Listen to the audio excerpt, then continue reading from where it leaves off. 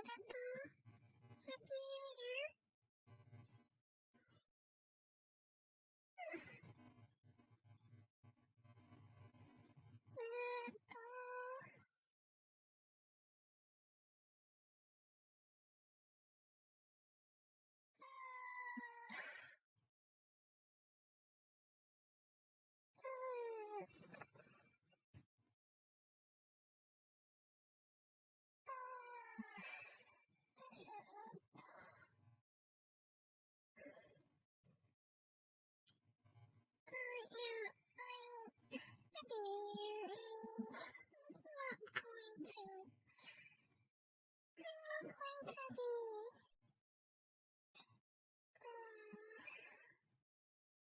don't think I have the capacity to be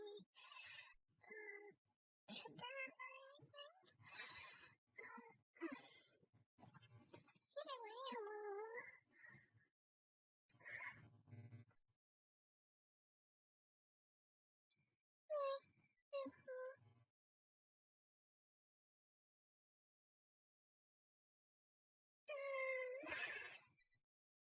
I suppose you can tell that I don't have the usual.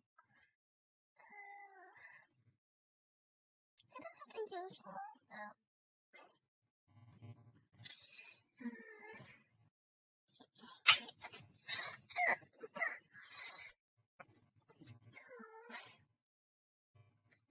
Sorry, I'm not really sure what to say right now. 申し訳ありません。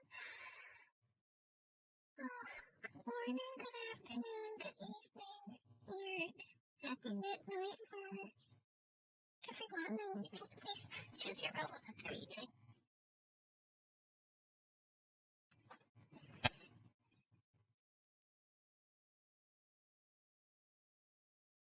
Who am I? Not fantastic, I'm afraid. I really don't feel very great.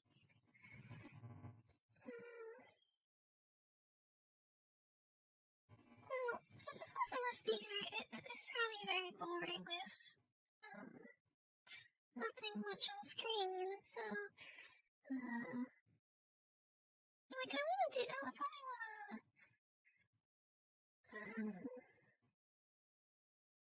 blow up some steam, shall we say, so,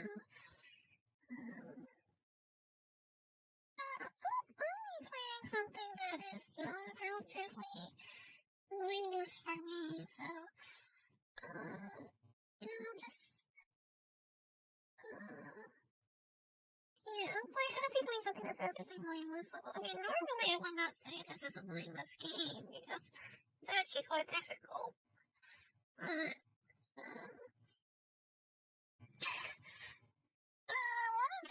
one of their big updates added, like, I suppose you should call them cheats, right? You can call them cheats because it's like invincibility and everything, so it at least makes it a lot easier to play for someone who just wants to kind of go through it, you know? Also, because this is a semi-classic, classic style, classic style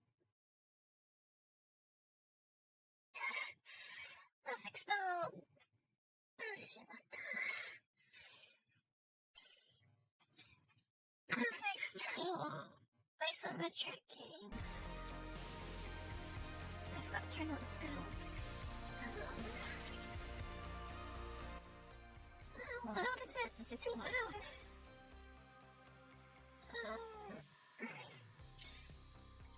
Yeah, because, like I said, I don't have my usual stuff with me right now. I'm not using my usual stuff. I'm not using my usual stuff.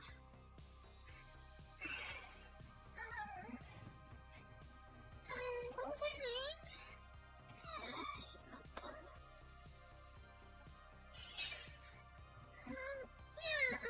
Like, I'll just play this in the background, so, I mean, I'll just be here for a while, and I guess we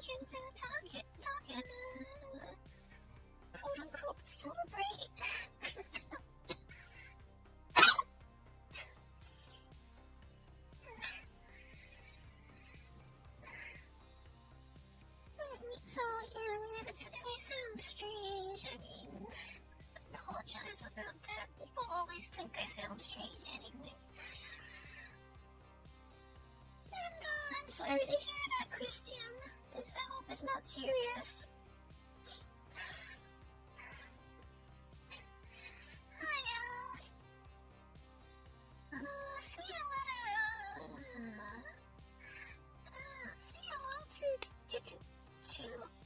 To Assy for me, Hazel, say hello to Hazel for me, please.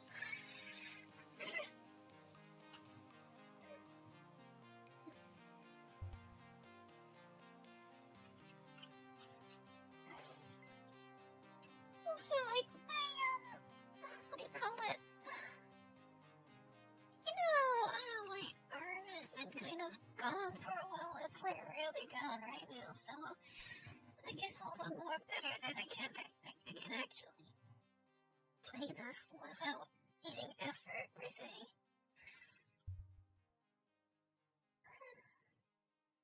Just running else? Okay, that's good to hear. That's fortunate.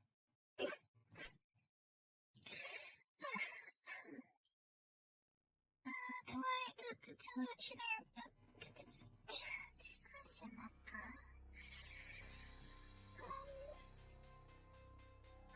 does everyone want me to read these descriptions? I can still do that much at least, I think.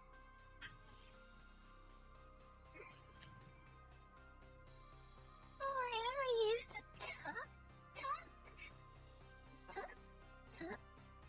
Like, those buses, those open air buses from Thailand? You mean those open air buses in Thailand?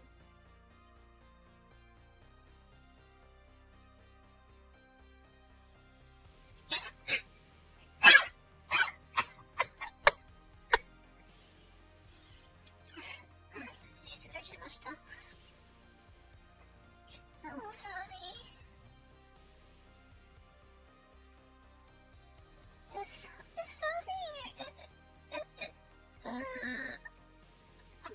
I keep seeing in the news there is a soccer player, named Sabi as well.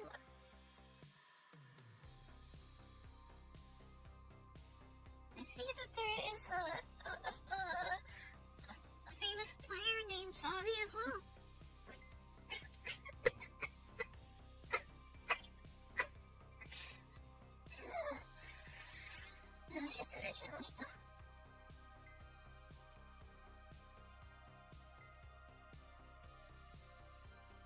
Actually, I wonder if I should change the bindings to make it easier to play with only one hand.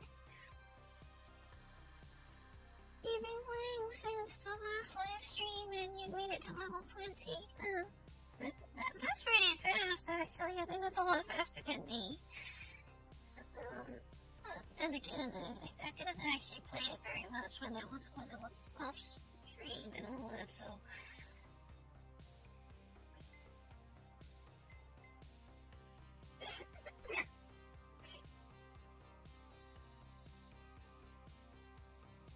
Have you gone online yet? Let's say, creature and filter 20 vote. Cannon and chain gun, auto kinetic pulse.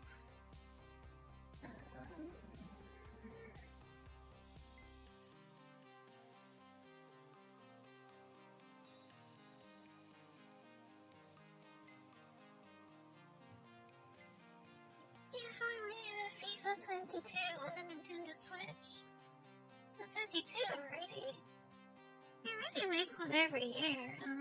It's like cars and the cars and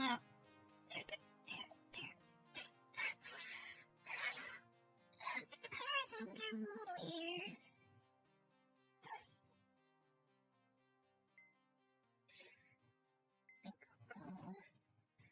Rosario's Chuck is armed with a Preacher 76mm cannon and a Belter 20mm chain gun with an autokinetic pulse for defense. This loadout deals tremendous amounts of damage, but lacks the staying power of heavier mix or a defensive ability that allows for disengaging.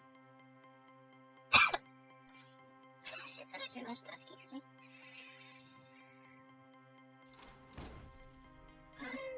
So, I mean, yeah, I wanna just chat more than I actually wanna worry about playing a game, so, yeah, please talk to me.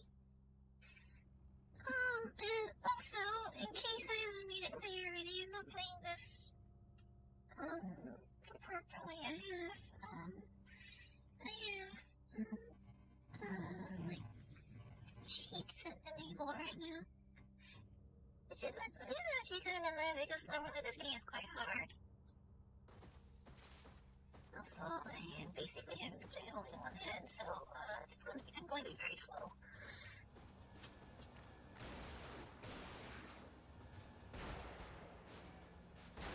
I'm going to be quite slow because I'm going to have to play only one hand, basically. Which means I can't actually even dodge and while shooting.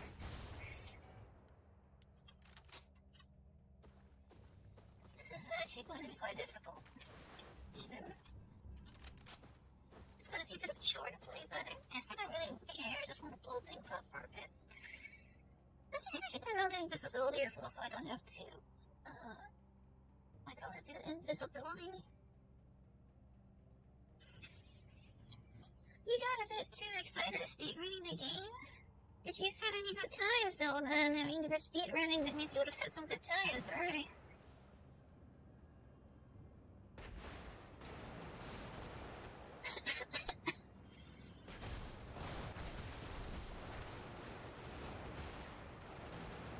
There's quite a few of them already.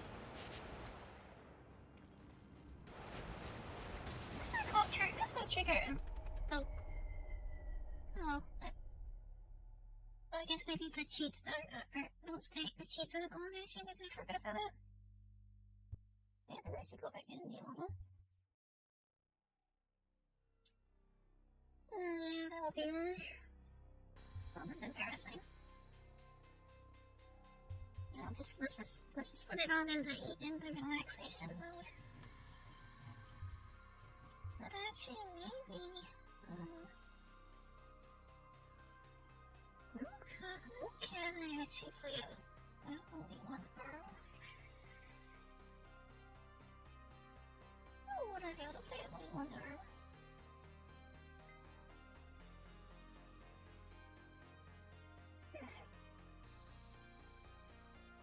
You did beat some of my friends' times and sometimes top your speed roll?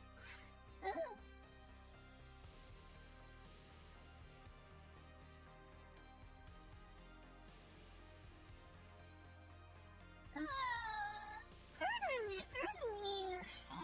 If it's rude for me to ask, pardon me, but, yes, 12, are you deaf, Cass? Because, I mean, pardon me, but sometimes it gets a little bit hard to recall which of you are who.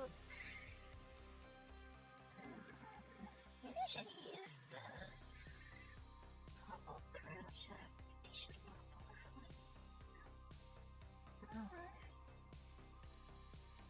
Just set everything slower.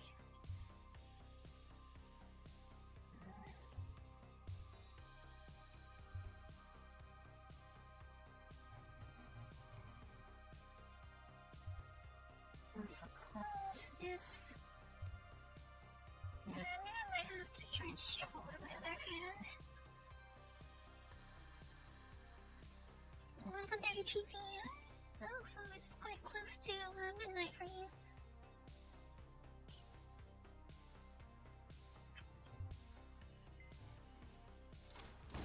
That places you in, plus...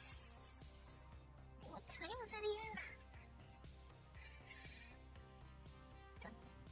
Goodness gracious, I don't even know what time it is.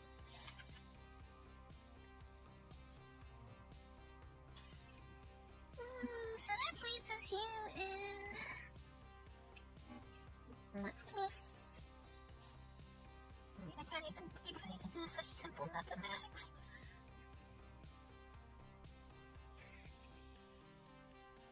You know, never mind.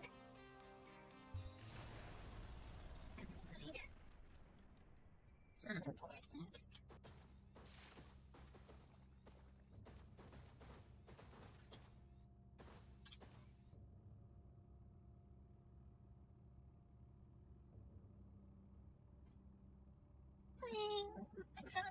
haunted, but the lobbies are public, definitely not meant for practice. I imagine they were I imagine it was the hardcore crowd. Yeah, I mean, the whole point of playing the game is for fun, though, isn't it, right? So, like, I mean, no offense to you, especially, but yeah, some of your clan's members are jerks, to put it mildly. So, yeah, some of them do take the fun out of the game sometimes. Oh wait, I'm not being spotted. Alright, they can't see me, I forgot.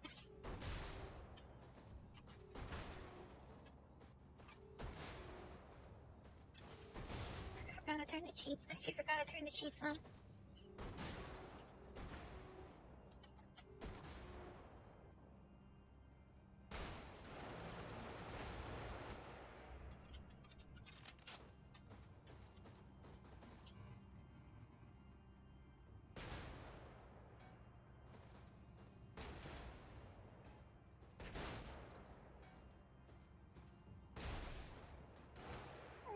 Include yourself in what? What do you mean by that? You'll have to explain that to me a little bit. What is my objective again? 7 out of 52. Okay, I need to wipe out the garrison, that's all.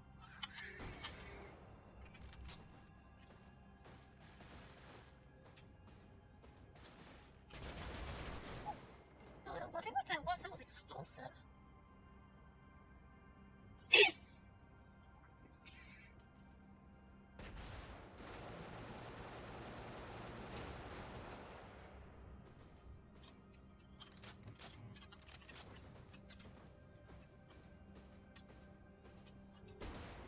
I suppose, I mean, you can only play this slowly. It does actually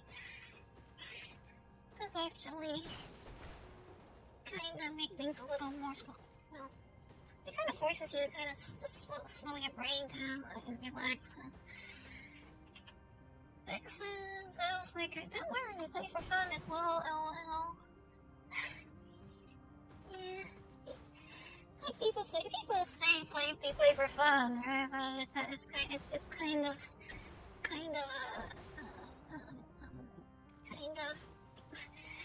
sometimes it's kind of a lie.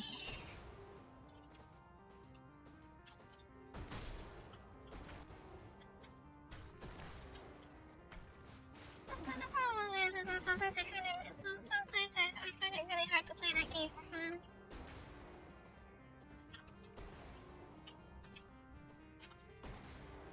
Unfortunately, that game is really hard to play for fun, so-called fun sometimes.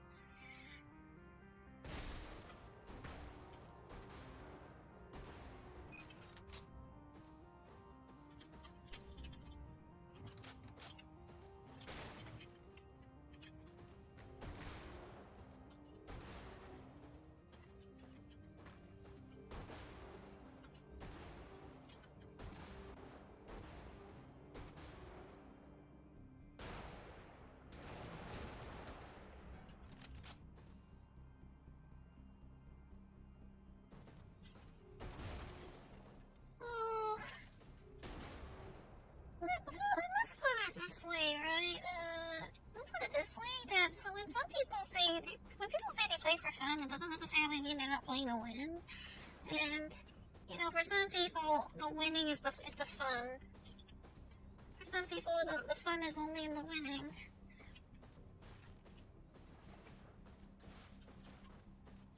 Or maybe it's not always the fun is in the winning. For some people, the fun is in making people lose, you know? For some people, the fun is simply in others losing.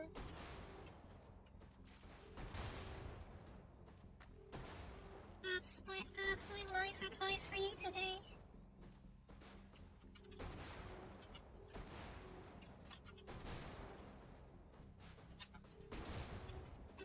it's not about winning. Sometimes it's about making the other person lose.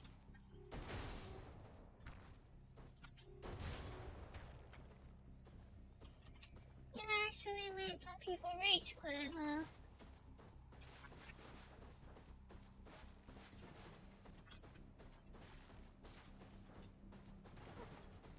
Like, I mean, I'm not saying that I doubt that. It's more like I wonder that I find it, I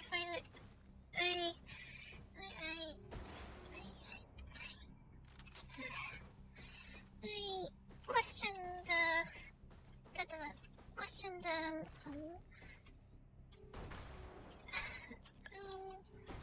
question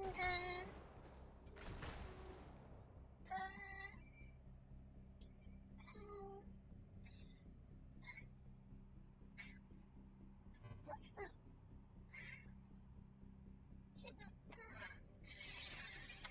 I question the value of an achievement like that. Akemashite. Akemashite omedetou.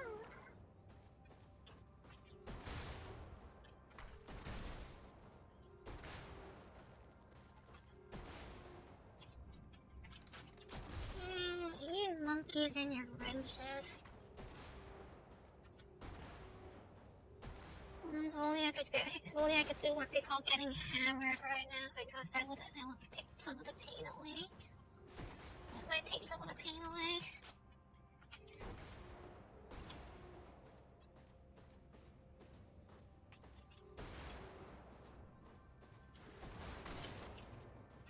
Actually, it occurs to me that this game is absolutely something that would normally be absolutely impossible to play with only one hand.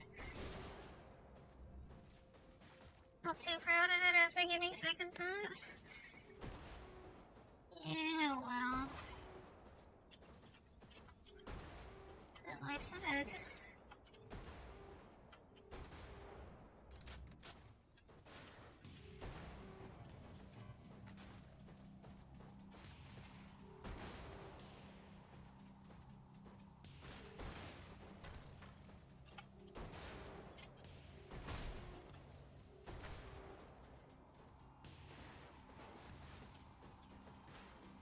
I feel kind of embarrassed knowing that I can't really give a good show of playing this game like right now, because I guess this game is one of those that actually involves quite a bit of skill. So like normally playing it is actually quite visually impressive. But can't do everything.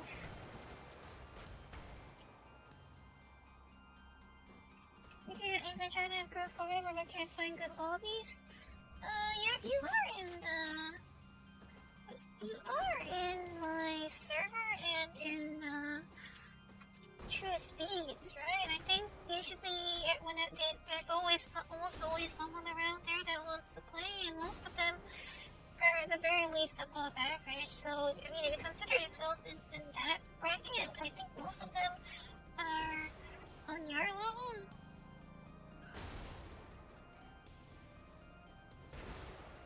You can see right here. You can see right here that it's in the upper bracket.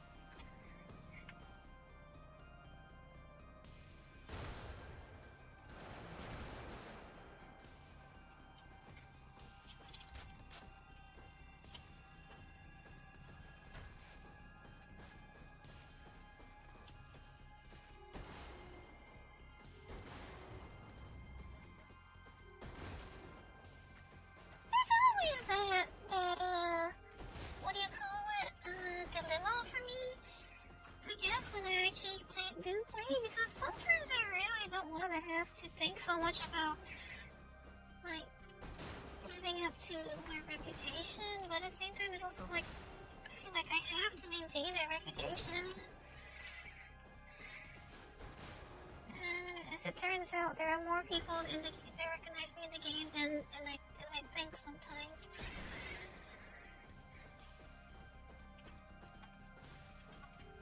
And also, sometimes it feels strange to me to like, I don't even know the game, like, in a half-hearted manner, like, how do you actually go easy on someone sometimes? I mean, I've never actually understood how to go easy on people in that game.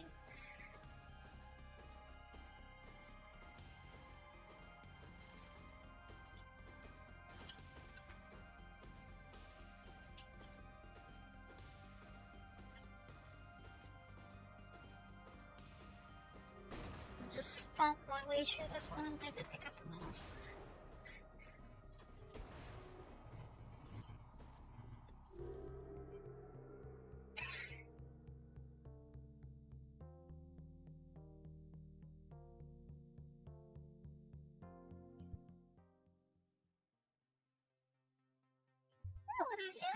Let's go and take something that actually can really blow stuff up for a bit. Let's actually like really blow stuff up for a little bit.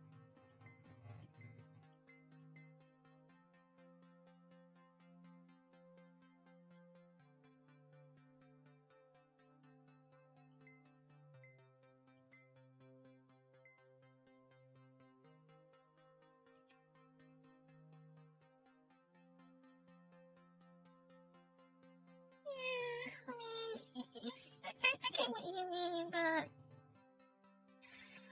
I mean, what can I say? I unfortunately have a reputation. I mean, for better or worse, I have a reputation, and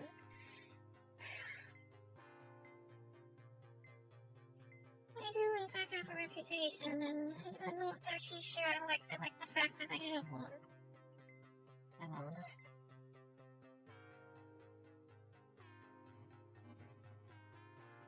I'm not actually sure I like the fact that I have one.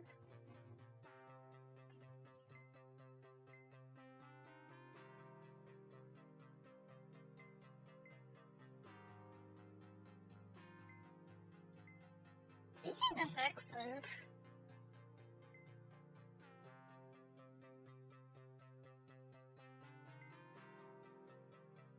few loyalists would even merit my attention if I were not charged with this task, but the precursor is the one man of which none will speak. My sources, usually helpful to the point of supplication when I offer the removal of some tawdry boil defect or cancer from their dense and abhorrently muscle bodies, are completely unhelpful. Their atavistic stubbornness is a source of great vexation for me. I will find this man, if he even exists. His very name causes men to bring all they have to bear to their defense. Such a terrifying warrior would make for a fine asset indeed. Oh, Terry. You don't want to look slow like you don't belong? Oh, yeah, I understand what you mean by that. But, yeah, I mean, I guess that is kind of the thing with clans, right? That simply being in a clan kind of, I guess you can have that, pressure environment, so to speak. Unless you, like, I don't know. I don't know how to put it.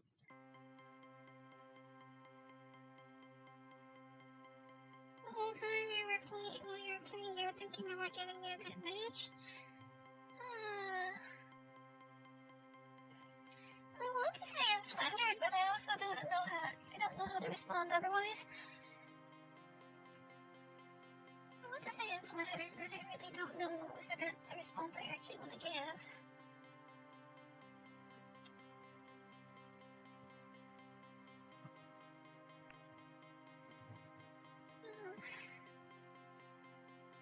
Hello. So, 明けましておめでとう。おめでとうございます。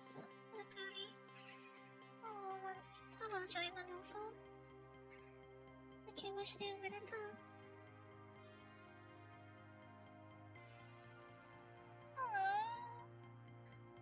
明けましておめでとう。明けましておめでとうございます。I don't think you've ever been to a stream before. Read a boss Destress. I don't think you've been on a stream before, but I saw that you made some comments on. Are you a fan of Doriko? You're a fan of Doriko?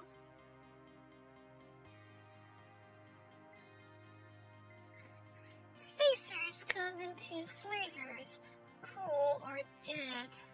And the Vex is cruel, alright, in this proud Spacer 8 graph tradition. Dual main mounts, low profile, moves better than it looks like it can. Nasty business. Mainstay of Spacer ground operations. Crew of at least 2, judging by the hatch configuration. Probably dual pilot gunner duties, advanced combat jack stuff. One of the rare Spacer vehicles you can find decent footage of in action, if you know a guy. You don't want to know that guy.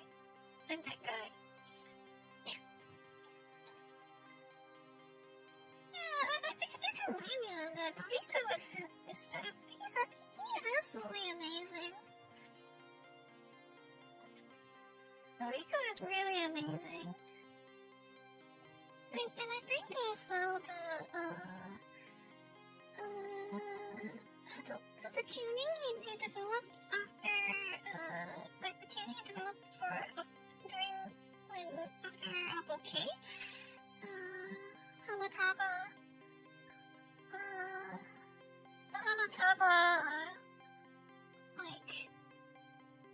remakes of all his classics. Those are really wonderful.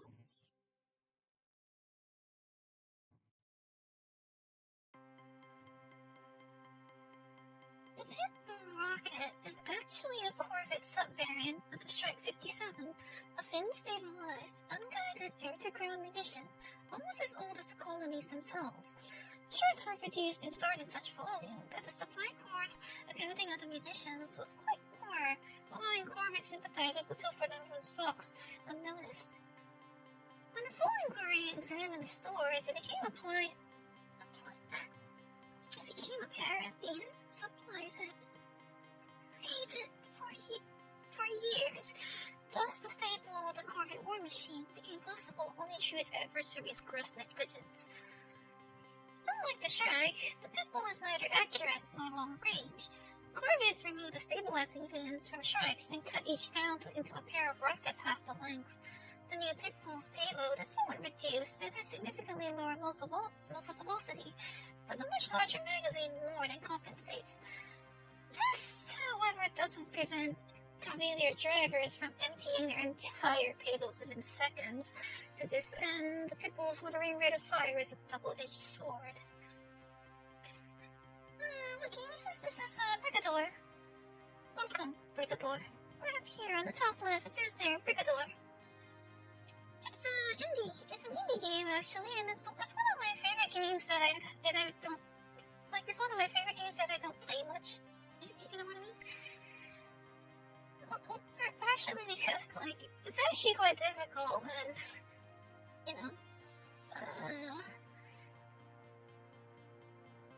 it's quite difficult to play even when you're actually fully functioning, which I am not.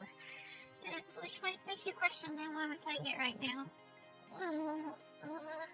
At one point they added cheats to the game that you can turn on in the menu, so it was obviously playable before, but it's actually turned into a pretty good just blow things up distress game now that when you turn on the cheats.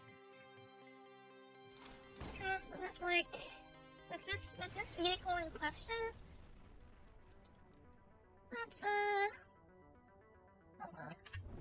Turn off the invisibility.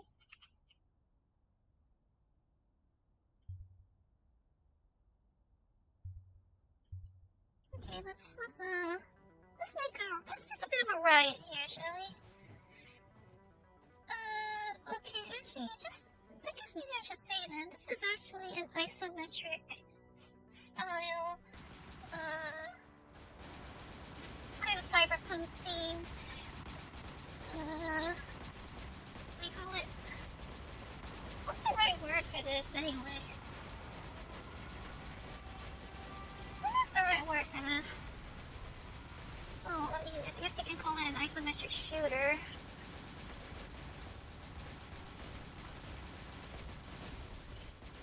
It's kind of like I won't say MechWarrior.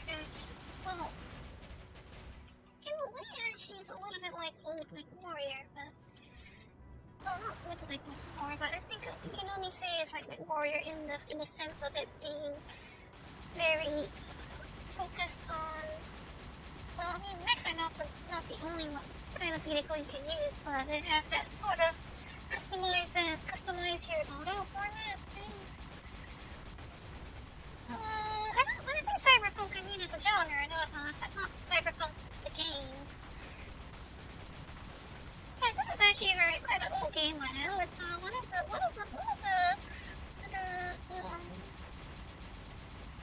sorry, I guess you can tell that I'm not really functioning that well, so pardon me if I'm very slow.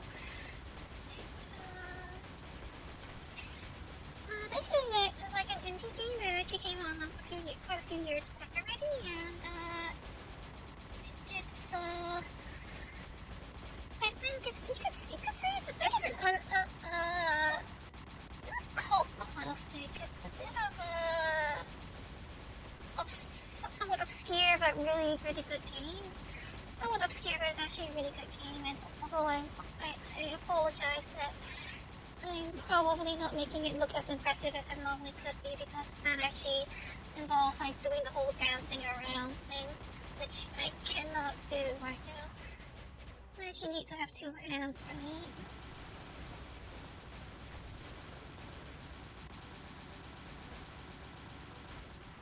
On top of that, I don't think my brain can handle it. Anyway, I just want to blow things up right now, so I just want to blow things up.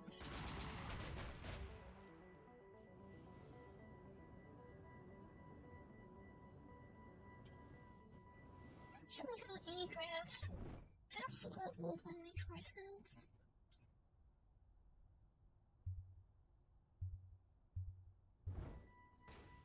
Yeah, I mean, when you actually have infinite ammo, you can just stick with the rocket pods and just, like not really care and just fire it.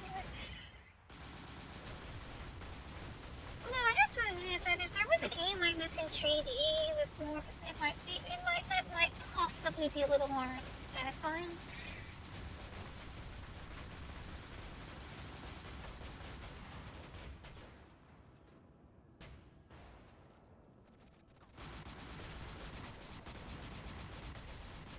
Nevertheless, I think that people were saying that Warno is the replacement of War Game.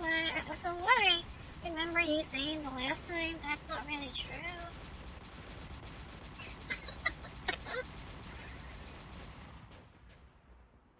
Pre-driving will need a first because it's snowed outside. Yeah, the snow in Eagle's Crest isn't really snow at all. It's like,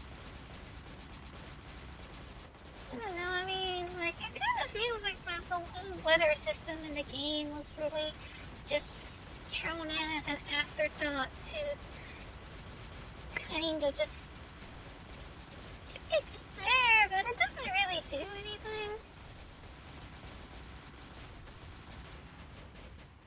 You play platformer games?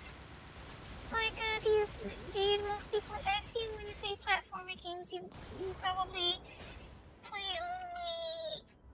not only, I'd imagine you would probably refer to 2D platformers more than you would three-dimensional ones.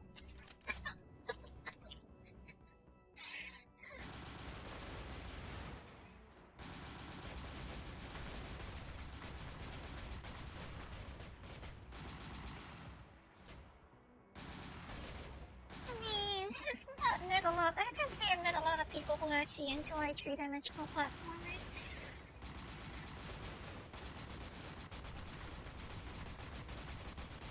I quite enjoy Mirror's Edge, though, even if people consider it a bit nauseating. I can get that problem, so I actually quite enjoyed it.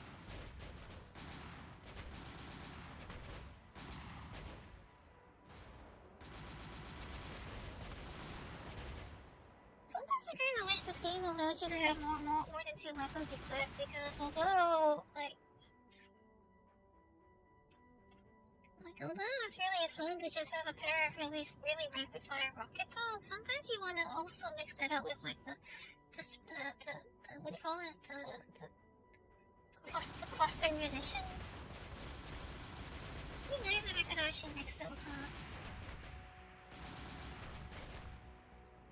Getting a little bit used to that gooper. Yeah, that one's actually a little bit, but it's not finicky. Like, I mean, everyone, I guess, like, different people kind of interpret the mechanics of hot pursuits of physics differently, but for me, the comfort compared to the F1 has more difficult handling. The F1 is very straightforward handling, and it's very easy to handle in that regard, but the comfort does have better slip characteristics because it doesn't have nearly as much grip as the F1.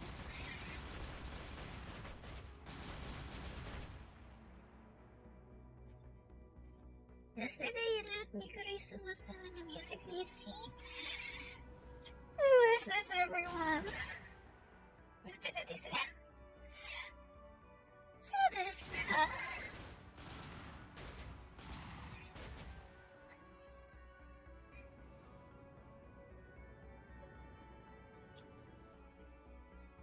Jingle bells, jingle bells. Okay, what was the rest of it?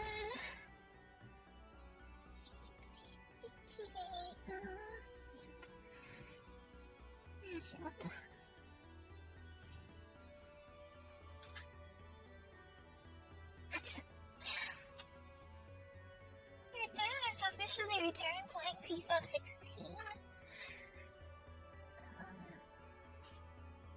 Wait, he got FIFA 22 but he's playing FIFA 16? It's kind of confusing to me there. That somehow is kind of confusing to me.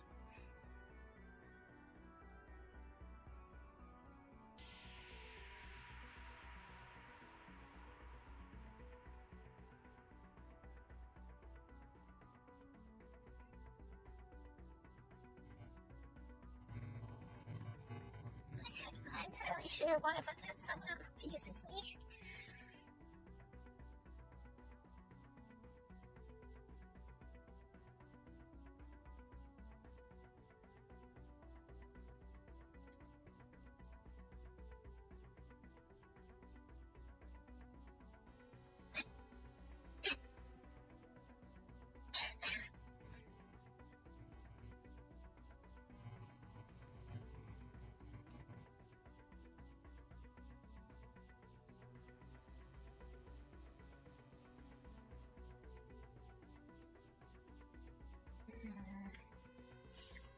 This week I can't even remember the lyrics.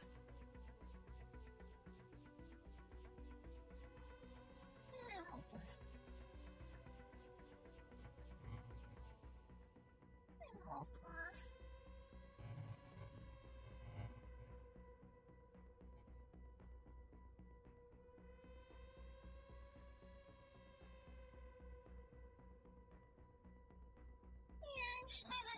I'm sure the opportunity will come, Christian.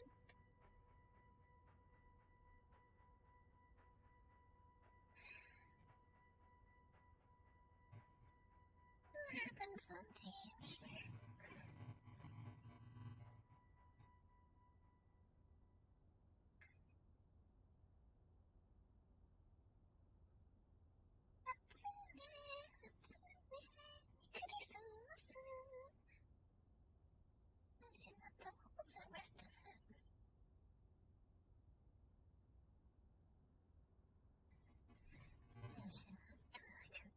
Can't I remember it?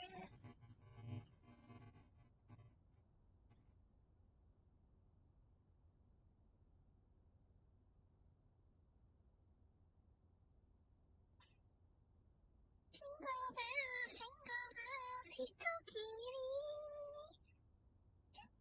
しまった一人きりでもね私が君に歌う初音クリスマスそろそろ気をねしまったしまった My favorite illegal song? Actually, that's actually a difficult question for me because that would actually be a difficult question for me because what do you call it? I think you probably understand what I mean when I say there's so many good choices.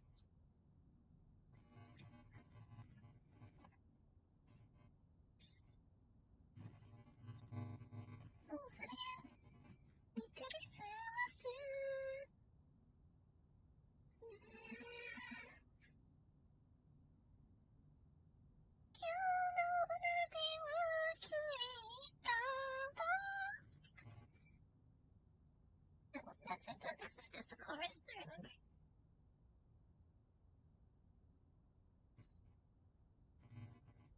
Jingle bell, jingle bell, 一人きりでもね私は君が大好きよ初音クリスマス明日の鍋もきりと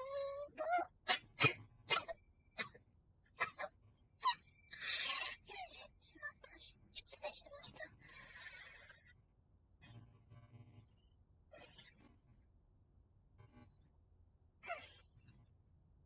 Pardon me. Hello, I'm Chad.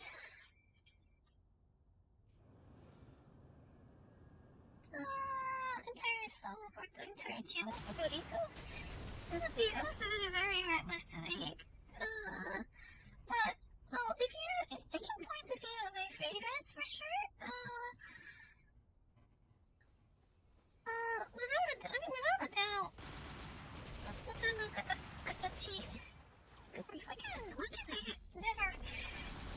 I can never say it smoothly in one go. I can never say it smoothly in one go.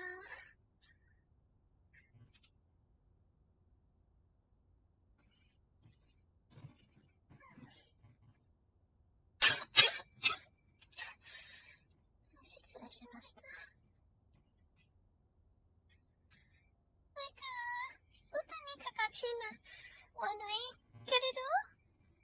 The Hanatame version is probably one of like very close to the top, if not the top, very close to the top. Then G-A-N-E and Akanero Contrasto, Rosy Contrast.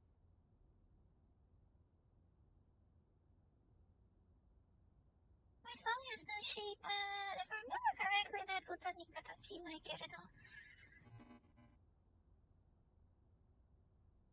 T-M-H-N-S.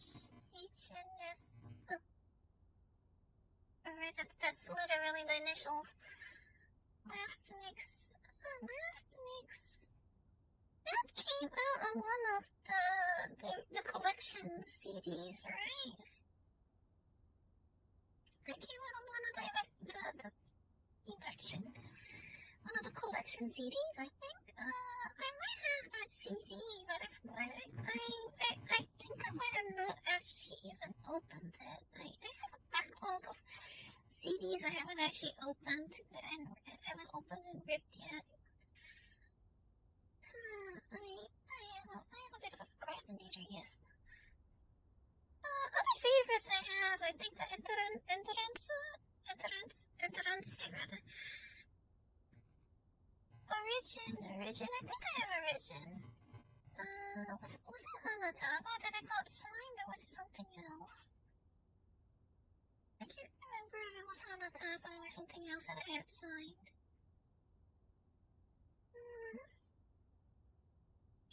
And then Liquor Song and Bouquet are actually very nice to listen to if you need something quiet.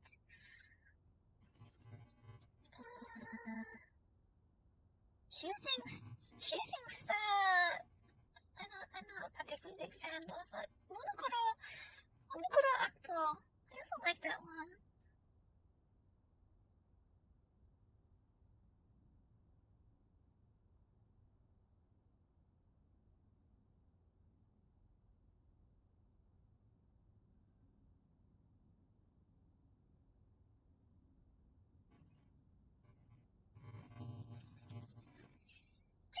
I know cat food is very popular, but I'm not particularly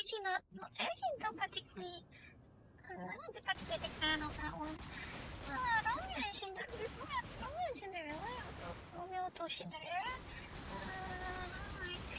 I think that's like the other greatest hits for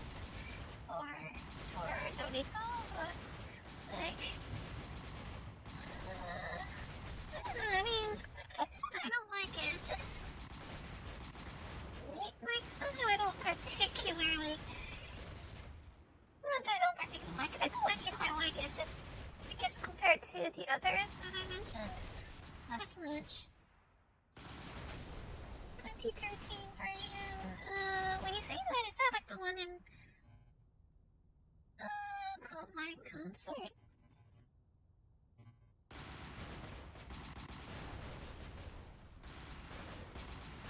It's much bigger than the original. Yeah, actually, because also like a lot of my concerts actually also they kind of did like what do you call it? Actually, no, 2013. I'm not too sure. 2013. Oh, that's 2013 was a magical. Actually, the first magical mirror, wasn't it?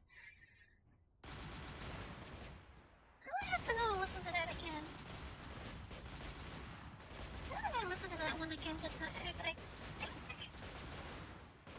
yeah, I think I remember what it sounds like. Really, I think maybe a little too sharp on the rock for me. Too sharp on the rock for me.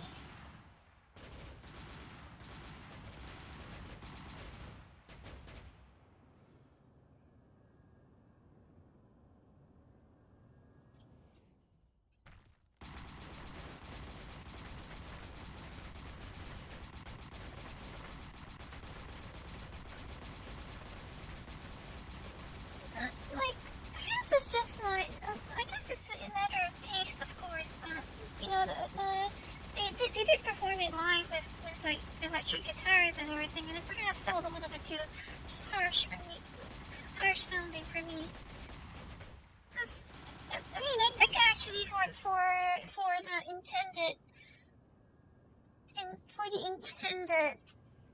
effect of cat food, it's actually very fitting because in the first place, cat food has maybe not hard rock, but cat food does have like a harder rock kind of style to it.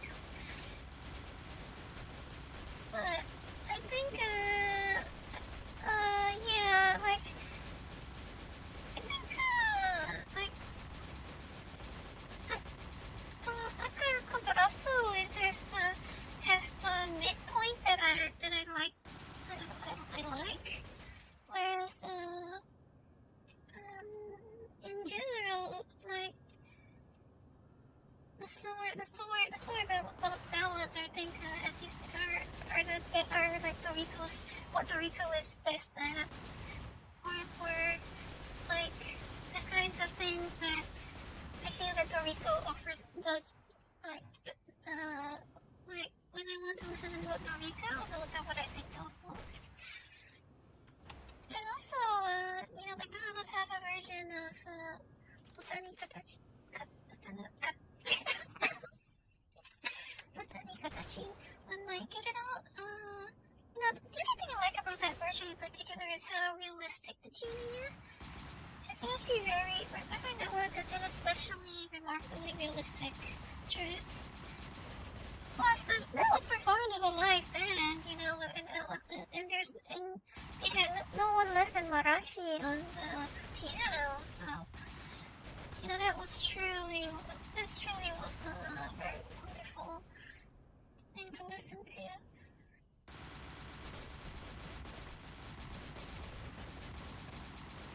Like, for anyone who's gonna ask me for a song that they should first listen to if they wanted an example of realism from Vocaloids, like, I would definitely recommend that very strongly.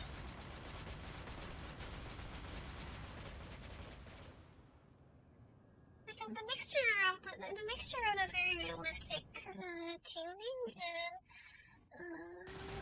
also the live instrumental. Yeah, it's a really truly standout track for me.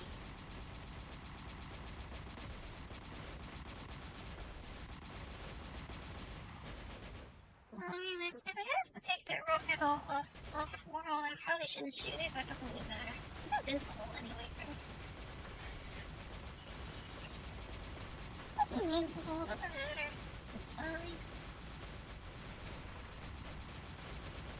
I think we're gonna start the entire carousel, though. Yeah, GAME, I think, is also one of my other favorites because it's just so out of character for him, but it also sounds really good. Like, Choto, that's pretty cool. Sure? And like, the first thing I was going like, Choto Rico desu kara? Like, wait, this is the Rico? That's like, I imagine that's probably how you felt, I don't know.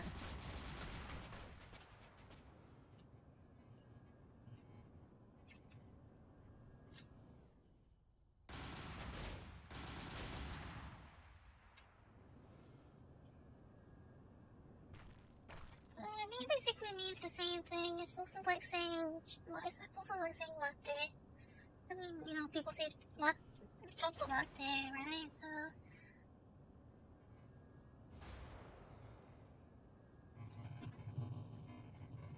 same thing, just different way of saying it.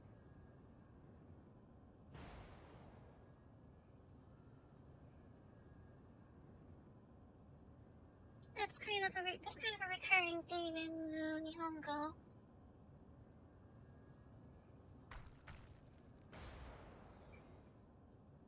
I need more than 2 hands to count how many different ways you can say I and you in Nihongo. I need more than 2. I need more than 2 hands to even count that.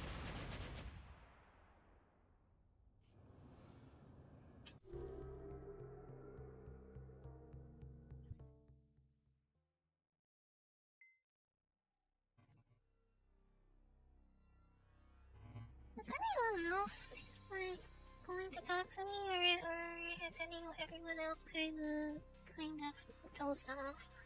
I mean, I know I'm probably don't have any. Not me. I'm probably not putting on the most exciting show right now. Yeah, it's like Nihongo, yeah, Japanese.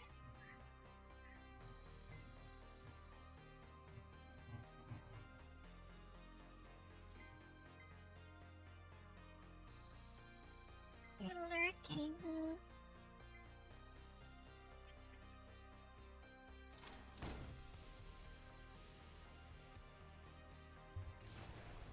I know a few words from Vocaloid songs. Well, to be fair, you're probably not the only one.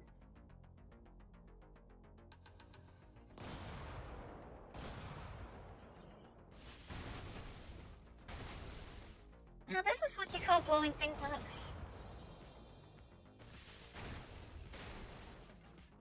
Kind of. Compliment.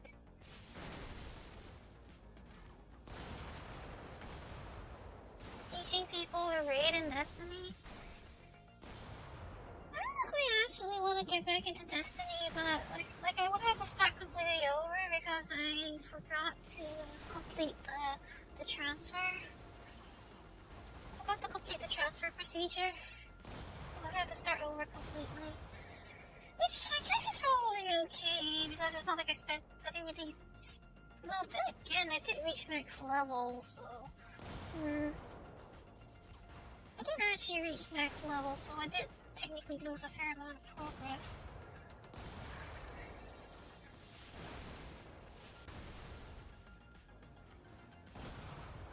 Technically, those little yellow guys in rain, those little guys in yellow raincoats are actually civilians, but nobody's an ally in this game, unfortunately. I actually wonder if this game, it'd be nice if this game had a multiplayer mode, or co-op especially. I can imagine it would make a pretty good competitive game, but I think I would really enjoy this in cooperative. I think they did add quite a few, like, ways to speed up initial progress now, right? They've already added quite a few ways to speed up initial progress. You can help? Well, you're not the only one that can help me, though, so... But thank you for the offer.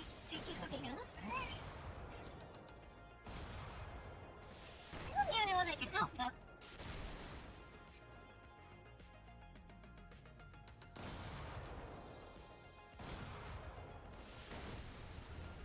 There's one thing, though, that's nice about playing this game without moving around, is that actually, when you're moving actually does affect the trajectory of your weaponry. So, you see how those guiding arcs actually move when I'm moving?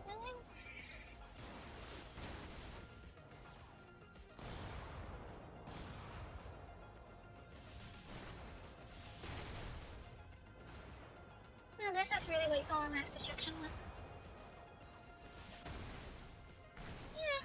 Nothing's an ally, so I'm actually I'm literally paid for everything I blow up, so you know. Let's just raise everything to the ground. There's no harm in raising everything to the ground, but if anything, you're incentivized to do so.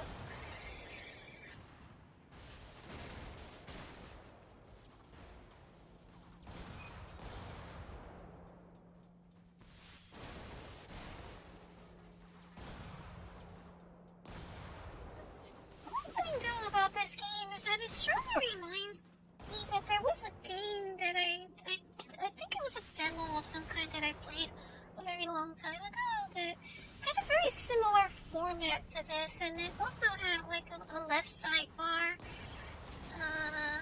portrait and everything. And I remember it in particular also because it kind of always gave me a really big fright because whenever I think you had to complete each level within a certain amount of time because you had like limited oxygen or something. So and I don't think I knew any of that at all. So but the thing is when you die, you get this cut to a full motion video of your pilot's portrait screaming as they shrivel up and die, which is it's actually quite jarring. And I mostly remember it because of that, and it was actually quite terrifying to me at the time. But I have no idea what game it was. Until this day, I've never found it again. Whatever it is, it must have been very obscure.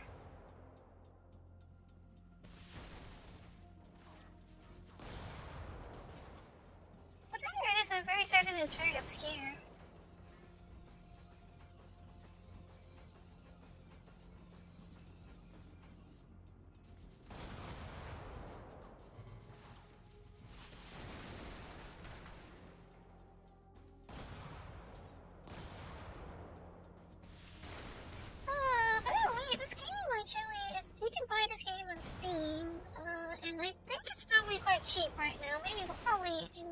followers is probably less than 10. Maybe, even if it's not less than 10, it's probably still a good deal at anything below $20. Number 4, your friends to Dorito. Spreading the word, huh?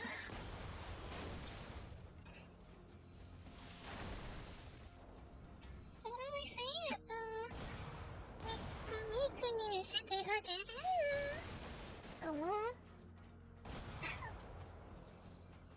One likes alive, one likes kakuzetto. Like her son, who makes it.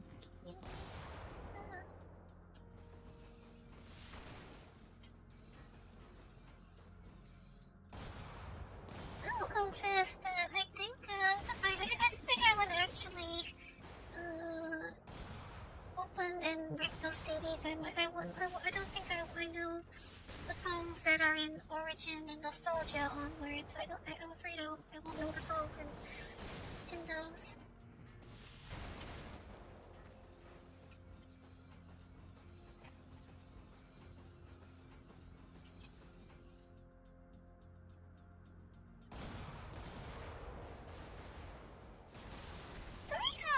This point has something for almost everyone. Like, given that he has outliers like G and E and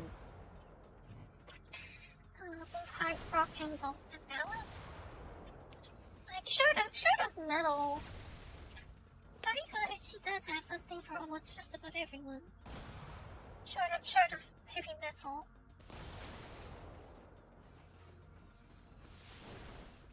Copernicus is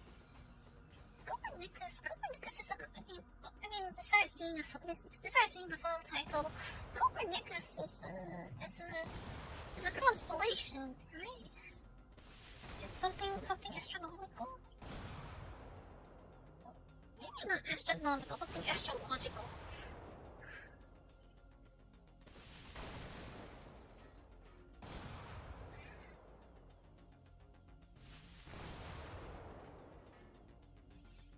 I butcher it because I'm very slow. I'm not good with fast things, but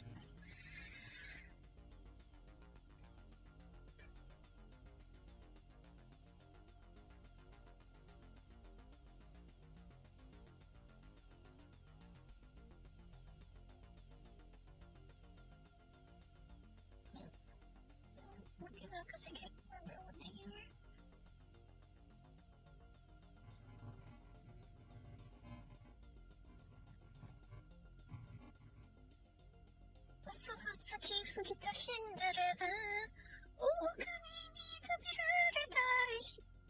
What was it?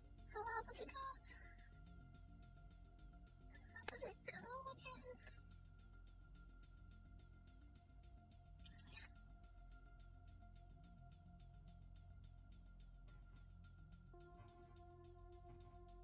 I can't remember how it goes. I really need to listen to it again, actually.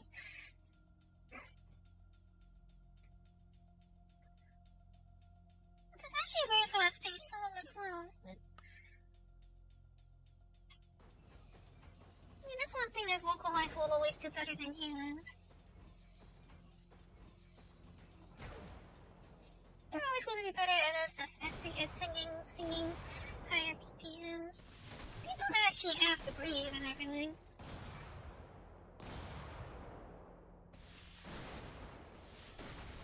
Unlike us, they don't really have to breathe.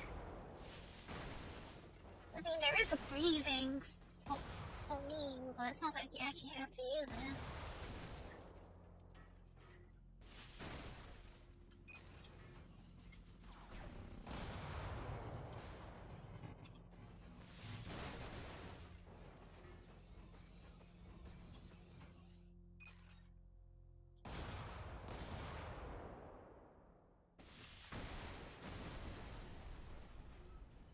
Months to learn the lyrics, like memorizing it by heart.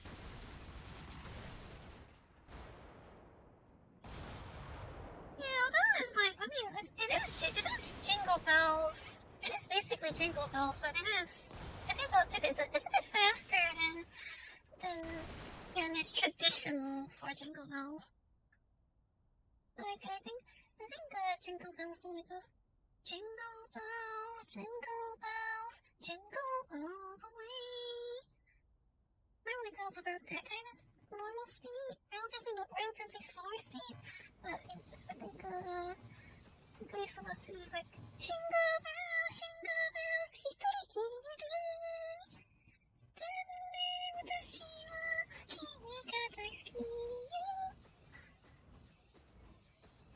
She knows faster than that. I was doing that so slow. And if I went any faster, I probably would have better choked or gotten it wrong. Because my brain is running slower than my mouth can move, if you know what I mean. Pre-chorus is... maybe I remember wrongly, but I don't remember it being much faster than the chorus. Like, the BPM, the lyrics BPM is mostly the same throughout the whole thing as far as I recall.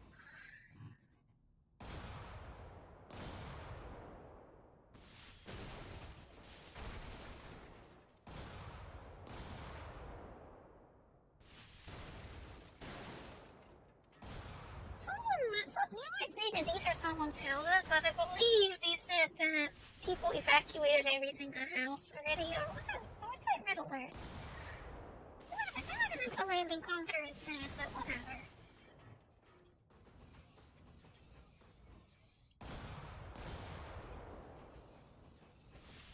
The great leader doesn't want all this to happen. He shouldn't have done what he did, whatever it is he did. So start playing FIFA 22. What's different in FIFA 22 from FIFA 21?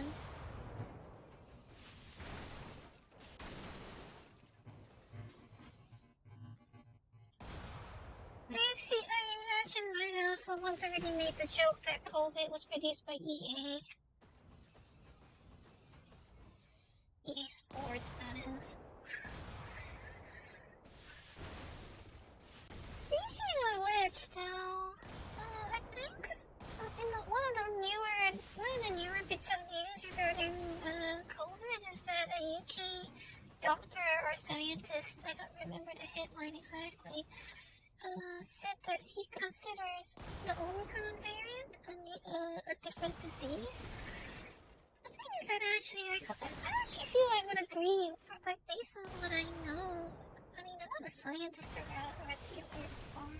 even certified or whatever, but based on what I know about biology and such, like, you know, to me, if people considered Omicron to be something kind of like COVID-21 instead of COVID-19, I would probably agree.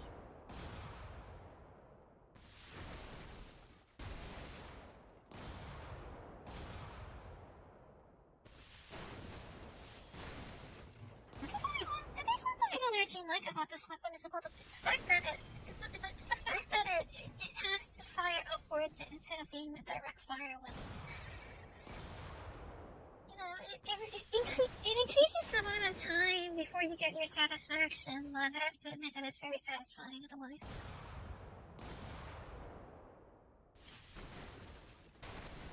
I mean, if anything, it basically literally follows the convention that they're setting, isn't it? Like COVID-19 is just named that because it's literally coronavirus disease. From year 2019? Yes. Year 2019. That's literally all it means. Coronavirus from year 2019.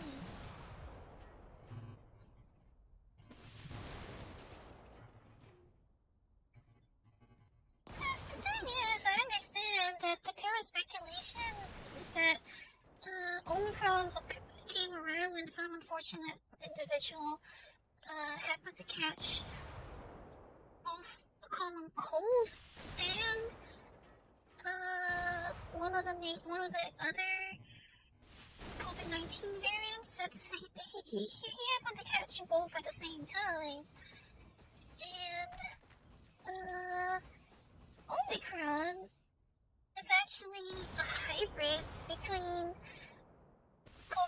and the common cold. And the common cold, despite the name, is actually a very large family of diseases caused by a wide variety of antigens that all have very similar kinds of symptoms, and that's why it's so quote unquote common, because it's actually not caused by any one specific virus. It's caused by a very wide variety of viruses. And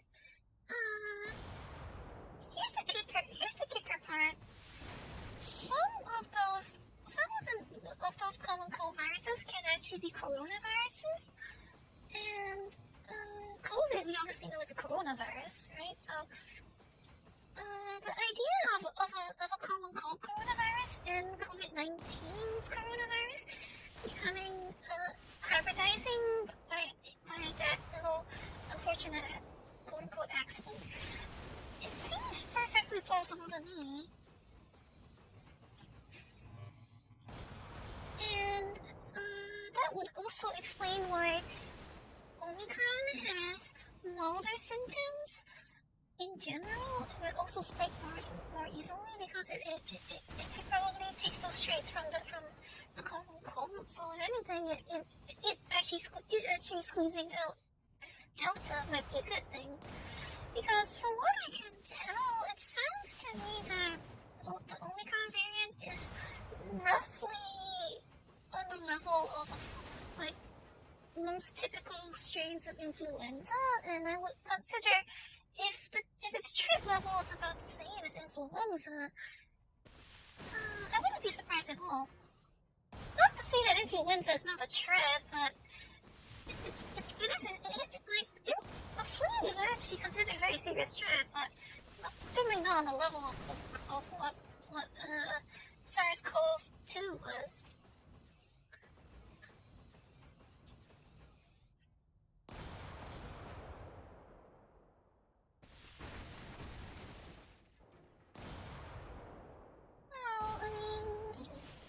Bad about that, like being ignorant of, everyone's ignorant of something. I just know what I know.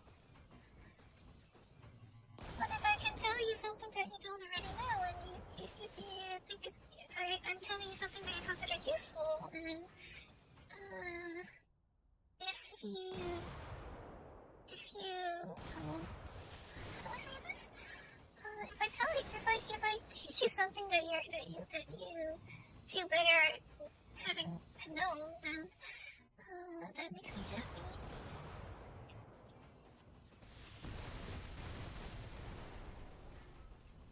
I just simply know what I know. Nothing more than what I know.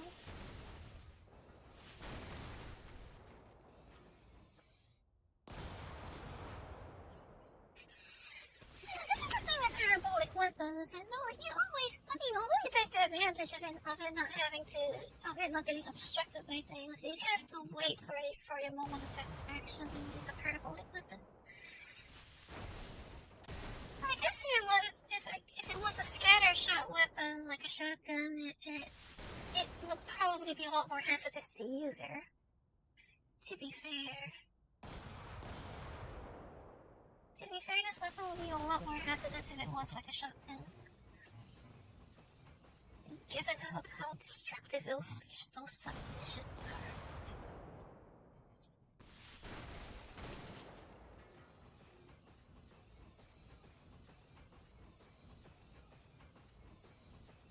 I've tried to destroy everything, haven't I? Just these little... Alright, little civilians, you can live for now. Well, one of you can anyway.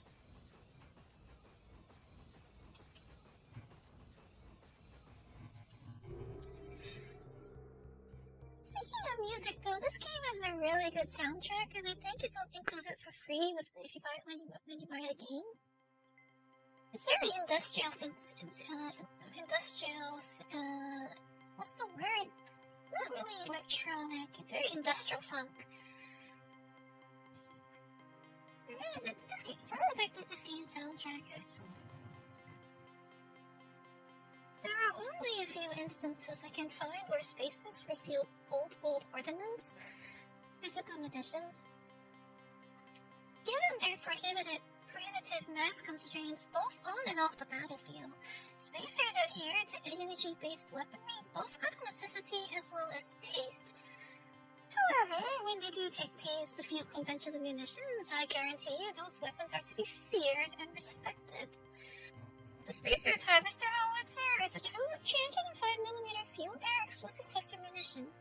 Rather than rely on a single large flame and pressure front, the Harvester's many warheads create dozens of miniature fronts that turbulently collide, causing concatenating chains of pressure fluctuations.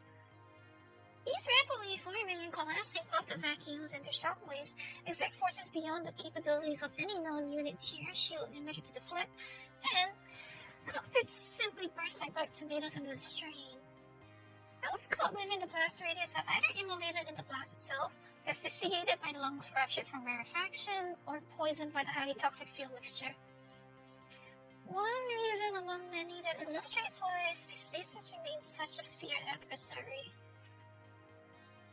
Yeah, this weapon sounds like it would be criminalized in today's world. I'm pretty sure it is criminalized in this game's world even. That weapon sounds terrible.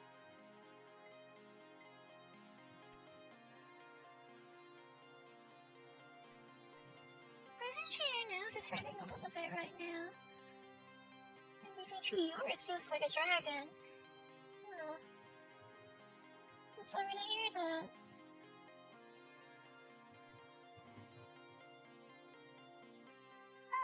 That reminds me though, actually, I forgot the name for it. Maybe I can look it up very quickly. It's called Dragon. It's something called Dragons as well.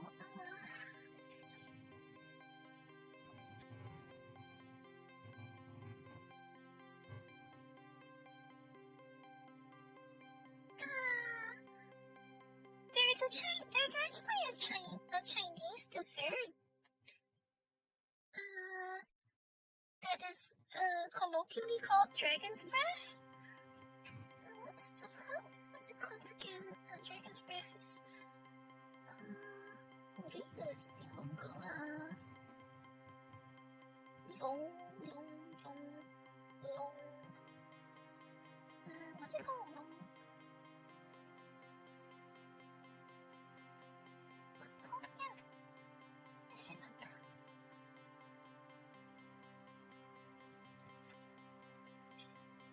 Okay, pardon me while I try to remember try and find the part of my brain that remembers my languages.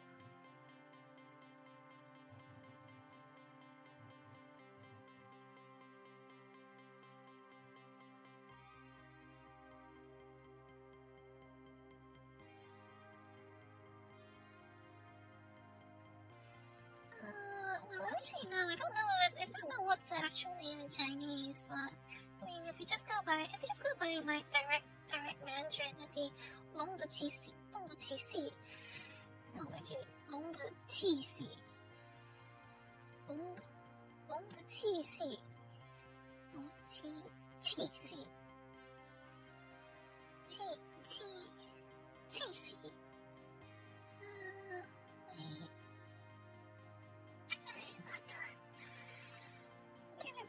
Working on that matter right now, but yeah, it's called Dragon's Breath in English. It's actually, it's made from cereal dipped in liquid nitrogen. And most of the time, the cereal is usually, they use something like a cornflake bowl or a flour bowl, and I think it's usually fruit flavored. So some people, I think most cases, they usually taste like Fruit Loops. I think people say they usually taste like Fruit Loops. But the thing is that because they're coated like they're dipped in liquid nitrogen before they're served.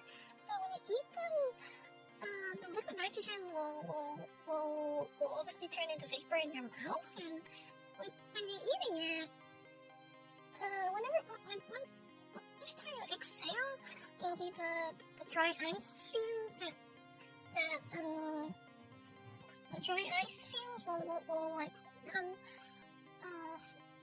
out of your mouth or your nostrils. So you know they call it dragon's breath. It's actually quite fun to watch. I think it's more of the dessert itself is nothing special, but you know it's an experiential thing. Although you have to be very careful because you can actually literally you can injure yourself through frostbite. And you can injure yourself through frostbite.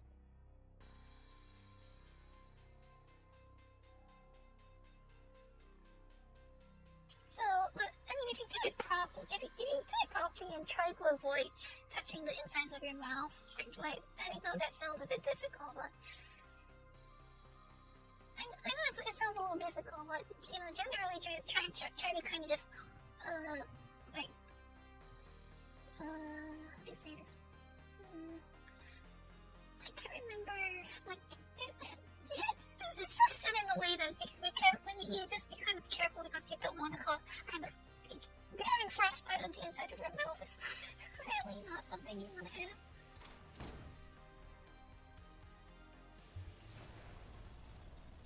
Alright, so I have a pair of howitzers right now, so this should be fun.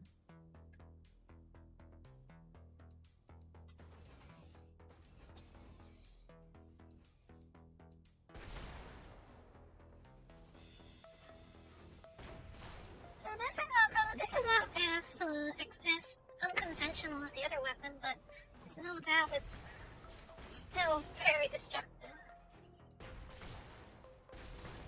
I just wish it had more RPM.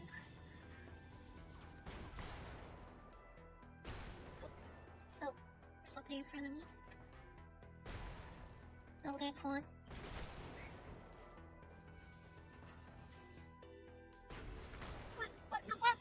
Projectiles do actually come from the actual mounting spot of the weapon. You actually have to account for that. Like it really doesn't look like it, but this game does take place. Does function in a 3D environment. It's just rendered in an isometric format.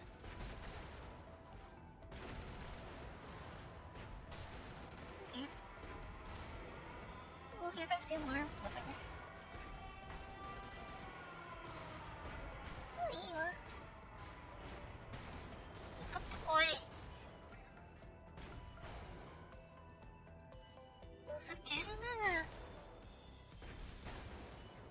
Was that all of them?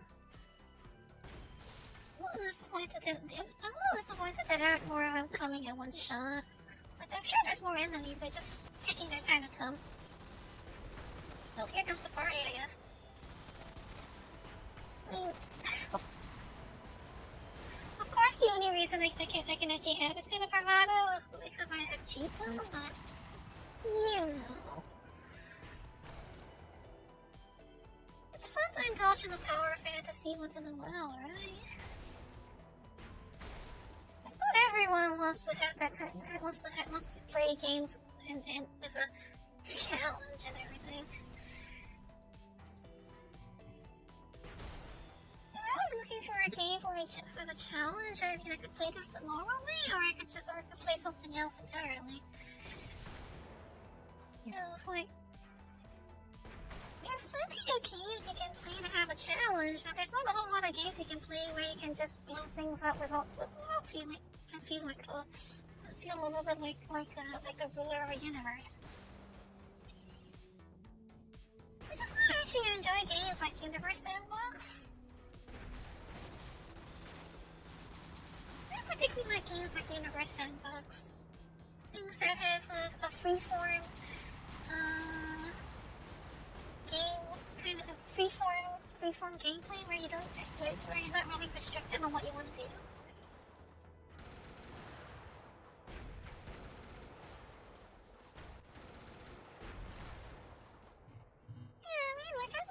The kind of person that, like, even if I can actually complete the game on the highest difficulty, doesn't mean I don't actually prefer playing it on, like, God mode.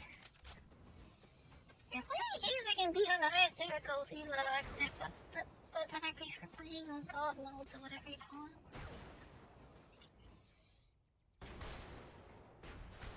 Although I have to admit that games like, say, Devil May Cry, they certainly look a lot more impressive when you play them the way they're supposed to. I mean, that's why they call it a spectacle fighter, isn't it? It's all about spectacle. I just actually like watching an actual expert play games like that. It's genuinely quite entertaining.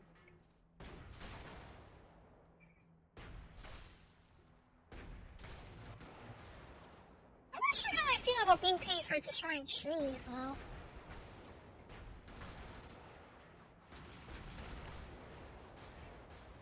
Even in apocalyptic future space, deforestation finds a way.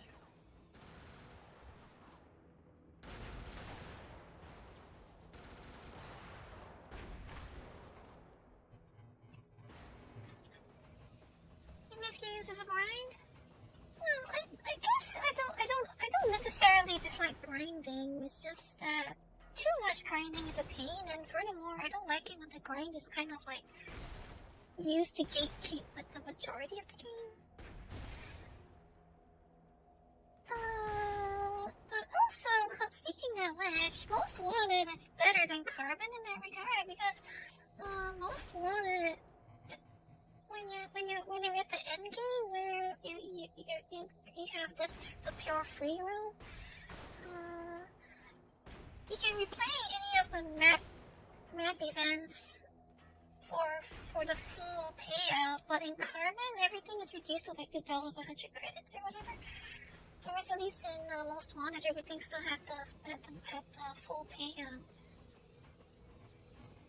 So, like, if you want to just fill out your garage in Most Wanted, at least you could at least still do it that way.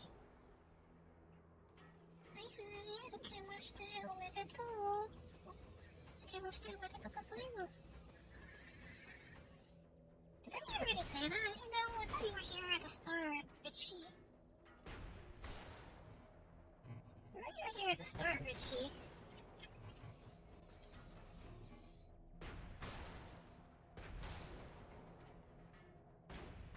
How many CDs do I have? Off the top of my head, I should have, I have Hanataba, Origin, and Nostalgia, I think. There's that one where the cover is like kind of like, it's not monochrome per se, but it has flat shading and she's sitting on top of something. I can't remember if that's Nostalgia or Origin. Akemashite omedetou is, omedetou is like saying, like the base, the most common translation for omedetou is congratulations, although it generally actually, if you just say omedetou on its own, it's like saying congratulations. Otherwise, it depends on the context. It's somewhat contextual because it's also used when you say like Happy New Year, you also say omedetou.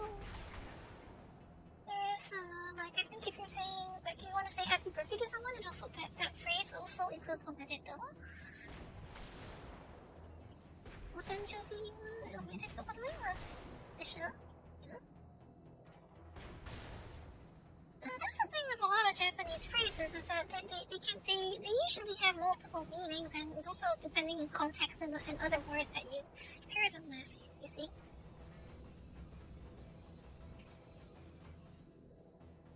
I guess that's actually, I would say that's the reason why Japanese as a language is actually very difficult to pick up, even like because it has far more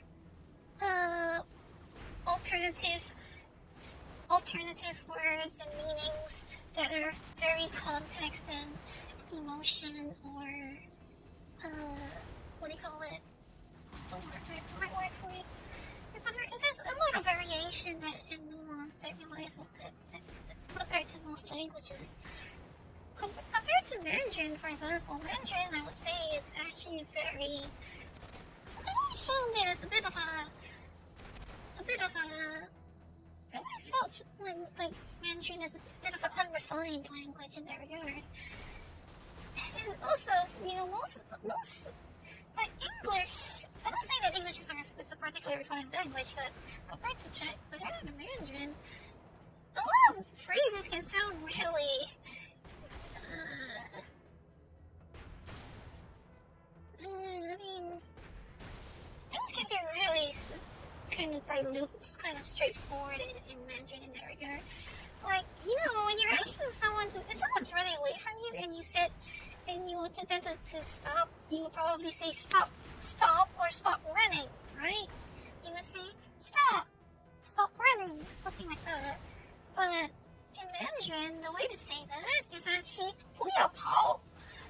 It's basically just say 不要跑, which literally, if you were to take that in literal translation, 不 as in no, 要 as in want, 跑 as in run.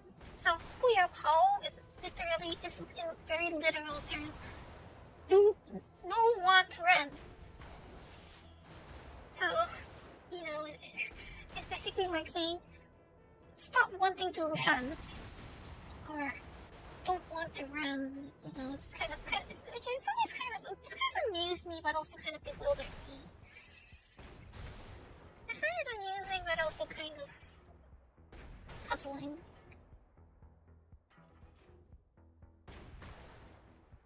But yeah, I mean, if you were to directly translate it to English, 不要跑 is don't want to run.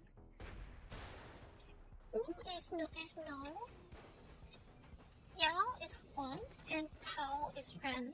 So it's like 不要跑啊，停车，不要跑。That's how it goes in a lot of the film.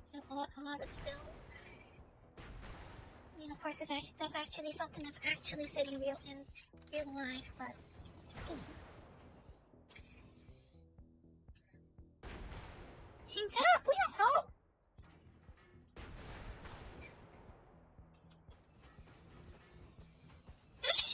弟，停车，不要跑。Come on. That's how you would say it. Oh dear. Whatever. I didn't see what I didn't actually look at what I was shooting at, but whatever it was explosive.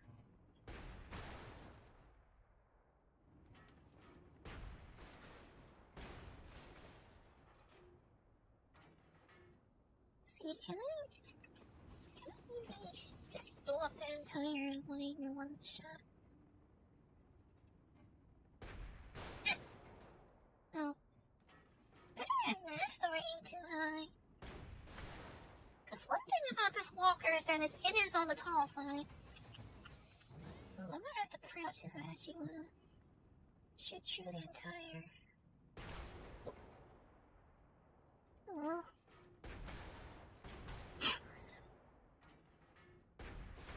Never mind. As long as it's blown up, that's all that matters, right?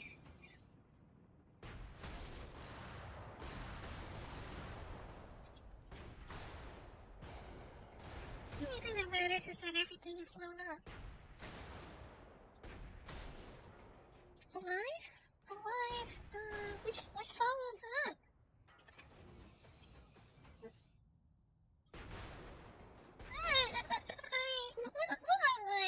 One of my embarrassing confessions is that I don't actually keep up with the music scene very much. I kind of just stay on the same songs that I like all the time, and I don't look out for new music very often. So I'm very behind the times. That's one of my embarrassing confessions. Unformed. Alive.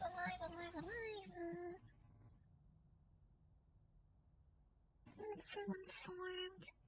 I might have heard it then, but then I probably don't remember it. Might have heard it, but don't remember it.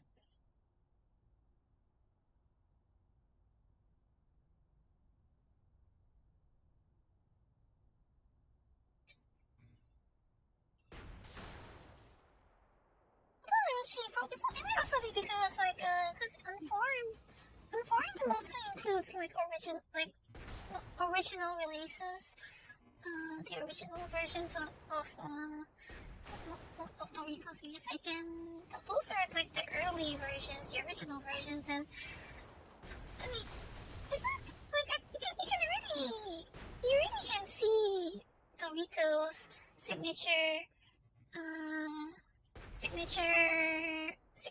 in the lyrics and composition, but you know those original versions have that more generic tuning that I actually don't find particularly enjoyable to listen to. So Unformed is, I mean, it's certainly a very landmark album in that regard, but Unformed, I don't listen to it very much. Mostly because the tuning in that doesn't appeal to me.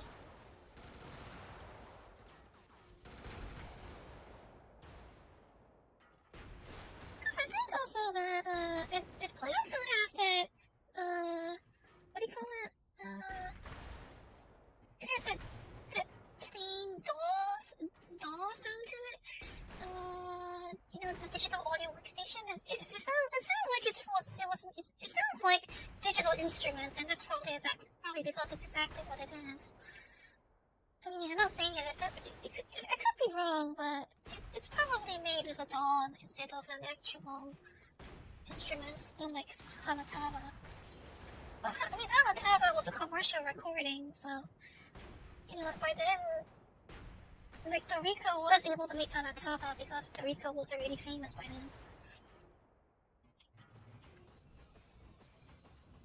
Yeah, to be fair, Unformed does include a few songs that were not remade for Hanataba for advertisement. Also, speaking of which, actually, I think I have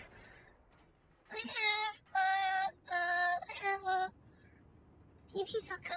I think Yuhisaka is actually. Remind me that in that case, is Yuhisaka on Hanataba? I think it is, right? There is a Hanataba version.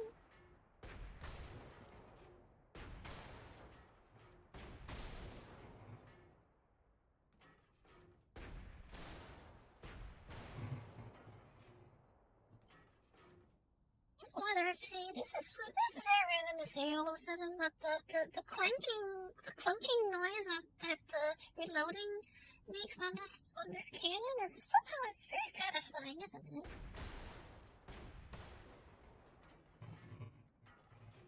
Does that sound not satisfying somehow?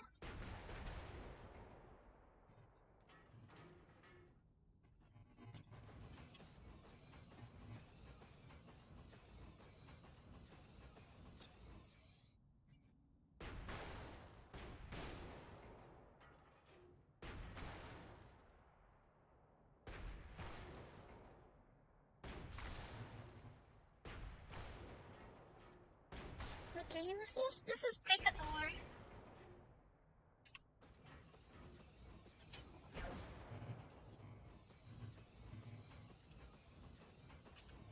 I would say it's one of my favorite semi-obscure independent games. It's one of my favorite games that I don't play, that I unfortunately don't actually like to play that much. Ironically, I really like this game, but I don't really necessarily like playing it.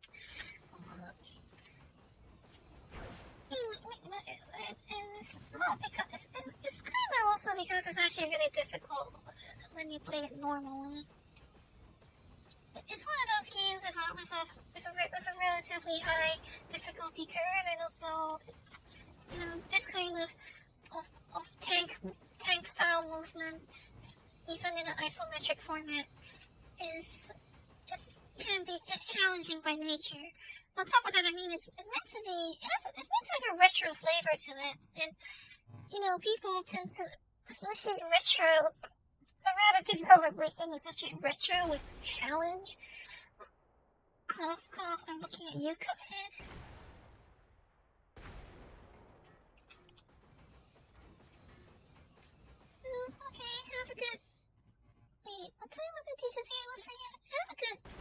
at night. Either way, have a good day and night, and I hope you have a good year as well. Hi. What's on it?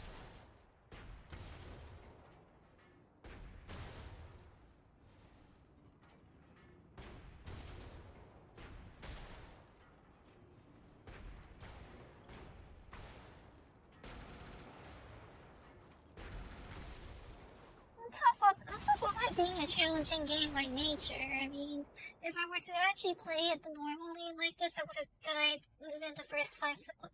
Well, not 5. I would have already. This level would have already ended within the first minute. See, I actually have to maneuver if I don't want to die.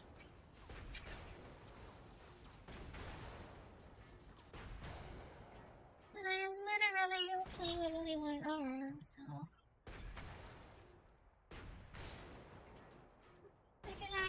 Like my arm actually got worse.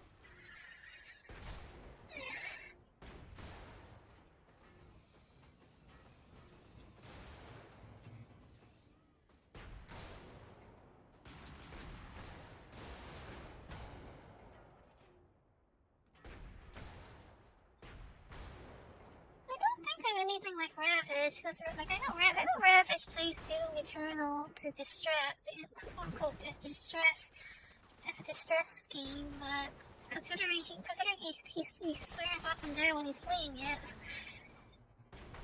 I guess people distress in different ways, but that's just not how it works for me. I can't distress with something that involves frustration. Which is why people saying play Need for Speed for fun. Yeah, no, that does not work.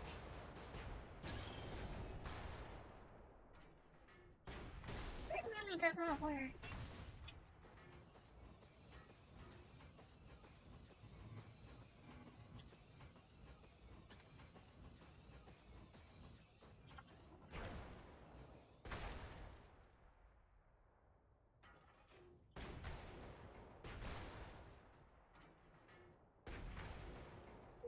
Shisha.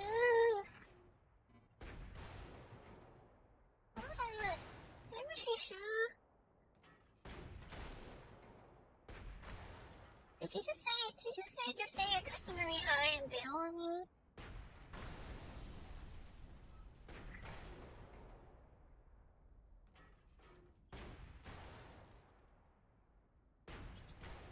I couldn't remember what I wanted to ask. Alright, well, something about war now. I think it was something about war now.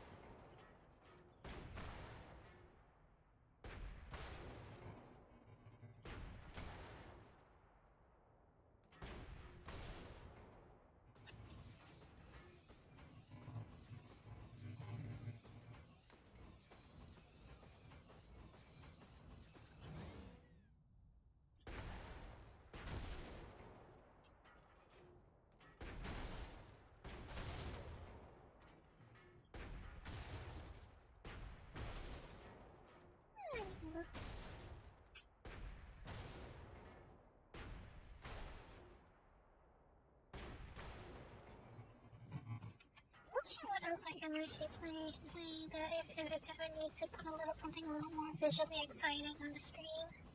There's not a lot of games you can play it in only one hand. That are like they're casual per se. I mean I can play Pichuo. That might be helpful, Pichuo.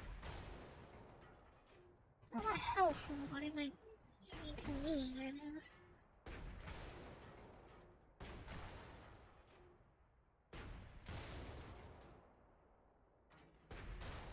I actually love how this disappointed that Honeypot is not actually allowed for streaming. At least not on Twitch. I'm also a little disappointed about that. I actually don't mind playing Honeypot from just from a game perspective. Questionable content aside.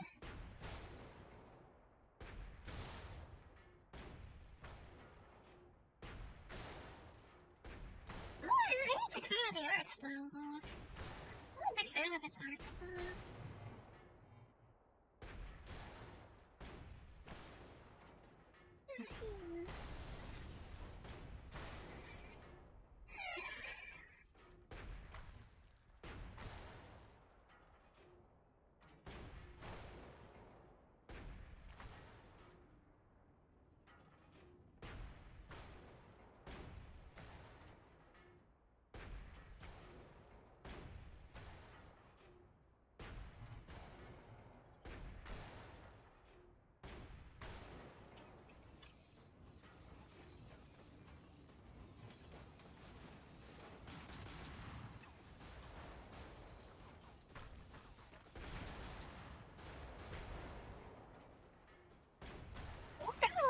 Who wrote all the lore for this game?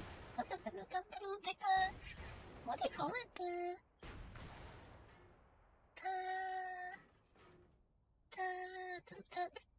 What's the right word for it? Database? Library? Whatever you want to call it. I guess the game calls that section acquisitions. The intel section is actually quite a lot. There's quite a lot of entries. And, you know, like, if you're a big fan of the Project Wingman style of lore building, where everything is in little encyclopedia entries, there's a lot to read in this game. The thought of overdosing on night kill goes through your mind when you have to cold.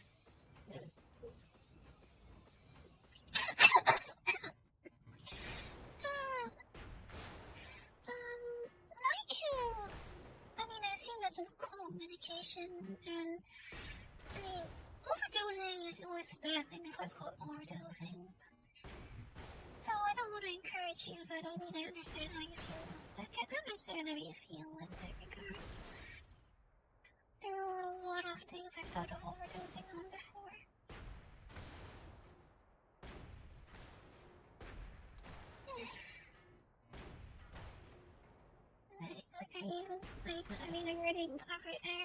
I'm already thinking of overdosing on my own medications, which is not a good thing, is it?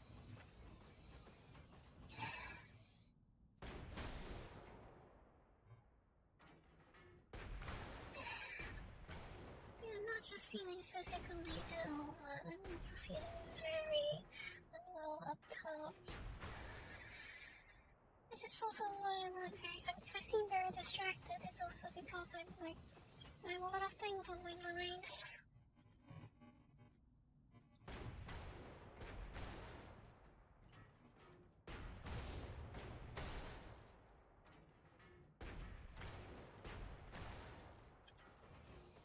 And unfortunately, I don't have a crowd to take my mind off of it right now. But well, I mean, short of me playing Need for Speed, I don't think that was ever going to happen.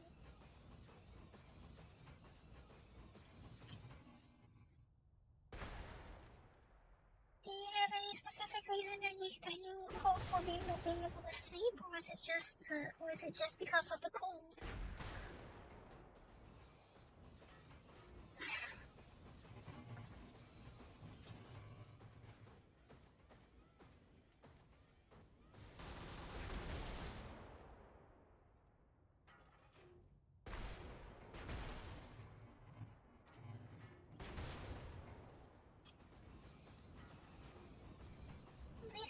Smile, right? I mean, I think when you're at the point where you don't even want to bother forcing a smile is when things are much worse than they ever should be. You know, like, things can be bad, but when you're past the point where you can no longer even force a smile, care about pretending anymore, that's when it's too bad already. The formal term in psychology is apathy, and once you reach the point of apathy, once you become apathetic, that's probably when things are too late.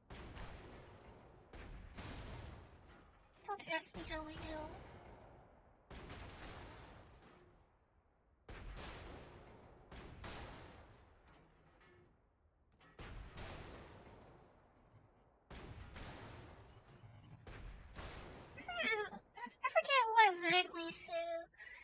I forget exactly what Sue said it was, but last I remember Sue said he was studying psychology or psychiatry, so probably has an idea of what I'm referring to.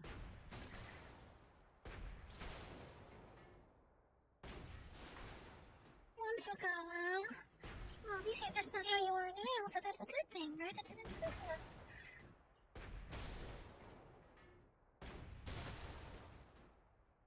That's how Witzer literally goes right through things. It literally plows right through those buildings. That's a howitzer, right? I forget what it was labeled. I think it said it was a howitzer.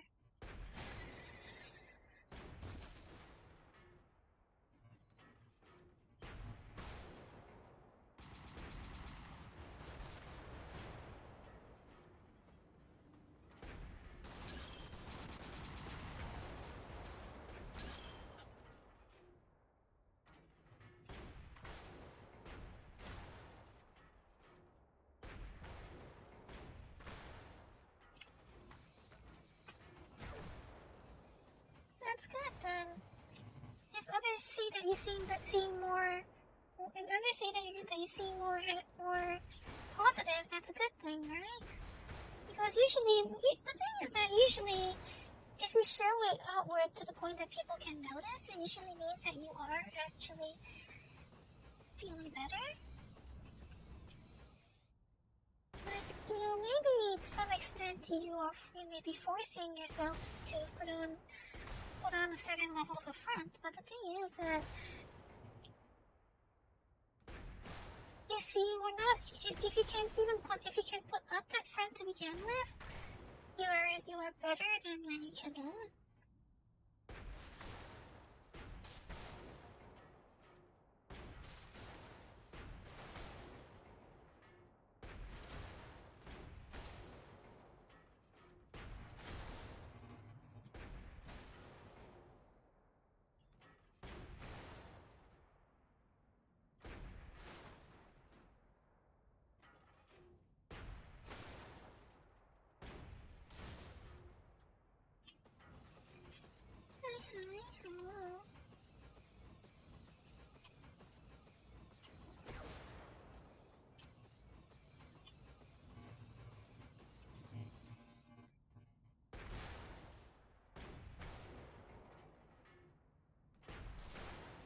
Akemashite omedetou gozaimasu.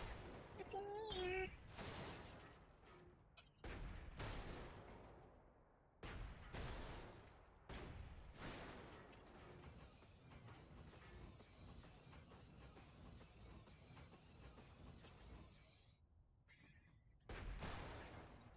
Personally, I think, from experience, depression is, it's depressing. It's absolutely depressing. It's absolutely miserable to have depression. But beyond depression is apathy. And having apathy is worse than depression. How is this game so far? I've played it before. Well, it's a very old game actually, and I'm playing it with like infinite ammo and invincibility and everything enabled because it'd be literally impossible for me to play it the normal way right now. Because as you can probably tell, I'm not actually I'm maneuvering. I'm only able to use one hand, so maneuvering is kind of maneuvering in the fashion that the game needs you to is actually impossible for me right now. So yeah, but I would say this is one of my favorite. This is one of my favorite unsung gems. I really like this game, but although I admit that doesn't necessarily translate to me wanting to play it all play it much. I've always been hoping they would introduce like you know these crutches. I always hope they would introduce crutch options, and it's actually nice that they did, because games like this, when you can play in a way where you can literally destroy everything without oppression. I don't know, games like this are always very cathartic when you can blow everything up and feel like a unstoppable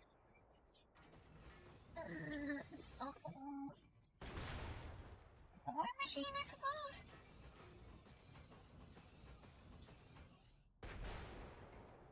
I mean, who doesn't find it entertaining to play as an invincible 150km/h mech that's carrying like what, 8 lasers? I mean, you can't really do that in Modern McWarrior, I guess, but you could do that. You could glitch that in McWarrior 2 if you try. Unfortunately, I think McWarrior 2 has never had an updated release at any point, and although it's something that people probably consider an excellent candidate for a modern remaster,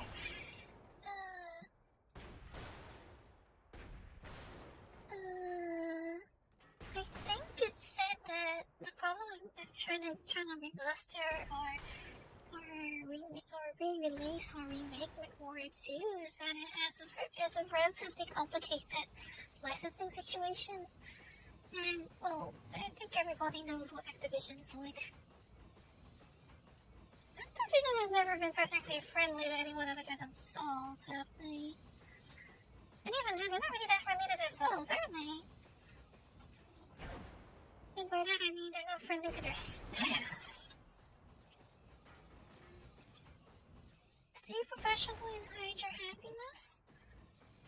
Yeah, that's something very different from what I was talking about. Because apathy, when I talk about apathy, it means it's literally so, like, it's like when we talk about apathy in psychiatry, it's when the individual is experiencing a state where they are so far gone that they can't even bother to feel anything or even attempt to appear normal. Because, you know, if you're familiar with how most people, like, if you've ever experienced depression or you experienced you're like, hey, know someone who's experiencing it, you might know that most of the time people experiencing such, they still make effort to do, like, relatively normal things, right? They still try to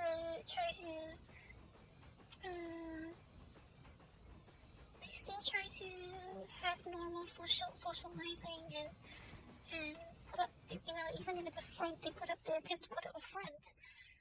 But if it's a person who's just kind of reached the point of apathy, they're not even gonna bother with a front.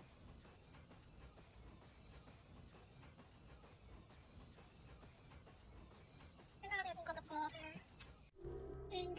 And that's when things are much worse than they ever should be.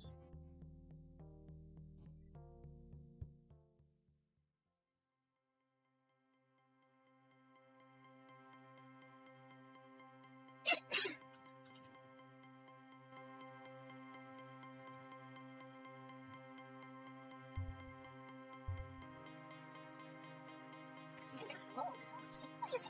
What's that really? What's it called?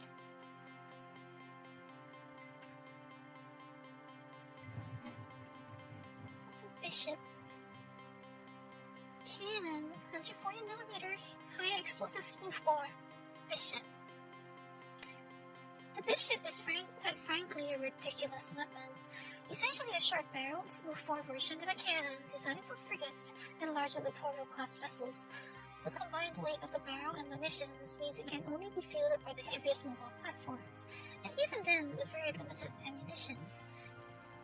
That being said, the destructive potential of the Bishop high-explosive rounds is tremendous, and while I understand the need for such ordnance given the increasing deflective potential of modern shield emitters, this weapon should only be fielded in urban operations if there is no concern for collateral damage.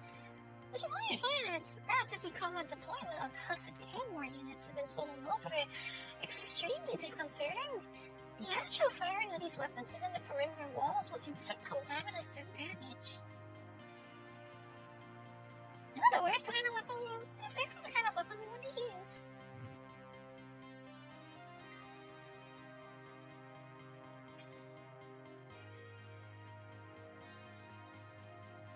Well, English? Would you rather I speak like this?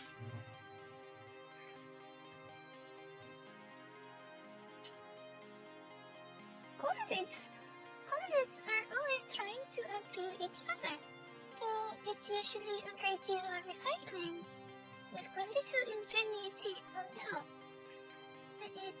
The 8 shares the same caliber as the Archie, but the barrel is much heavier, and the breech has been reinforced to handle extra propellant load. In the pinch, an AC-8 can actually double as an Archie, though loading an 88 shell into an Archie, on the other hand, is a guaranteed way to consume the barrel. The 88's munitions are very long canister shells, but ridiculous with explosive submunition. Just think of giant shotgun packed with 25 explosives the size of golf balls. Where to go wrong, there?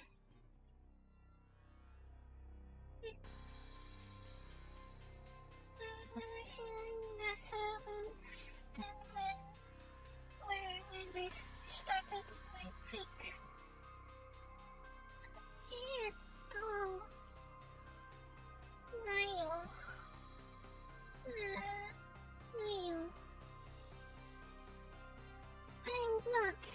I'm not feeling better. If anything, I feel worse. I actually feel worse.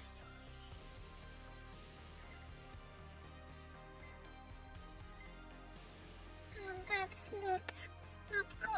Not good. Not good. So, I don't know. I don't even know if I have much time. I don't think I have much time for today.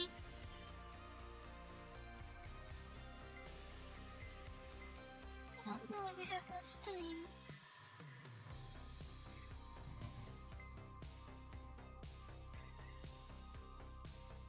Manda?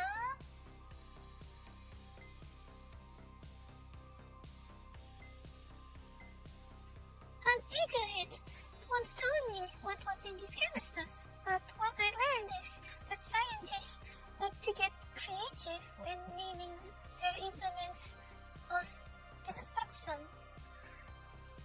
What I can say is the mixture for each model includes something called Shubara. Really nasty stuff. Apparently it reacts violently with the byproducts of strong acids, which are packed into each pod by the dozen. The end result causes eruptions of highly corrosive gas that the resource, anything solid in short order. Effective, but it's a terrible waste of potentially good salvage. The poor guy seems so proud of what he made. War crimes are all good fun, until they make you inhale. Other news, Richie White has died at the age of 99. Richie White? 申し訳ありませんが、誰? Who is that? I'm sorry, but I do not know who that is.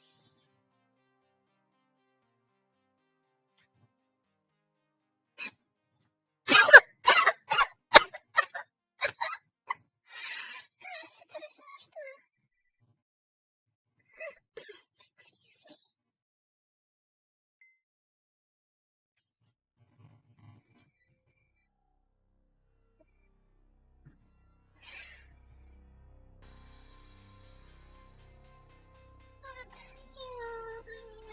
I don't think I am not great.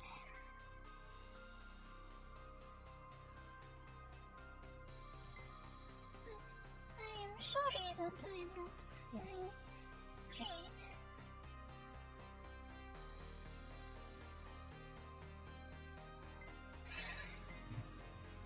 There is also something that I am being very troubled by. I'm being very troubled by. So,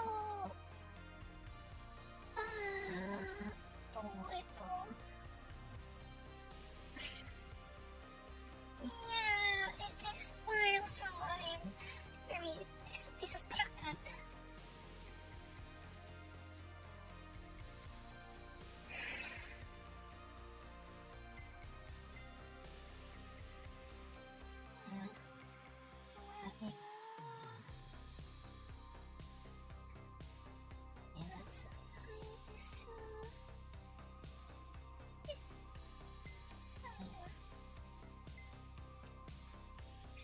Next question, just what kind of alloys and tech animate a mecha so preposterously bristling with firepower and shielding? Looks like a Cantor on steroids. You know, pushing that kind of mass around on the field means thankfully they don't have too many in service. I think the thing I hate the most about the ethos is the good sense not to make it 50 feet high like most spacer designs, especially the Ultras. The ethos doesn't have to try to look any meaner than it is. Pure energy, weapon mounts take care of the rest.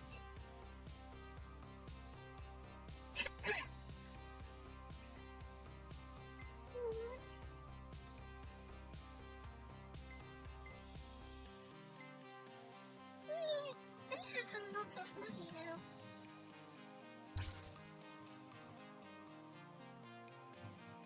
Since Spacer Bridge teams needs extra firepower, they bring in the Oxybalist.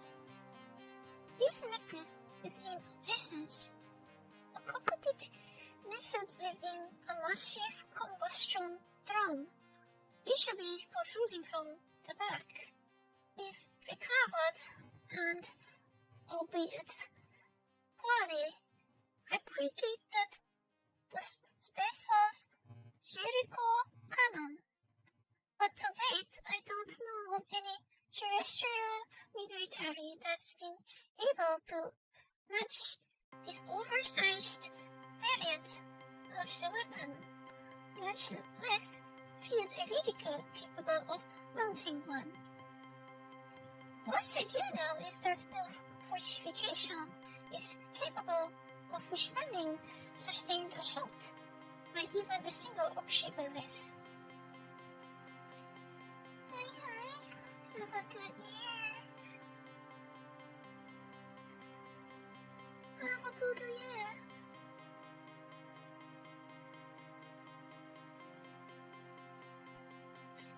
Each rare to see a space vehicle. Each into so specialized at all. Which is also why you'll never see auxiliaries operating without escort. Usually hounds or borudas. But the result is a consummate siege engine, terrifying in its efficacy. The only footage that exists of an auxiliary sphere in operation shows entire city blocks coming down in sequence as if wrecked by massive earthquakes. But few survivors were recovered, exhibited some of the most severe shell shock cases of sex that ever treated. でもさ、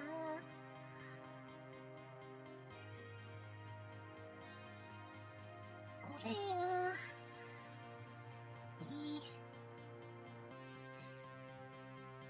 Actually, this is more difficult than is necessary, isn't it?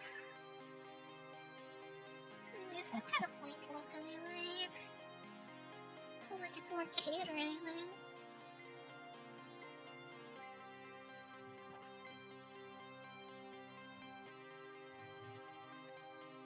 Leviathan? Pretty big. What nervousness.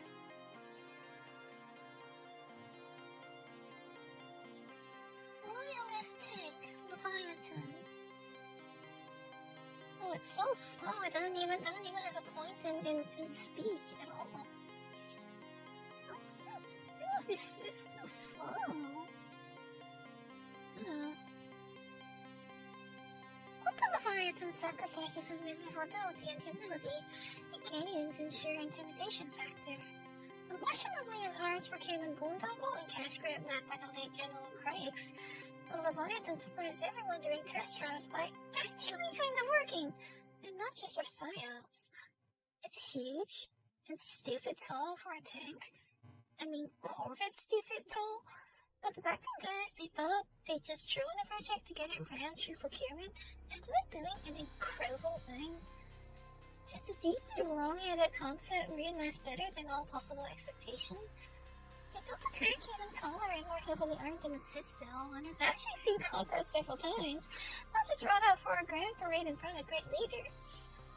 They're rumored to be less than 50 soda produced, which makes sense. This thing's insane. But then what? I think it's just a Citadel. Let's put this is a Citadel thing. Every location, a strategic value in Solo Nobre, bears the marks of a Citadel's heavy treads. It's a mobile fortress, and command column center, rolled into a single vehicle. Other planets have kept huddling their tanks as low to the ground as possible, all old school defiline, fire dogma, etc. They don't know what they're missing. The Citadel model was one of the early hallmarks of Great Leader's reign, and one of the more lasting. These things are terrifying to see in person. Force projection is the name of the game. Failing that brutalizing point defense laser mounted to the forward hill, coupled with heavy armor and shielding, tends to get the point across. Do not cross the Citadel's forward arc. And does this thing even have a turret that rotates?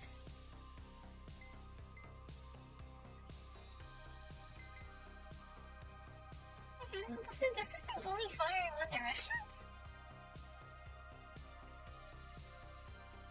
Is that how it's there? Oh. Well, howitzer's more like a gun, not the vehicle.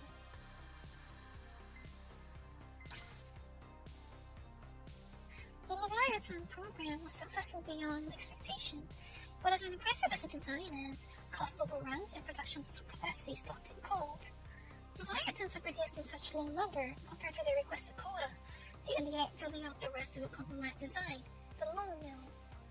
But even several disputed origins, now lost to history, but it remains a glorious Leviathan upper attached to a low-profile hull. of grief is acceptance, and it's exactly what happened to low-mill drivers. They might not be pushing the crazy, scary Leviathan around, but they have nothing with nearly as much firepower, which is what really counts. I want the shield.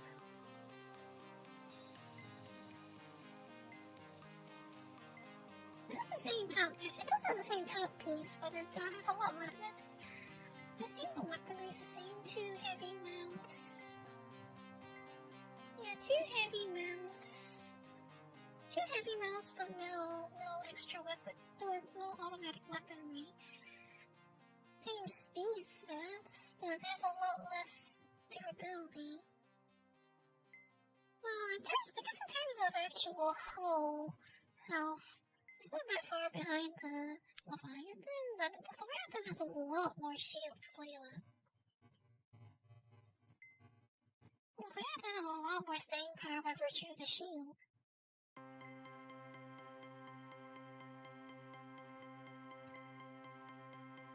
Or not. Corbett tuk-tuk? Oh wait, is this what Al was mentioning right there? Because I wasn't paying attention. Not radicals, maybe technicals. We all know that Varley is the ubiquitous train-wheel taxi and delivery vehicle in most districts, and the Corvettes have made them an essential part of reconnaissance. No weapons, armor, or shielding, just a pair of floodlights and an additional battery to power them. It only has 2 uses. As an extremely light recon spotter, and as a brief distraction to draw fire from real Corvette vehicles. Always piloted by the least valuable troops available, and usually only once. I think I get the implication of that. It pushed cut through 10 treads and power plant with its chassis only half stripped. Too far into the third 6-packs, the car is both the vans up and call it a day. Party vans come in various irregular variations, but they're all about the fastest, laziest way to take it to see if the loyalist light tech back into service with a Corvette flourish for the ridiculous. I heard one time they didn't even bother cleaning out all the guts of a BT driver before welding the fan on top. Couldn't hose the smell out of the thing. Driver and gunner were just drunk with an extra cooler in the front anytime they had to go out on a mission. So, exactly like every other party van crew, come to think of it.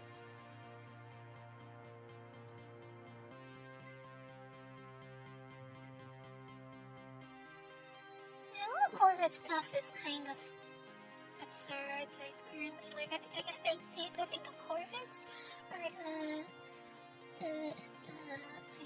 the junker kind of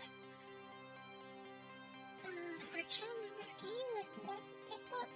It doesn't really necessarily explain a whole lot, but they're like different factions in this.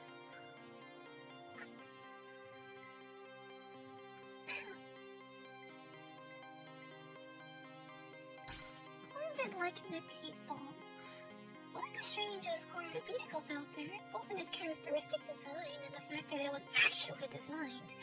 The legs are salvaged, but the rest is original made. Built to maintain mobility while still providing proper cover to a driver, the 8-ball is also one of the best Corvette vehicles to be immobilized in. When, not if, the legs break down, the 8-ball turns into a small turret bunker in which to make a desperate last stand.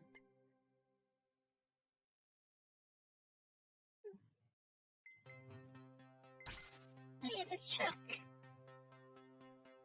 Ingeniously repurposing a forked legs way above their weight class. I'd be amazed if we don't find one of these with legs sheared clean off after a sharp turn, though. But then, if you have a bad idea, Corvettes will strap an engine in the driver's seat to it.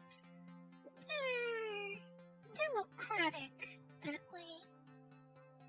Open-air vertical tandem seating bears greater situational awareness. A stupidly tall profile for a leg neck. Loses the fork's natural turning radius and responsiveness, but the little auxiliary mounts make up for it.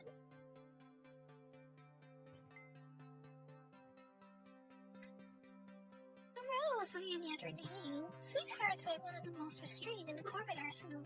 My bits of being a quad cut down Toro chassis brought back from the scrapyard. of certain improvements on that venerable machine. Moving the cockpit off to the left makes for worse visibility. I mean, a huge blind spot off to the right unless you're careful with your sensor swipes to compensate. But the main hard point has been up by heavy and is now very near the center line, rather than off to the right on the total. That means full-up shots and overall balance for the legs while firing on the go is a lot nicer than it is on most loyalist leg units. What a gather. Must be congestion you have. Like, you mean nasal congestion? I have a hard time believing these things have an uptime of more than an hour or two on a side, depending on how many rounds get fired. 2 heavy bolts and a nest of guide wires bolts into a cannibalized bomber fuselage, and who knows how many corvettes inside keeping the thing running. The old school bomber approach to crewing is a cute touch, though. West gunners, main gunner seat where the bombardier would sit. Knowing that bolting any more armor to the vulnerable backside would topple the thing right over, they just stick a dedicated spotter back there and call it good. Too much of everything and the philosophy of radical inclusiveness, especially bad ideas. You know, the Corvette way.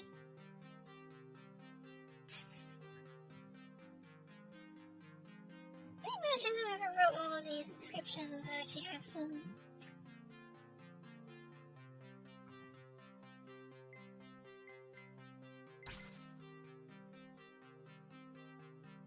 The forked loyalist light neck. Staple like neck of the NEP. Built in such high numbers, I've seen a few in police colors and roof lights. Significantly lighter and faster than the Toro, but also much more lightly armored and armored by comparison. Toro drivers can't stand them, can't get their head around maneuver warfare over dealing blunt force trauma. Great turning radius and speed, plus a wicked little stone. Official designation was also forward run, but nobody has ever liked saying of rising that. It's German, actually. It's Deutsch. Knows the chest as well. Oh dear, are you okay? I'm feeling okay.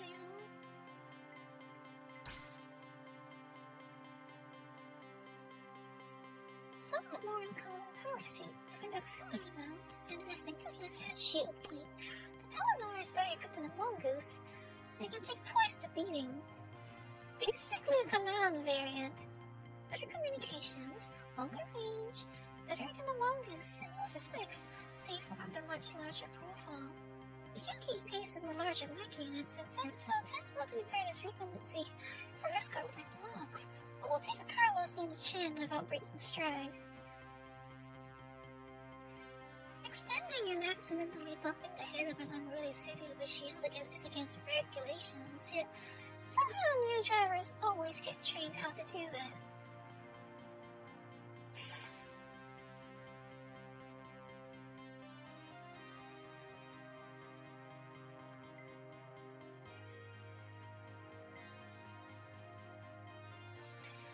Every year, General Bursel tries to get the Toro mothballed, and every year he gets laughed out of the Lower Council.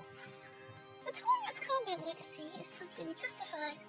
Maintenance gets a bit messy with the successive upgrades to the combat jack and fire control systems on these things, but the chassis lasts forever, which is usually what the NEP is worried about. The only thing that wears out on this classic legs unit are the shoe pads. In other words, believe the stories about Knights that spread their sclerosis. How many years have been told in order to pain? It is chronic! It is chronic! I hope you had it checked before, at least it is chronic. Because it is like, severity being one thing, but also if it's chronic, then that probably is an indication of a more serious issue. Usually when it's chronic, then that would indicate something serious.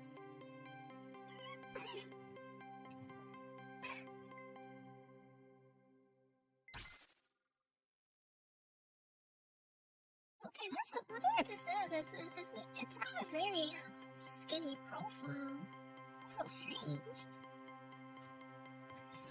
Corvette design is still Corvette design. Doesn't matter if it's got a fresh coat of NAP green. The idea was to create as narrow a profile as possible with one support next so you could stick it in the front line and worry less about it getting shot. Which is fine, except for the part where stuffing all the guts in the line out the back gives you a side profile the size of central. You can throw a lot of firepower from a good vantage, but the uniqueness interface design requires a separate driver and gunner, which is rare on a loyalist mech. Personally, they're an eyesore, but some of the brass must love them because they keep getting built.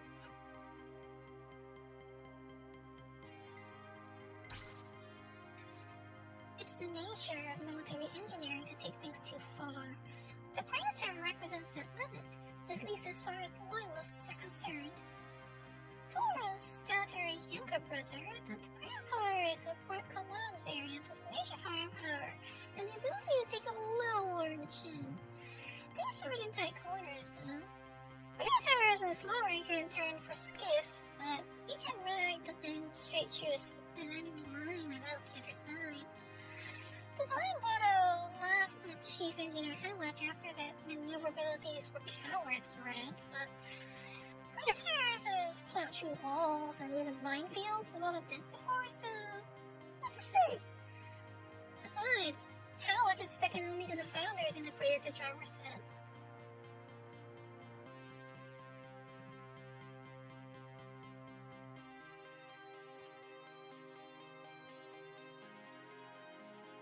The pilots available here? Nope, I don't see a Hemlock in here.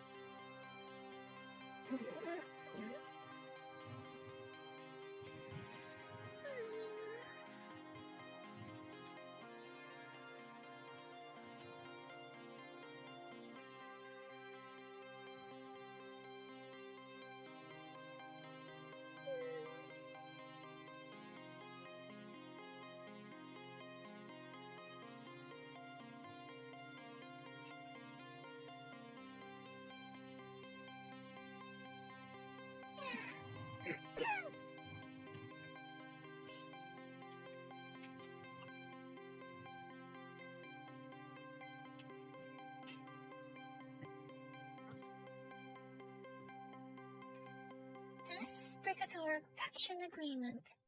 The agreement is made and entered into this redacted day of redacted by and between the sole Nobre concern, also known as SNC, and redacted company, hereinafter called company, and redacted, hereinafter called contractor. Whereas company desires to retain contractor to develop and deliver to the company the access for assault and seizure of sole Nobre, the asset, and whereas contractor desires to develop the asset on the terms and conditions set forth herein. Now, therefore, the parties hereto and hereby mutually agree as follows. Article 1, Term of Contract. This agreement will become effective immediately and will continue in effect until the services provided for under this agreement have been performed to company's satisfaction or until otherwise terminated as provided in this agreement.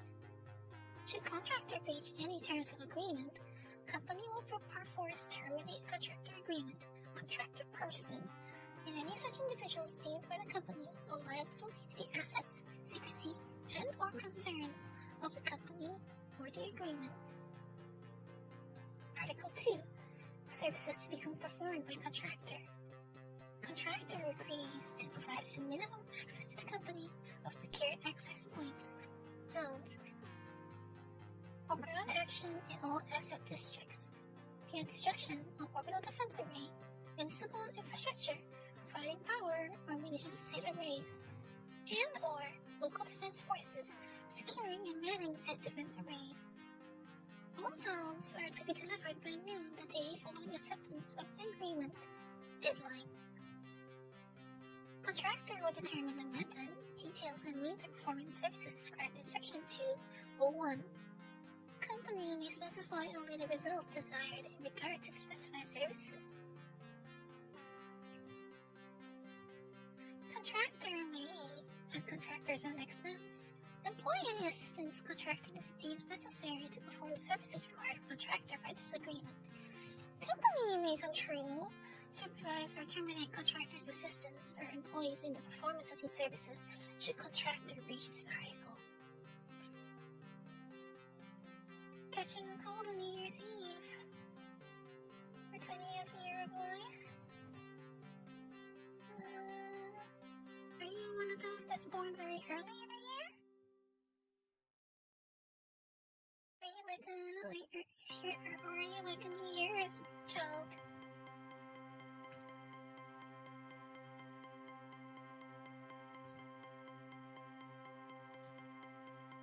In consideration of the services to be performed by contractor, company agrees to pay the contractor the sum of redacted sum. For services rendered under this agreement, company agrees to pay the contractor the sum on completion of agreement following company's successful seizure of the asset and pursuing contractor survival for a minimum of 2 solo weeks. The interval. Should contractor cease life functions during interval, no amount of sum or any restitution will be paid to the heirs or next of kin. In the case that heirs or next of kin should pursue action to acquire sum, company may seek to dissuade or terminate said heirs or next of kin. Early March,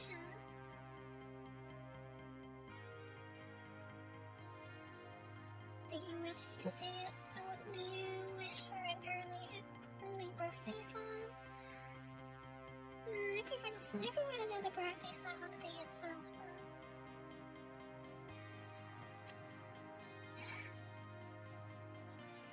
Barring special or extraneous circumstances.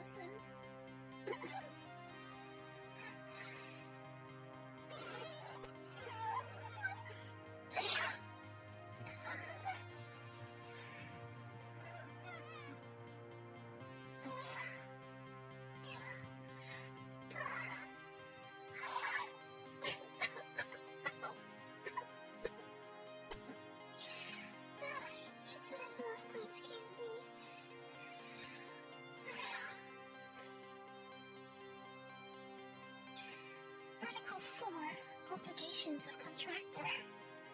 The contractor will supply all tools, equipment, instruments, and supplies, and other materials required to perform the services under this agreement outside of initial supply drop provided by company to contractor specifications, unless contractor fails to provide said specifications in time for deployment once agreement becomes actionable. The contractor additionally acknowledges that time is of the essence of this agreement and that contractors' best efforts must be utilized to completely liberate all zones within the allotted time. Neither this agreement nor any duties or obligations under this agreement may be assigned by contractor without the prior written consent of the company.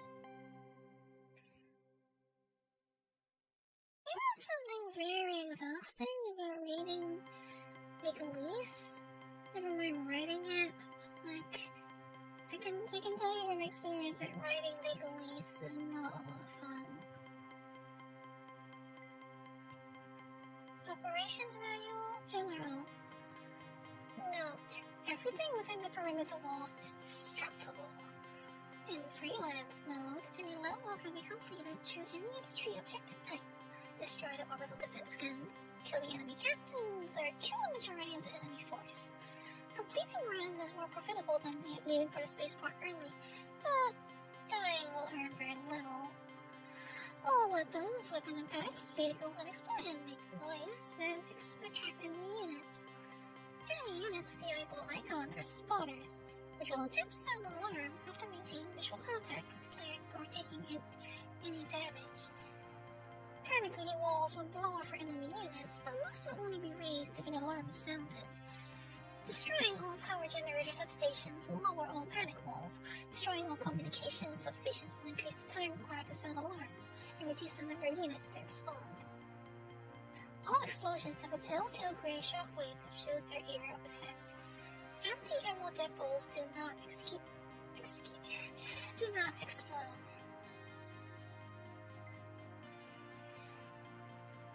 Note: alternative control schemes are available in settings. Each vehicle type has a different ability. Mix can stomp and crouch. Immobilizes, but grants damage reduction. Tanks have a speed boost or a ramming function. Blue meter below health bar. And anti-gravs can belly dive. Like a stomp, but less powerful, and lock their orientation. Power suits can stomp and extend their legs for extra height. No damage reduction.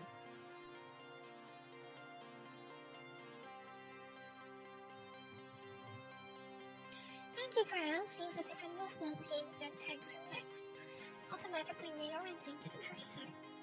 All playable vehicles have 2 weapon mounts. Rough terrain like the mud will reduce speed and acceleration of non-anti-grav units. Of the health bar, armor is displayed in green, shields in blue, overshield in light blue. Armor cannot be repaired, but shielding can be recharged via shield arcs from destroyed enemies, and overshield will decay over time. All vehicles, both player and enemy, have directional damage modifiers, 0% to the front, 40% to the sides, and 100% to the rear. For mechs, this modifier is based on the orientation of the upper portion of the vehicle, but for tanks and anti-gravs, the modifier is based on the lower portion, unless the vehicle has an open canopy, like the Baltimore Alliance's tank, in which case it is also based on the upper. Open canopy vehicles have a higher than standard plus 100% more damage modifier for rear hits, but are often more maneuverable. Ultra-class vehicles, on the other hand, have a bonus 25% resistance to all damage. Kamikaze units will almost display a red light when pursuing the player.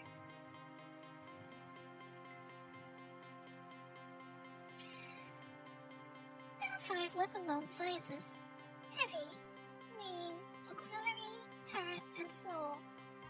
Weapons are unique to the mount size. There are 4 weapon types: the cannons, machine guns, artillery, and energy. Cannons are mostly slow-firing, loud, low range, but also have a large area effect. Machine guns are mostly fast-firing, moderately loud, long range, and single target.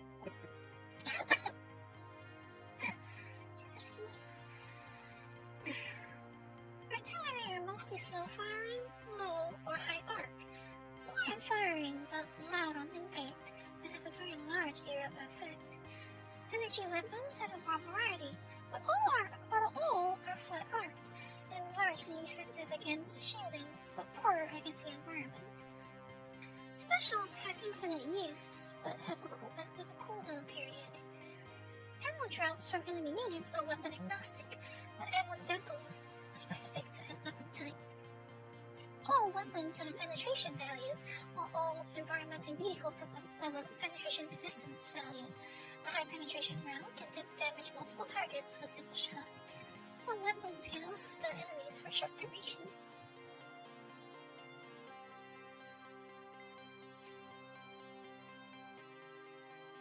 It's not easy to reduce the civilian militia population of Solonopra to one category. This is what you have to remember.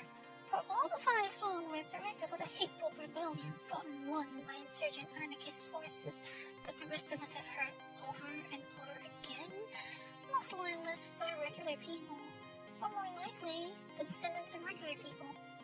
They didn't want to stay there when the company stooges told them to lie there and take it. I've been down here for a while, and I've noticed that there's a strange smell that people here give each other. They do it over everyday things, like the native colonial hybrid fruit in the market Mercedo, and they do it to express an understanding. This is awful, they're saying, but it's better than it used to be. There were 2 things that changed when Great Leader took power. First, water got a lot cheaper. Second, the incidence of murders, aggravated assaults, sexual violence, and starvation all dropped by about 1,000,000%. Lawless knew to salute the great leader when his picture passed by in a parade, sure, but it's really that reminder of hydration and nutrition and not suddenly dying that they're loyal to. And that's exactly what they're trying to keep. The Corvids, on the other hand, something anarcho-syndicalism. Don't ask me, I just joined up. I'm still learning the secret handshakes and how to not fall asleep during the meetings. Councils, they call them councils, and they have them all the time. Anyway, Corvids have a lot to be unhappy about under great leader, and they've got a lot of very disillusioned veterans of the NAP with particularly acute grievances. They know he saved our city several times, made it what it is, but Corvids know that's the trouble with a dictator. They never want to step down voluntarily. This thing with the SNC means Corvids see their one real shot at making sure that solo Malpe is for everyone again. They can't only be for active duty NAP soldiers and everyone else in yellow raincoats. Staying alive just isn't good enough anymore. Your Christmas present was the police come for a Paul West. So you were planning on Christmas? You're planning on Christmas? A close friend once told me, Spacer's blood is so blue it froze decades ago. As much as I want to take credit for the little turn of phrase, it's so perfect that I can't. Spacers are the elite, the part of society that walled itself off in tiny communities until even that got too close to being human for their comfort. Now, the closest any of them get to an Earth-like planet is getting sent to a boarding school in puberty, so their organs don't implode whenever they enter a gravity well as an adult. The planets that you and I spend our lives on are only interesting to them for the resources and capital they can extract to keep their cyclopean ships and luxury economies running. As advanced as they are, and they are very, very advanced, they still need to dock every few months of subjective time in order to keep the party going. That's why in the Brigador War of Assaults, that is, any that is still alive, knows to sharpen up and get serious when the red paint turns up on the screens. If you think you like the good life, Spacers have never known anything else, and they are not planning on stopping anytime soon. No matter if it gets in their way. Mom and sister are making food. Why, you didn't help them with the cooking.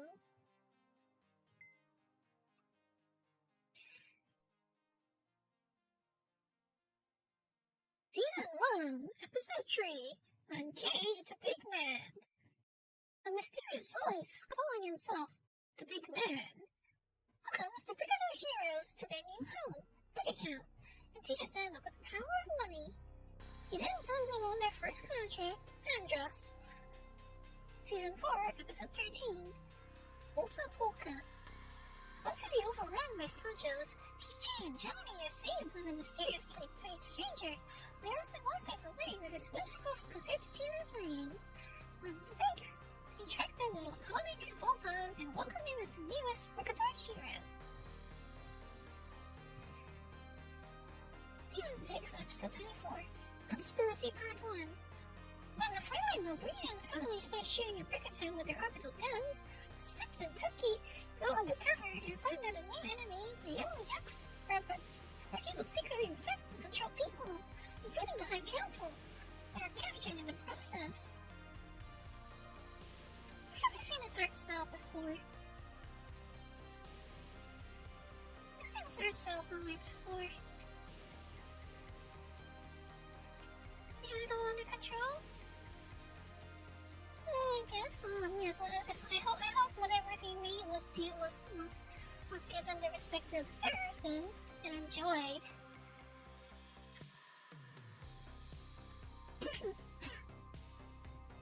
Season 7, Episode 1, Conspiracy Part 2. The big man uses his special brigaton equipment to break out Spitz and Tookie, but Tookie is injured by the Yukes in the process. Making fuel, they can't escape the Yukes' heart, which chases them to a dead end. There, they are confronted by the head Yukes named Bad Chief, that announces his plans to destroy Brigaton. Spitz uses her ceremonial SNC ladder to ignite the fuel trail, which blows up an ammo depot and buries all the Yukes. As Spitz and Tookie leave, Bad Chief crawls out of the rubble and looks down menacingly at Brigaton. That sounds like a fun show.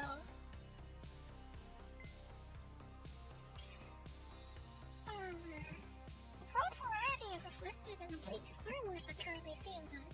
The former counters kinetic munitions, while the latter counters energy weaponry, outside of some exceptions. Reactive armor is favored by most terrestrial armies, while spaces utilize ablative armors almost exclusively. Predominating type still varies between faction and locale, but we have found most conform to this model. Spacers universally rely both on hard shields and energy weapons due to mass constraints. The potency of energy weapons against hard shields also explains spacer preference for ablative instead of reactive armors. The spacer is most likely to die at the hands of other spacers, so they equip themselves accordingly. The NEP exhibits an understanding of both armor principles. Reactive armor is more common, though explosive reactive and active armor systems are largely avoided. This is likely due to risks that these pose for friendly infantry and civilians. Overall, the NEP favors a balanced distribution and exhibits a military competence that exceeds their counterparts in the outer colonies. Private vehicles, on the other hand, use a coat of non-explosive reactive armor. Masked layers of metal, tar, and concrete with rubbery insulate injected between. We suspect the design is propagated through cultural reinforcement. Corporate education precludes a scientific understanding of its communal breath. Most corvettes localize armor only to the cockpit. Armored bathtubs is a largely accurate term. The dearth of outer plating allows kinetic munitions to overpenetrate, minimizing mechanical damage at the crew's expense. This explains both high corvette mortality and their rapid redeployment of downed vehicles. Given the frequency that it appears in NEP spec reports, corvette claret is both effective and intentional.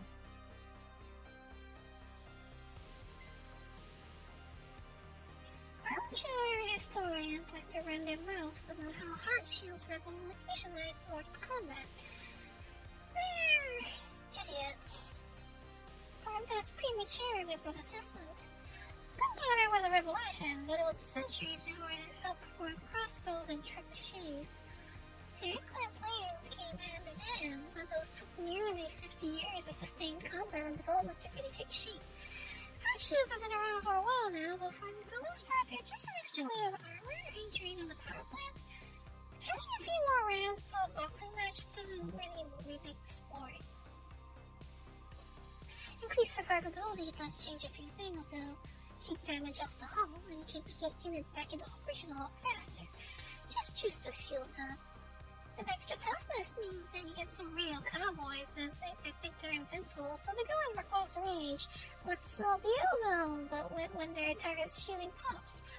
Nothing but some blood in the water, contact and smell, and the crack of a dying emitter. Knife fights are protracted slugfests, meaning collateral damage piles up even faster, though. If some 105mm round ricochet off of citadels and emitters, directly into the apartment buildings it's supposed to protect. Like most military tech, civilians end up with a raw deal.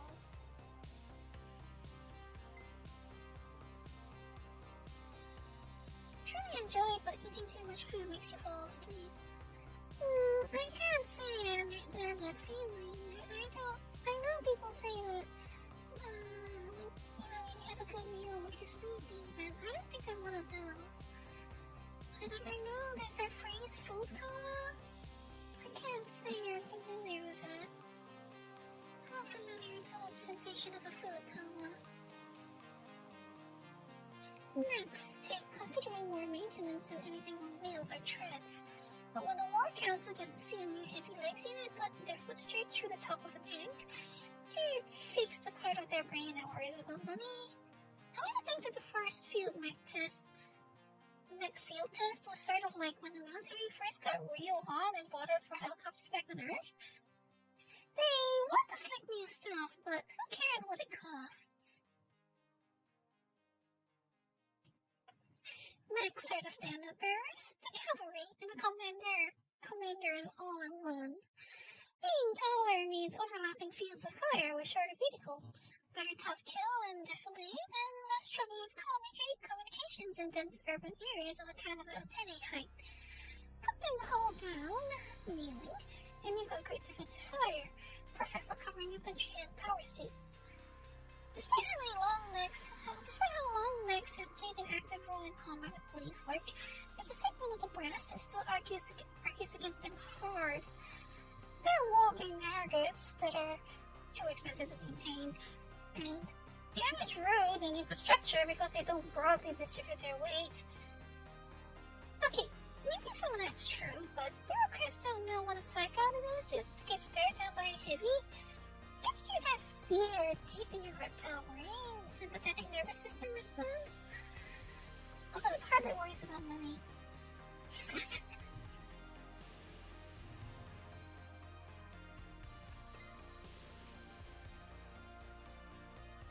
like those stories about anti-gravity jockeys getting ball cancer. It was just a big scare. Statistical anomaly, according to Central. I mean, the poor folks still got cancer, but supposedly it wasn't caused by the E-grav drives. I would have asked Central to lie about something like that, but if it was true, then half of the cargo should be symptomatic by now, given they had an entire generation spend more time riding skates than just standing on solid ground. Anyway, anti-gravs provide the convenience of enduring terrain without the sluggishness of a hovercraft. Still have to be careful though, as most are lying on control surfaces outside of the drives themselves. Engine failure means you drop like a rock, and at high speed that's a death sentence. Any of the troubles, you got canary patrols and electromagnetic pulse grenades along straightaways. Wait for a pack of Corvette ground bikes to come sharing true. At those speeds, you have to clean them off the walls as often as the pavement. Ugh. Me and my sister got a PlayStation 2 for Christmas. PlayStation 2? You still sell those? Or is it an NOS? Or is it a used one or an NOS?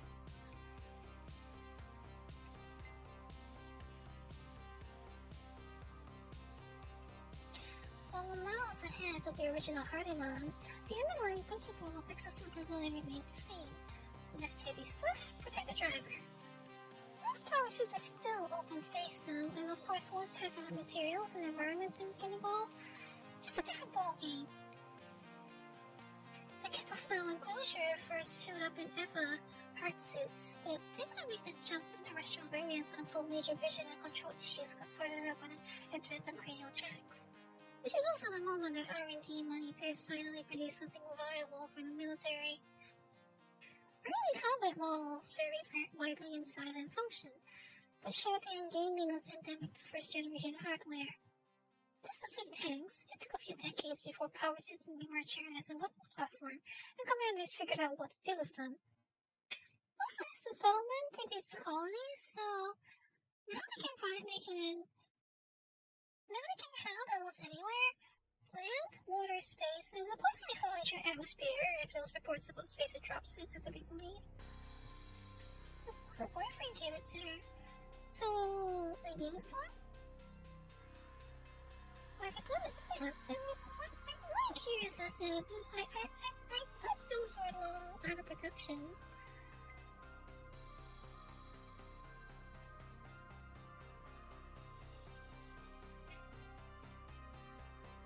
Checks are concentrated among certain professions: military, blue-collar, pilots, and stockbrokers, but not in society as a whole.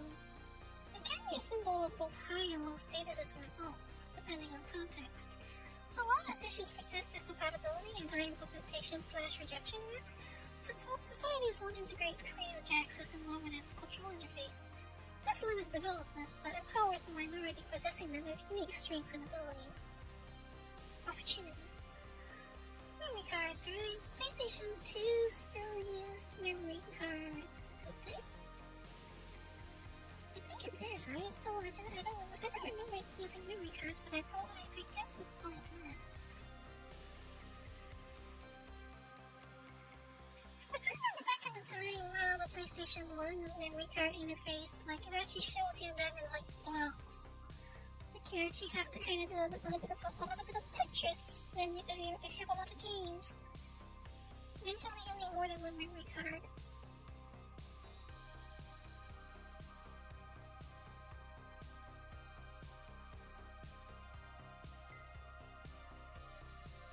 Feeling the outer colonies have heard of Solo Nombre, but everyone knows Eds. Solo Nombre is best loved and least likely cultural export. Eds, Spaniard's rich and brand cuisine, irresistible to palates and wallets of millions of outer colony citizens. Eds was founded by Eduardo Matos, the son of 4 factory workers who were one of the last wave of direct interplanetary immigrants, a long barrier to greatly their cousin spaceports.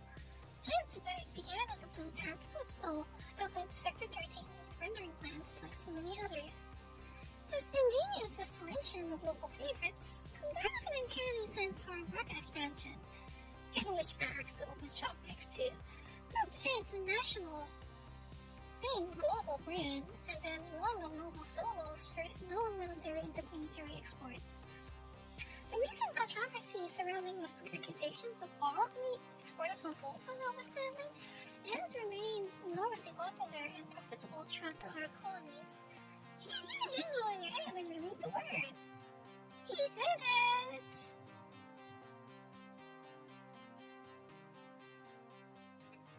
Eat Eds! I have no idea what the jingle would actually be. Eat Eds! Eat Eds! Eat Eds!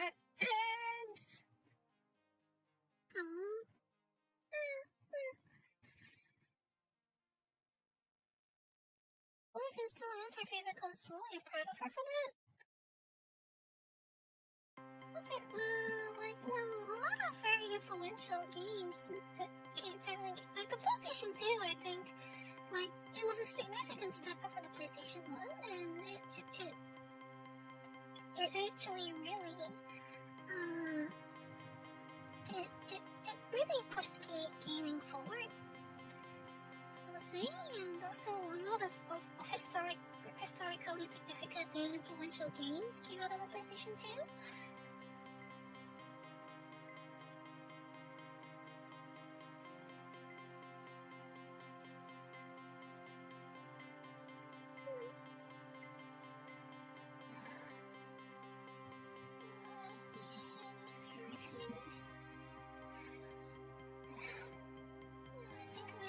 Catching up with me again.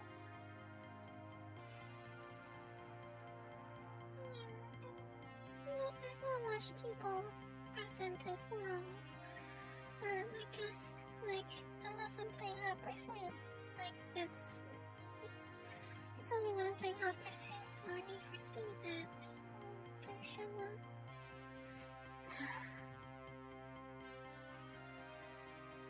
I kind of wish there was something to take my mind off things. Yeah. Anyway, I'm in the problem of having the feel very still again, so perhaps I should go.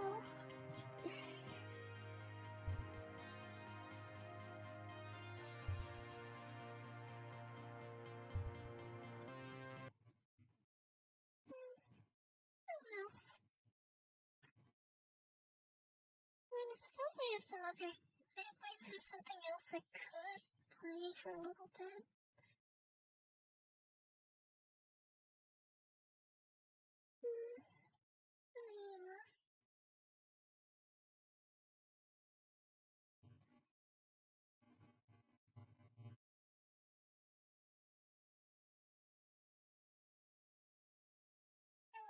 like on the ground as well? What did you like about it though? Like just in general, or like was there a specific thing that made it for her?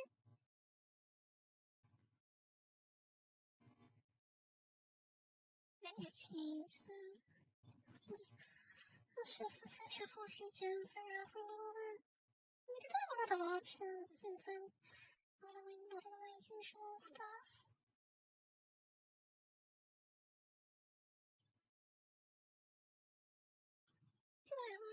I do have a lot of options.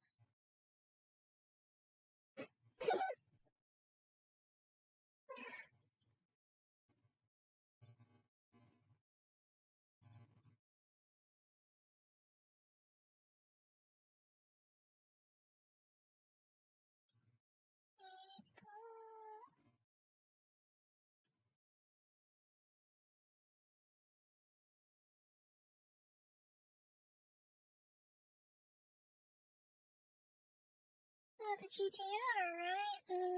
Like, just the GTR? Or was it specifically, what's his name? Eddie? I think his name was Eddie, right? The Eastsiders boss? I think everybody agrees that the Eastsiders skyline is quite memorable. I mean, it being on the cover and everything.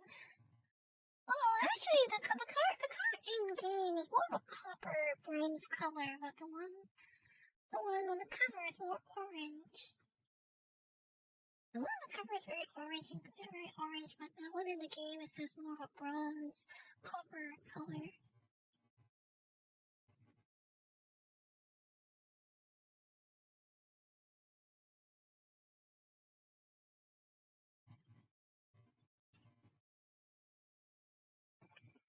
I wish this game has like aspect ratio correction. I don't think I should play. I think I should do that. I think I'm cut out to do the fast-paced ones. I don't blame her, really. I mean, for some people, the skyline is no alternative to a skyline for some. You know, I don't think you can blame her for that, I would say. I forgot this is also the time where this is also the time where I probably can't think fast enough for it. I can't think fast enough for lightning or diamond line. It's like, I think you can tell that my movement speed is a bit muted right now.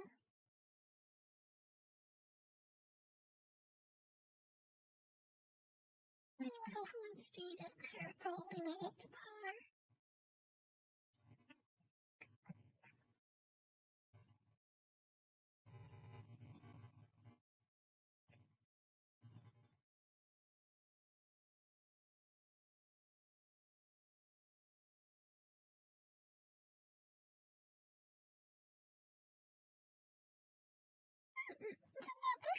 The butterflies mode is also sometimes very, can be very infuriating because, you know, like, besides the fact that you can't help but question why are these butterflies doing the thing that they're doing, there's also, you know, the fact that it's inevitable that it's designed to make you fail. And, you know, sometimes you have no choice but to hope that the butterflies, or rather that you are given something that can actually solve your problem, you know? If you don't have a move,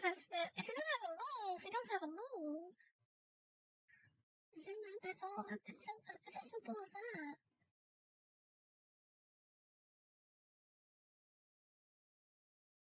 Like, I might have a problem with this one here. I don't really have a problem with this one here.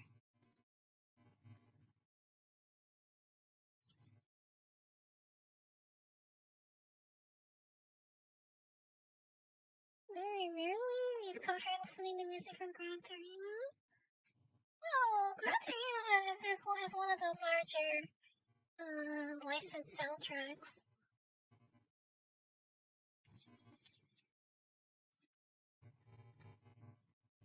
The thing that I feel that's a shame is that they have some very excellent in-house musicians, and I think they should leverage them more. They should actually take more advantage of their in-house talent, I feel.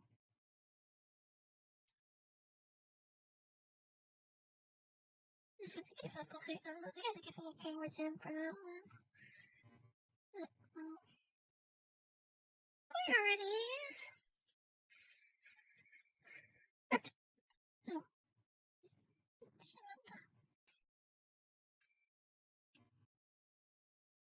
How did I ever get 600,000 points in this?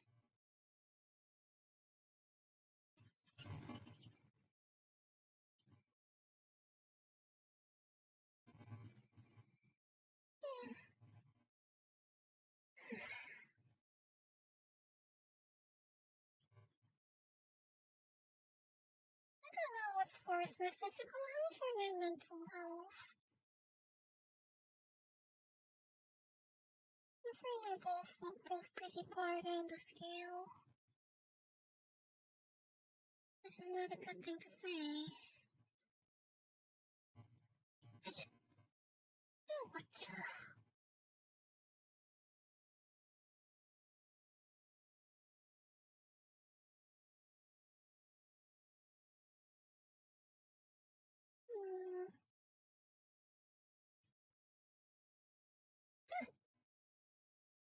I can't make that move anymore.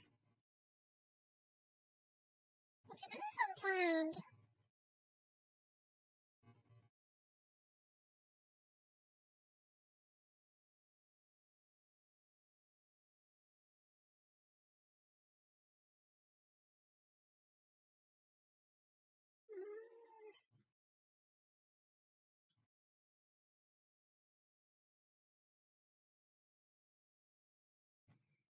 Dragon Ball is a cup of tea? Oh, but isn't Dragon Ball like the... I've done quite a few games in that franchise.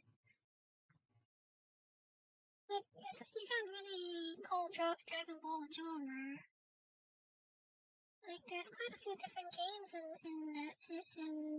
the series. Okay, this is looking a bit difficult right now. This looks like it's gonna come to an end very soon. Let's just start over.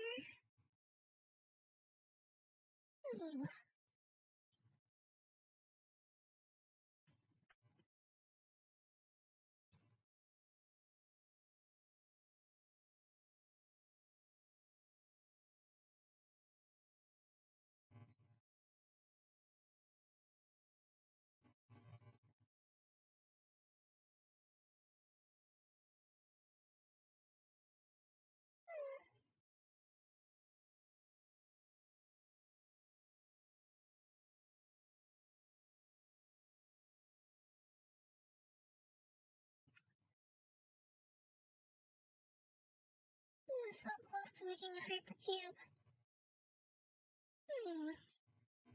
Unimportant.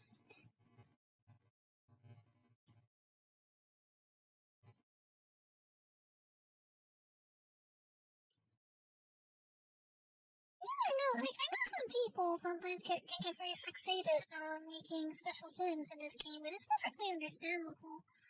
But unfortunately, it's not necessarily the best choice strategically. I guess that's where the trapping games like this is. Come back down here. Get back here. I'm gonna have a problem with this orange one on the right as well very soon.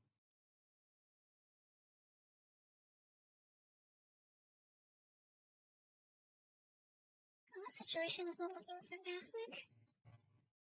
Dragon Ball Z Budokai Tenkaichi 2.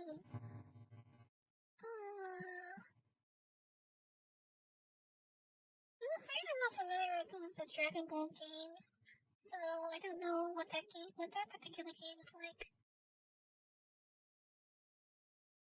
Shimoto, I want to save the one on the right or the one on the left first? Do I have more potential moves on the right or the left?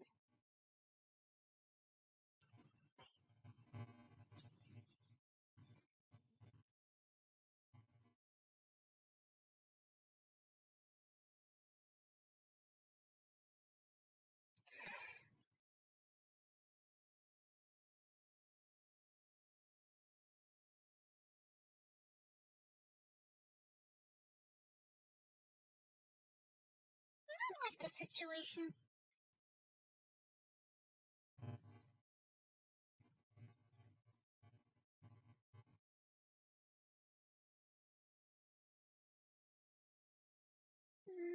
Maybe that was not the right choice.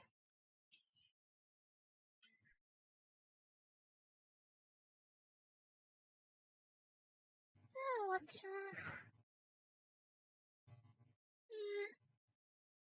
that wasn't the right choice.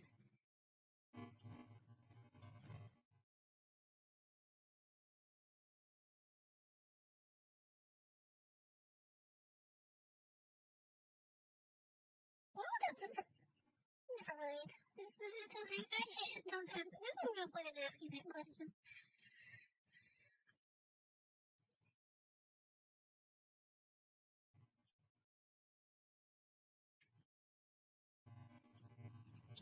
What can I say? You know, if you raise someone around in games, you shouldn't be surprised for if they beat people at it, I guess. My opinion. As long as someone grows up around video games, it should never be surprising if they can beat someone else at it. Especially I feel that, you know, actually, the younger a person is when they start video gaming, the more likely they are to be better at it, because, you know, it's also often at a point where their dexterity is forming, and, you know, they simply form more neural connections in areas that generally help them with games, or at least the activities that they participate in. Most of the time, that's where actually, I mean, it's true that anyone can start learning anything from any age, but, you know, it's also true that for children, it's often easier the younger they are. Like, being young does actually make it easier for you to get better at a certain game.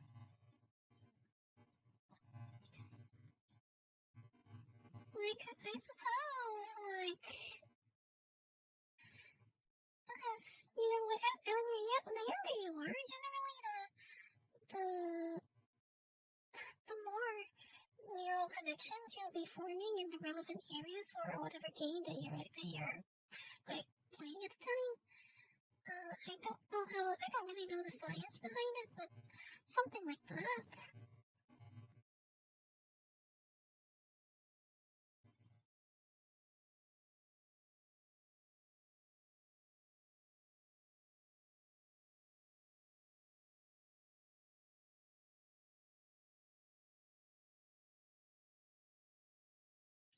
Shocked, but I'm not. Yeah. Oh yeah, there is that factor as well. You know, the person having gotten predisposed to a certain sort of behavior, you know, a certain age.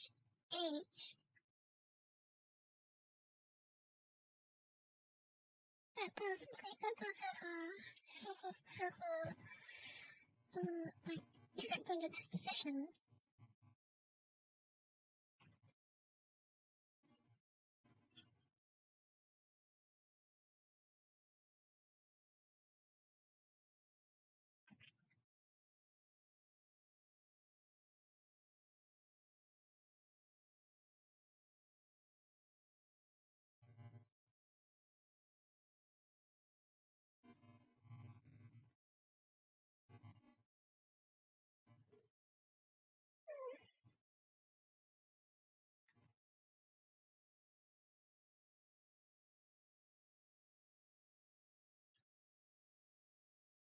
think the main thing, of course, that varies and such, with things of that nature is rather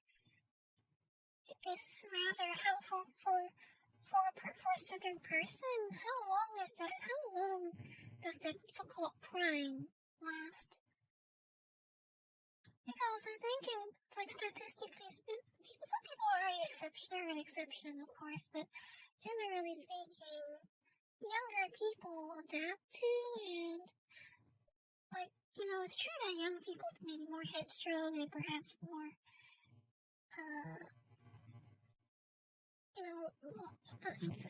and all the things that young people do, from a brain growth perspective, because essentially,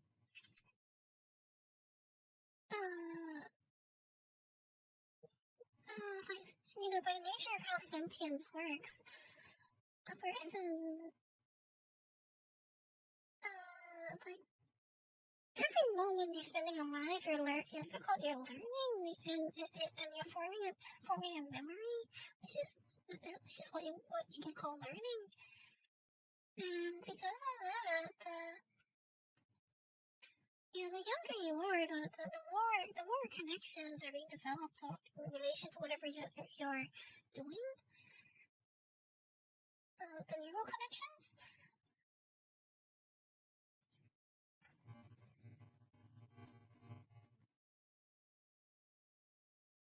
And of course, I think it is specifically at 25 that it's said that you start losing several million brain cells a year after 25.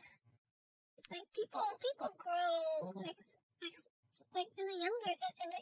very young ages. People are already growing millions and millions a year, but then after 25, you start losing 382,000 per year.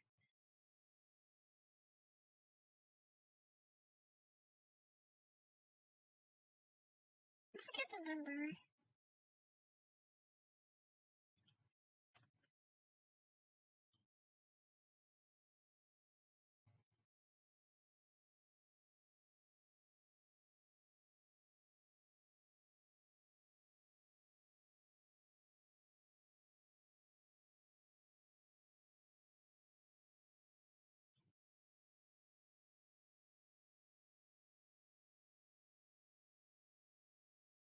Unfortunately, I've lost the brain cells necessary to remember. Maybe I haven't lost them. Who knows? It's not that you don't grow brain cells when you're growing brain cells. I guess even when you're at the point where you start losing them, but I think they say at 25, I think it start losing more than you grow in general.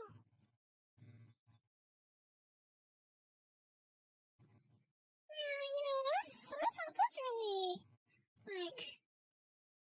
for a lot of people, right? It's just being around that kind of environment. If you're around an environment full of games and computers or whatever, it's very unlikely that you won't get involved in it yourself.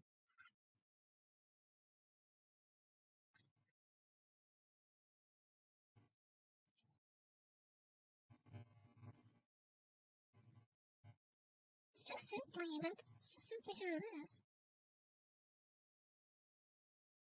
I should have put that one on the right.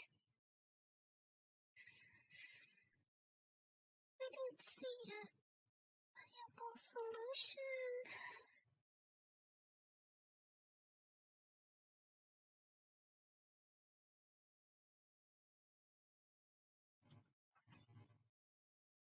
Okay, we're still on this one. This one is not over just yet.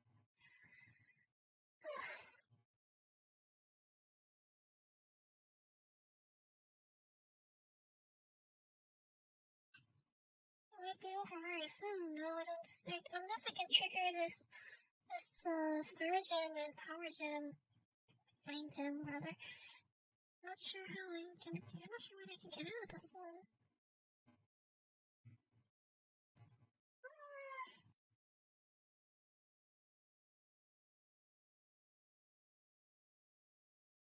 I mean, this is at least a much higher score than I had before.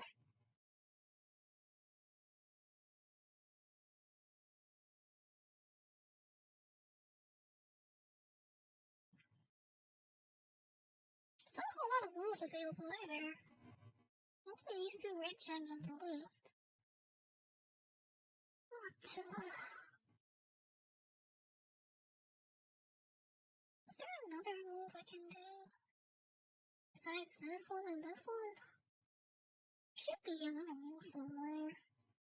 I'm not seeing it. Okay, why am I just throwing things at the wall?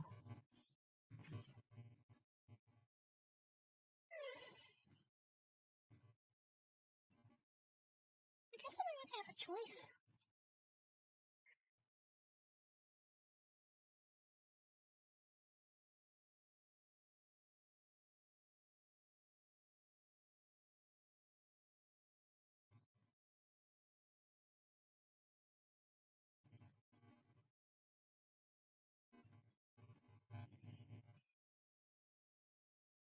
Well, that went better than I expected. Actually, went a little better than I expected, but I might be about to blow it to get ready.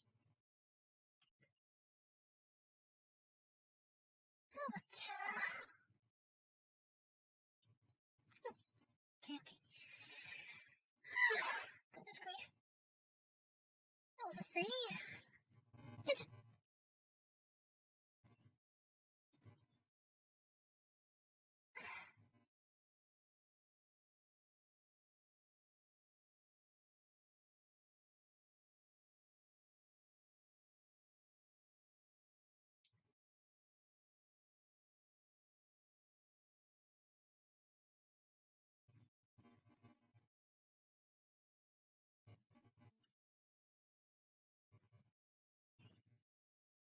Simpler times? Yeah, that's how it is, isn't it? Like when, I mean, actually for most people, it is just simpler times when you're young,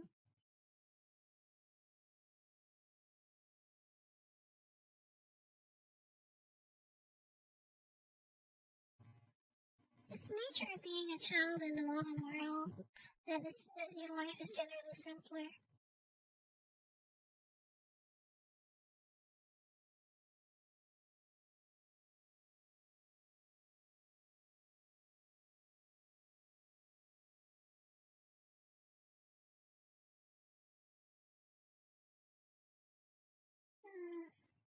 Alright. Oh, I wonder if I'll regret that later.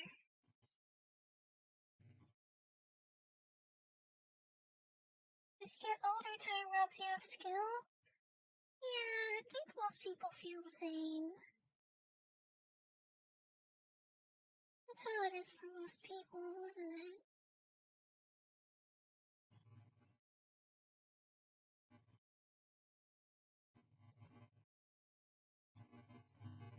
Oh, right, I forgot about that. I forgot that those things actually will trigger the hypercubes.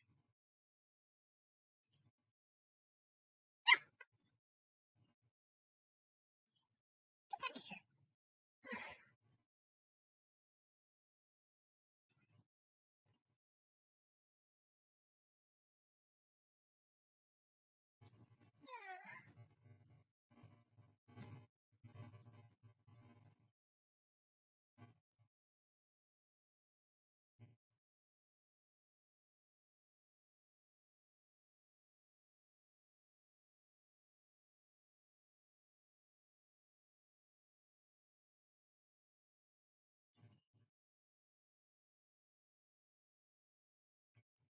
Oh, this is a way, way higher score than I had before.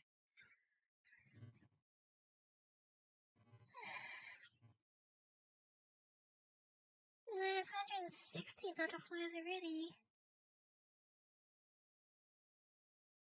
This game didn't really affect all content. I guess that's Bejeweled for you. What the? It's finally find that purple flame gem, but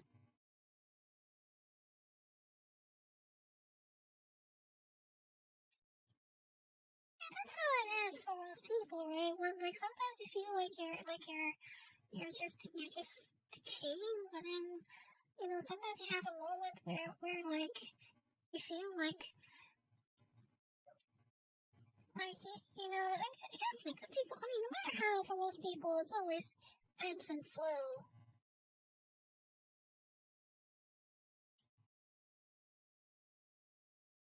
For most people, there's always that ebb and flow.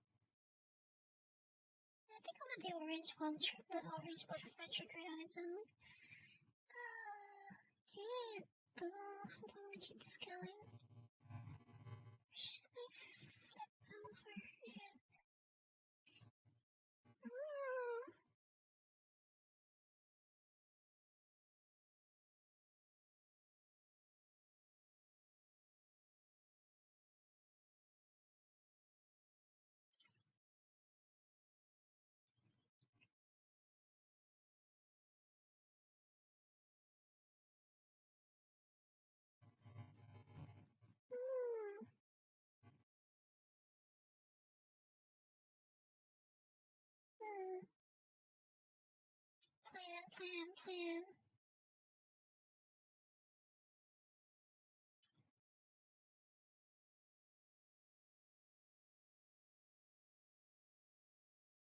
Plan.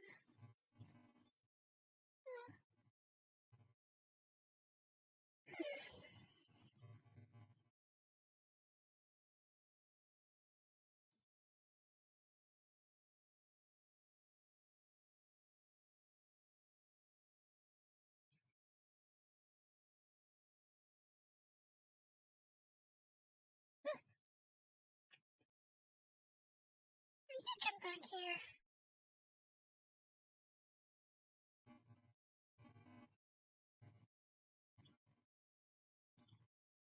Get back here, please.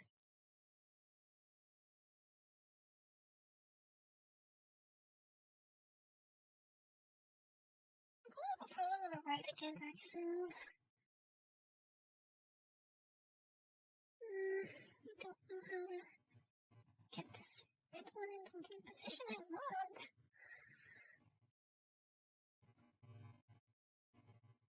This white one's going to move up again. Think.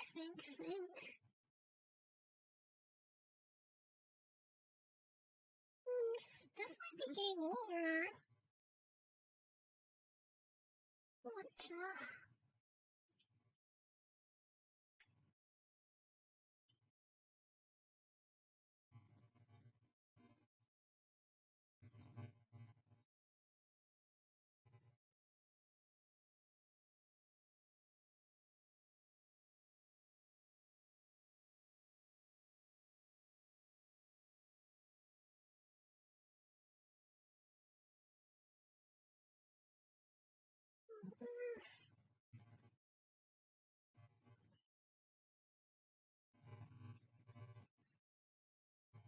I don't have a way to save this one right now. I think it is game over now.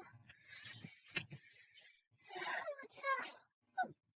Well, I do have 1 million points, so at least I did pretty well this time, I guess. Unless I can trigger this. I'm gonna trigger this flame gem. I guess it's game. Whatcha?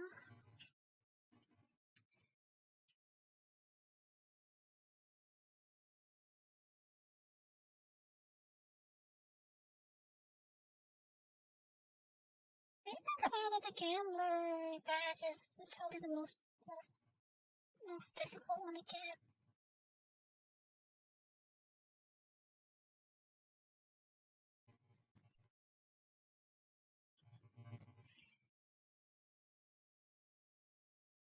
Your prime is long since vanished into the shadows. Oh. I mean, I guess it depends on how you feel about like, I mean, there's more left in games as well, so you're still good. As long as you're still good at other things, right?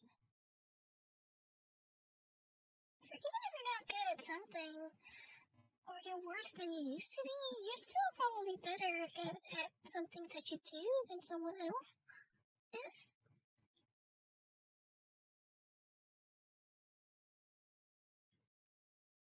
But you have to help you drink it. I got a level 10 in plastics. Let me try that. I have level 7 here. I need to 3 levels to get that badge. See, is there a rule I can make around here about using these hyper cubes?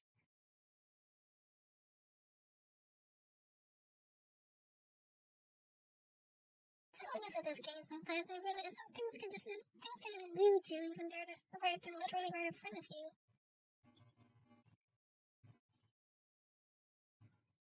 Time to move on? In what sense?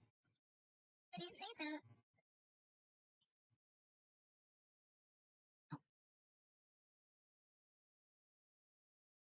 I hate when it does that, when there's a move like I'm literally staring at that I want to make. It's kind of annoying sometimes the timing of that.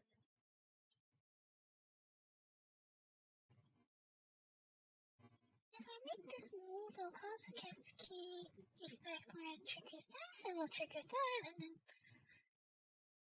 Not later. Alright now. Classic mode is more about making sure you still have moves to play, like trying to keep it in such a way that you will still have moves, rather than making really good moves.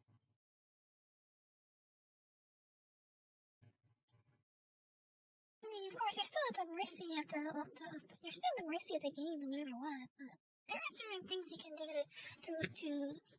to expand your lifespan, to keep your lifespan longer, so to speak. It's a strategy game at its heart, after all. Like this, you see? Oh, Shimata. Oh great, there goes my there goes my safety net. Ouch. That was not planned.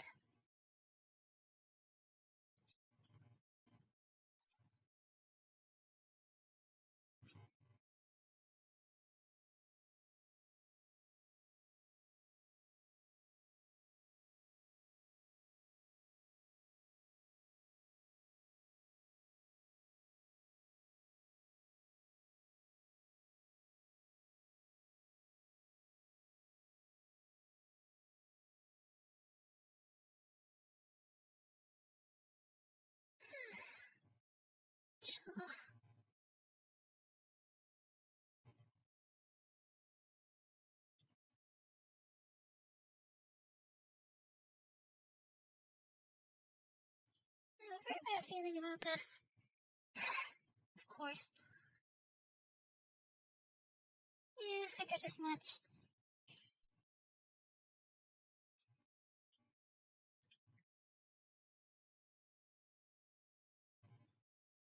That's why I don't want to use the hypercubes if I don't have to, because I want to keep them around as a safety net.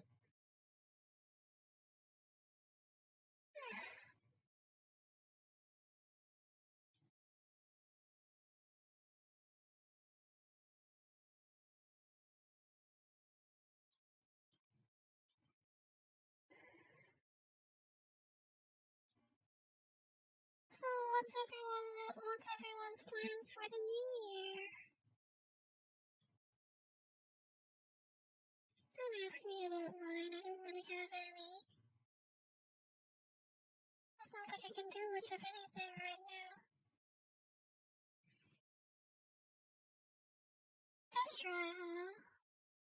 Again, I'm afraid I've never played it, so I don't know what any of those are like. Or at least not test drive. I can't remember what Unlimited was like, though.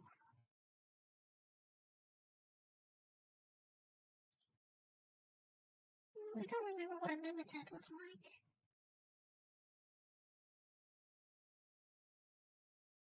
I actually kind of wondered if I could do like movie watch-alongs as well, but I haven't figured out the logistical aspect of that. Like, do I still put a blurred out? Do I still put a blurred out view of whatever I'm watching on the screen, or do I like? Is it possible to have watch-alongs where and then like? I assume not everyone can actually watch the content that I'm watching. You know, I mean, it's one thing to agree on the content and have people prepare it in advance, but you know, like not everyone will have it. Like, let's say I'm watching and I want to watch a thing on Netflix original watch along, and you know that obviously means everyone who wants to quote unquote watch along will need to Netflix as well. You know, otherwise it's not really much of a watch along, is it? So there's another move for her that can make that doesn't involve the hypercube. There might not be any actually, is there? Yeah, I think it might have just might have decided to scuff me.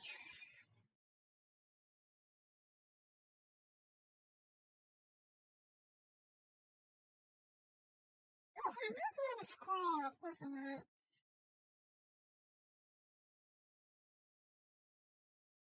Oh, what the?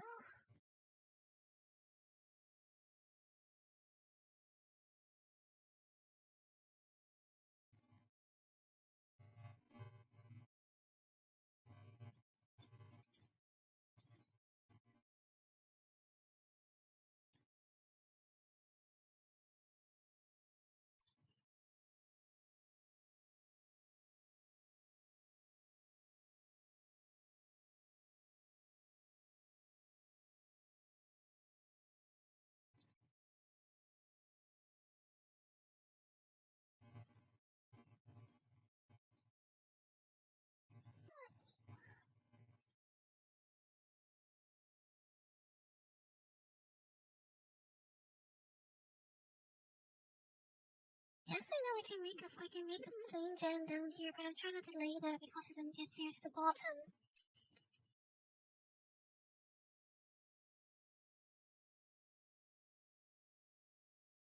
It's best to avoid moves that are near the bottom, like till much later, because you know you want to try and guarantee that you still have a move to make.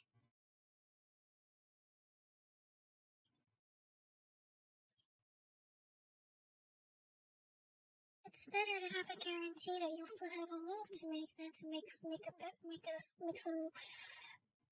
fancy move, you know? Watch along sounds good. We'll see about how that can work, maybe, huh?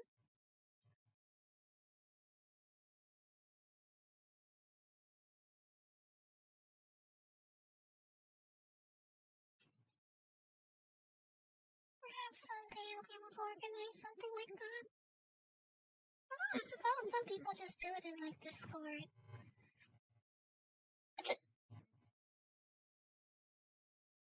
I can't say I didn't sort of expect that.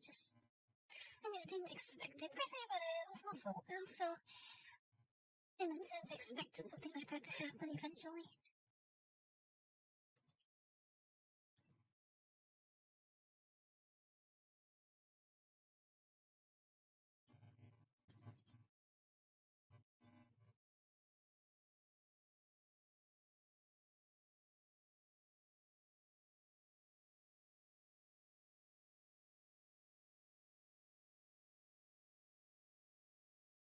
Oh, she won't take this risk. It's a risk I'm not sure I really wanted to take, but I'll try it.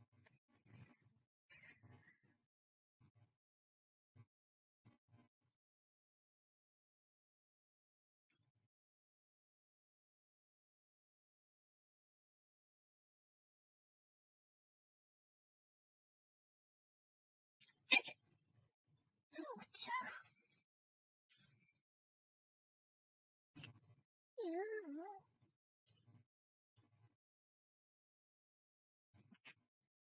Alright, fine, I'll play more conservatively.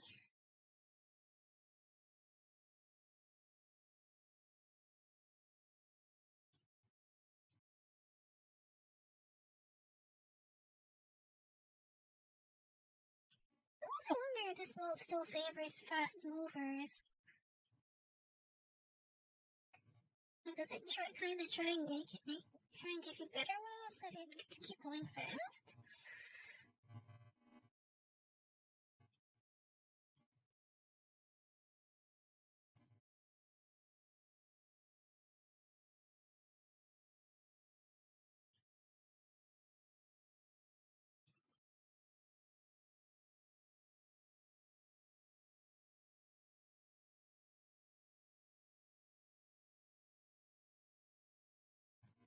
I have a safety move out here at least for now.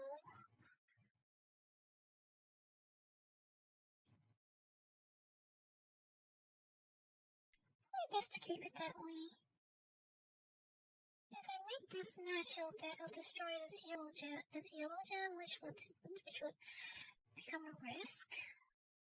But at the same time, that might be the only move I have right now, besides the yellow gem itself.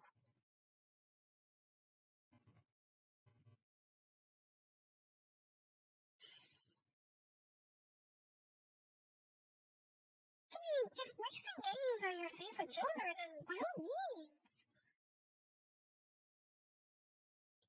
I don't understand why some people, like, they can convince people out of whatever XY genre or game that they like, you know? Like, I mean, no matter, undoubtedly, you can always, like, place certain merits on certain games and objective reasons why, objective and subjective reasons why a certain game is bad, you know? But if a person likes it, or like why people will want to convince them to give it up, so to speak, I can't really understand.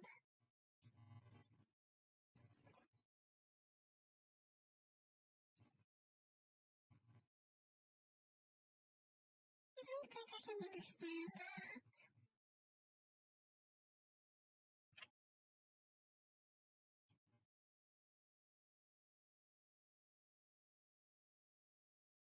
Let people like what they want, you know?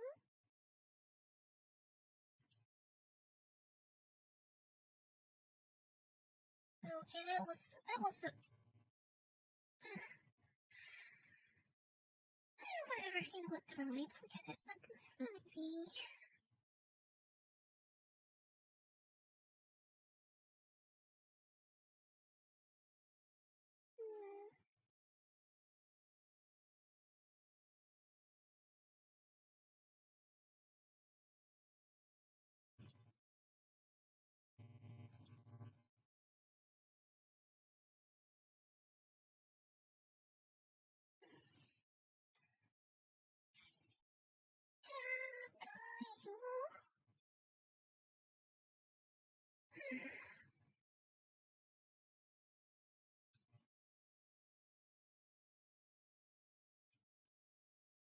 Also, you know, understand if you don't already know this, and it'd be quite possible if you don't. It's okay to like many different kinds of games. It's actually okay if you like many different kinds of games. Everything is probably good. It's probably a good thing if you do. I mean, look at me. I'm happily playing many different genres, even ones people probably don't think I would, like, at first glance. Like, you know, people pigeonhole me into Need for Speed all the time, but I'm actually enjoying many different kinds of games.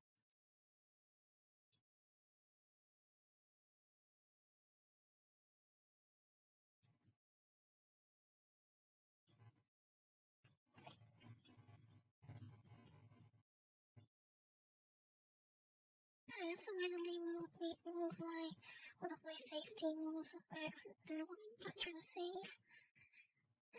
What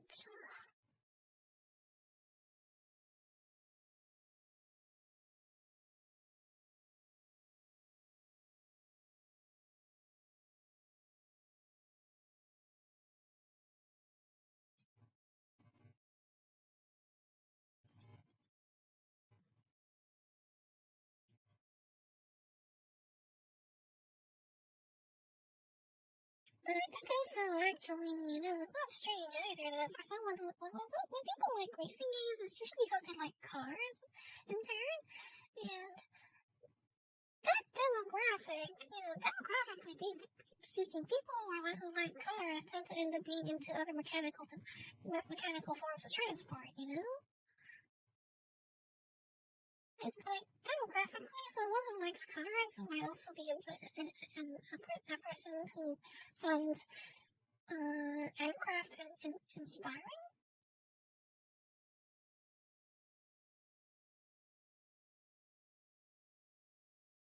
Oh, yeah, I guess so. Because somehow I guess it's very easy for people to expect XY person. They play XY person plays games. Oh, that person only plays Fortnite or whatever XY popular game is. It's kind of like how people people can be really baffled if their super expert IT technician makes do with a Nokia 3310. They always expect that person to they expect certain things of certain people. You understand what I mean, I'm sure.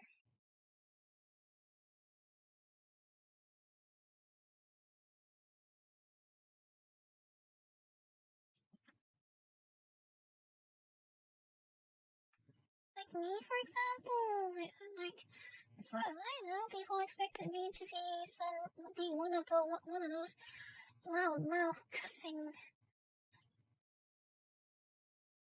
whatever is because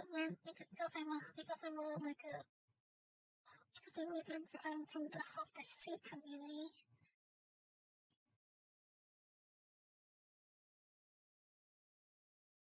Just because my reputation is built on that genre doesn't mean I'm like that. But it's kind of what people expect, is it not?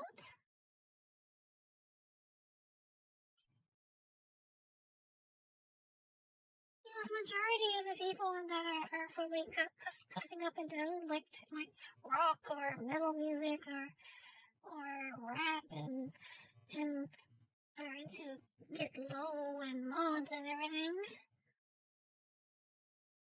And most people like that are probably the kind of person who you imagine cusses over the latest sports cars and everything instead of family estates.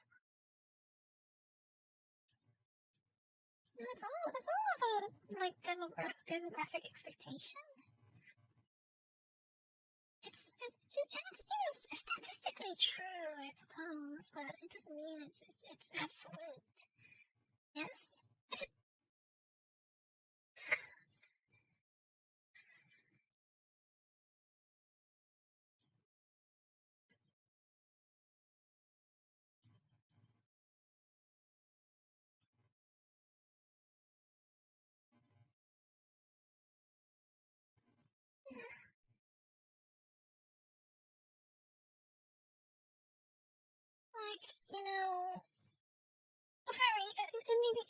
I know it might sound like very cliche or even ignorant and such, but the trope of people trope of British being it's time for my afternoon tea.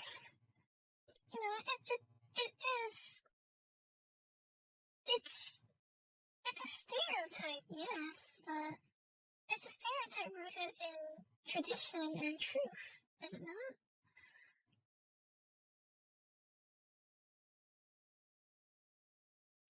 is a tradition that is based in tradition and truth.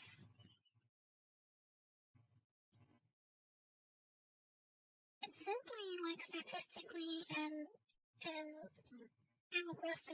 demographically speaking, it's an expectation because majority of the time it's the expectation is true.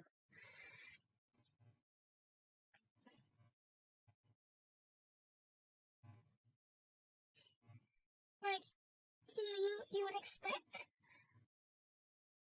You expect a black cat, per se, but you don't necessarily expect a pure white cat, because pure white cats are very, very unusual. And by that I mean like true albinos.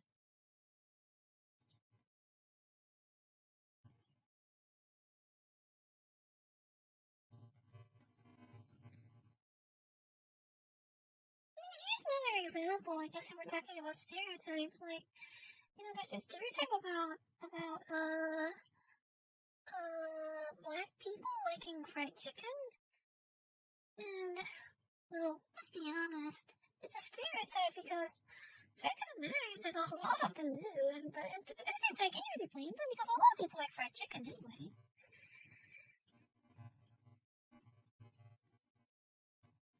It's not like it's a black only thing.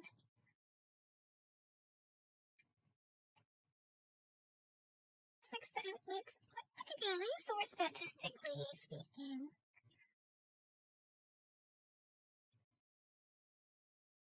A lot of stereotypes, a lot of common and like non-racially charged stereotypes tend to like their existence can actually honestly be attributed simply to the fact that they are statistically true.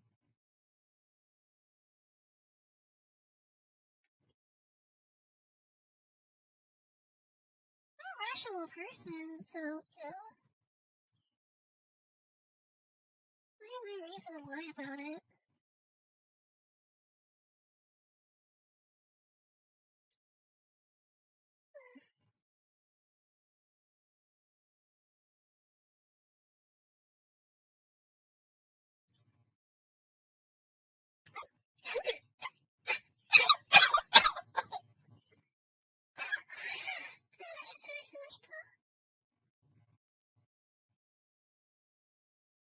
Not all racing games have nice music, though, unfortunately. Somewhere or another, the racing music tends to transcend the boundaries of its own game and fit in a lot of other, like, a lot of people will probably have to play the racing music of one racing game in another racing game. And even outside of racing games, like some racing game music can comfortably fit in other genres. Like say playing Akima Trio Tree and Call of Duty, I suppose. Maybe not the best example, but a valid one nonetheless, I feel. I feel like this is gonna get scuffed already.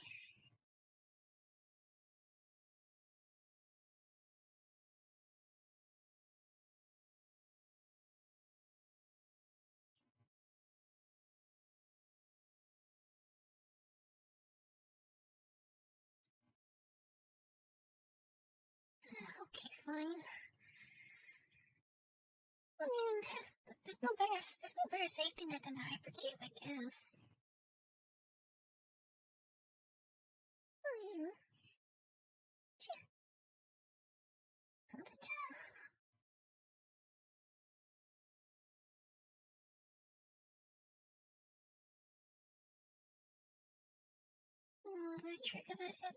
If this orange gem falls down, it's gonna cause a chain reaction that will destroy that hypercube.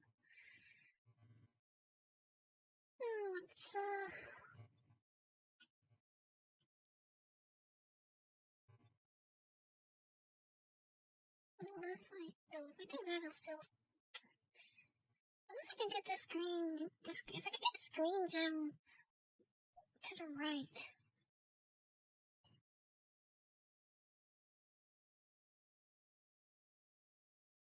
I can move the green gem to just one column to the right. That'll keep the hypercube safe, but I don't know if that's gonna be possible. Well, it's literally impossible. There's no way I'm making to stop it from moving. I have a number of moves that will cause a chain reaction that will destroy this hypercube there. It's close. Think. Okay.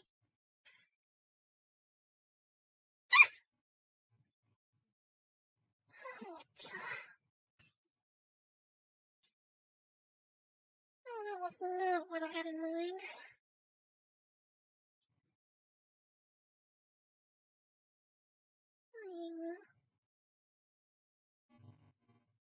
That's just how the ritual is.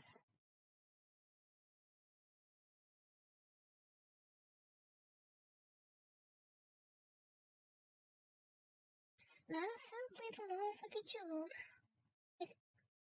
Okay.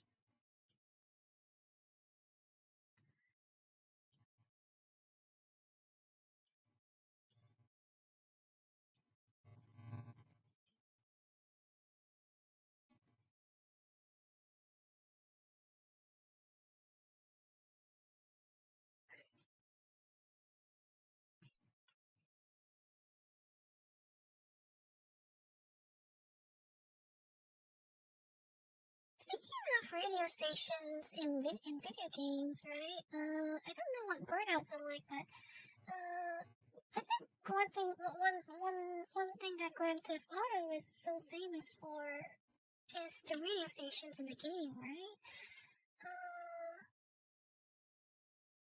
The funny thing is actually that I think basically the developers at the time, DMA Design, which are now called Rockstar North, bless their souls. At the time, actually, this developed a game using a Sato three-dimensional top-down look. It was not running off sprites, so they were around that time, compact disc technology was all the rage. So, but as it turns out, it's quite, when you have 700 megabytes to play with, very small sprites of that size don't actually take up a lot of space. So I think they were probably left with like hundreds of megabytes out of the 700 budget to spend. Right, and then actually they had a talented musician in house who was working on multiple different kinds of compositions, and he had like different genres, not besides just rock and electric music. So, like one fine day, I think he was showing one of the higher ups in the company, like different compositions, and then he was like, it's really a big shame that we can't use all of this music. And he was like, oh, it'd be really cool if we could have like radio stations in game. And then everyone paused and like, you know what? That could just work. And guess what it did? It absolutely worked.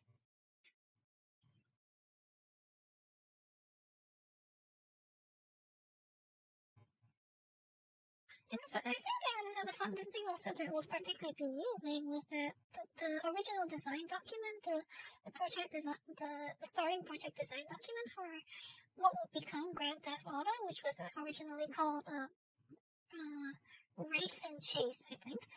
The original design document for that was basically, it literally, the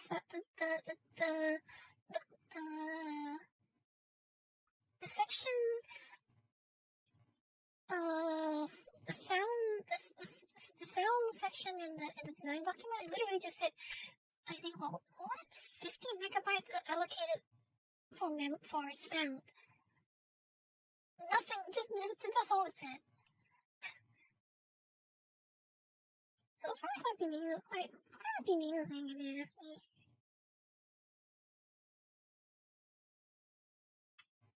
Amusing and bemusing. And I mean, whoever wrote it probably really had no idea how they were going to handle sound.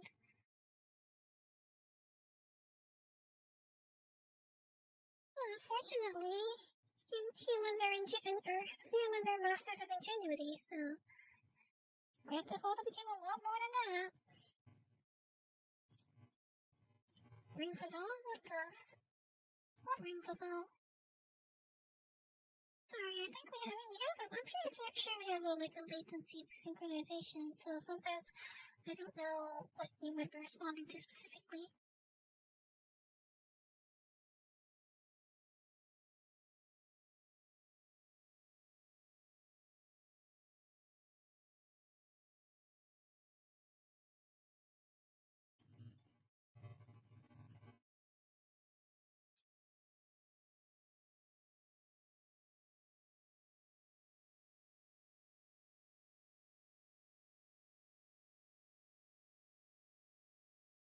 The title? What title?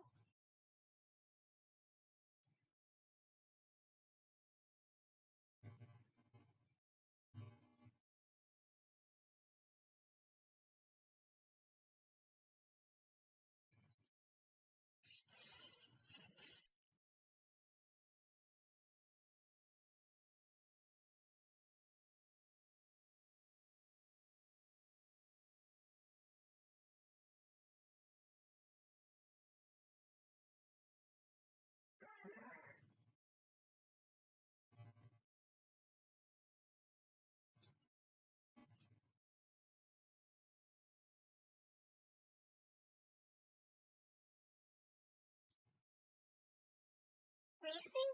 Oh. No, I was talking about Grand Theft Auto, which, I'm sure by now everyone knows what Grand Theft Auto is. The original development title that it was pitched as, when they were still pitching the project, was Race and Chase. That was what Grand Theft Auto's original development title was. It was actually, I can't actually think of it as it was kind of like what Hot Pursuit.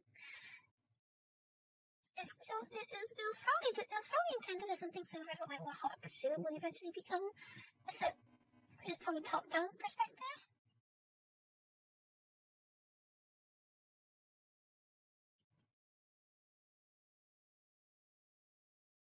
So it's meant to be a driving/racing game, but with police chases, players can be both police and racers. Yeah, they're making something else, but I guess that was probably for the better. At least for its legacy, anyway.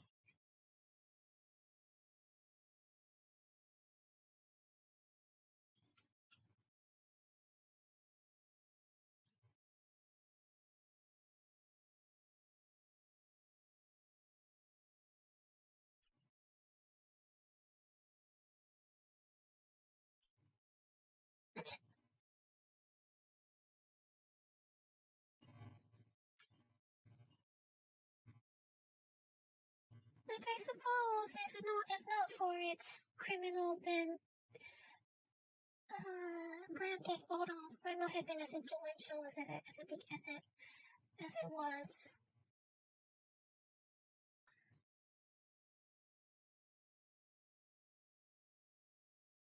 Well, I have to admit, though, Race and Chase doesn't sound like that terrible a title.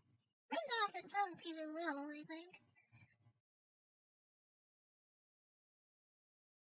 I don't want to make this move, but it seems like it might be the only one I have.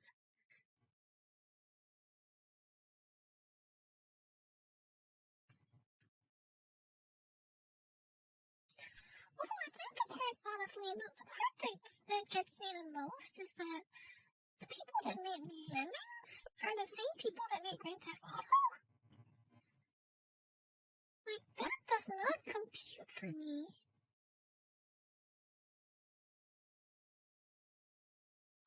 That is the one part that I find most bizarre. And again, though, I mean, just talking about... One day, I just spoke earlier about how people can defy expectation, and I think that's basically, duality is a thing. Your New Year's resolution is to be faster than you were last year? In Need for Speed, you mean? Well, fair enough to have a resolution such as that. It's still a goal to set for yourself, and I'm pretty sure it's very much attainable for you. It's certainly a very attainable goal for you, I'm sure.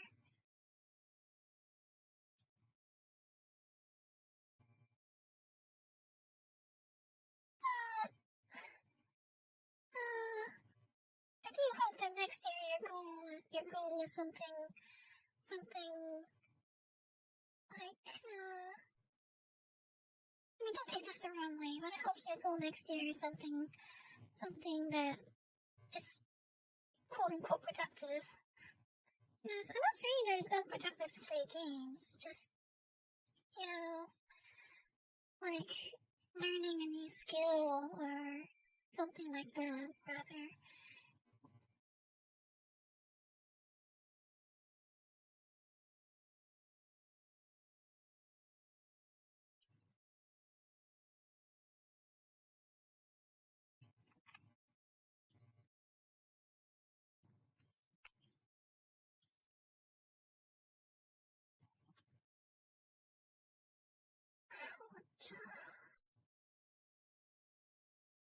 I guess it's time.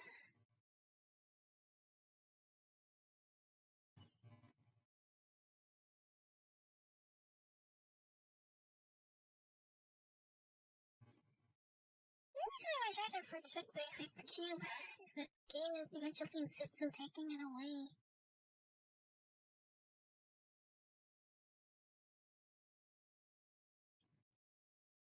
Well, I guess that's the law of each world, right?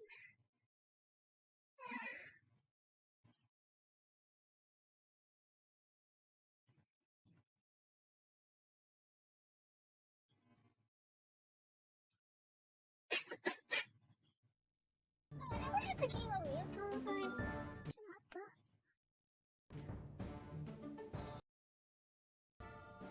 Didn't realize I had the game muted the whole time.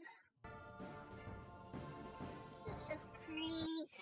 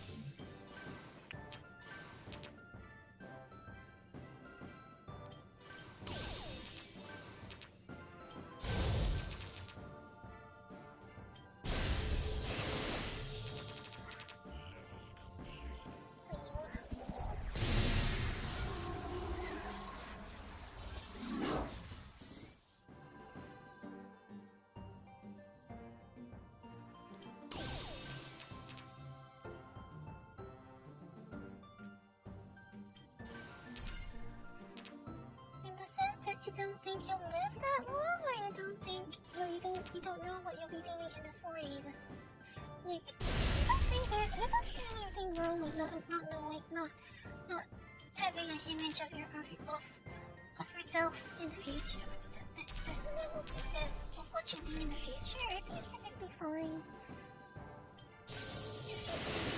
You don't have a clear image of what you'll be doing in the future, but if you don't see yourself still being alive in the 40s, then, well, that's a different problem.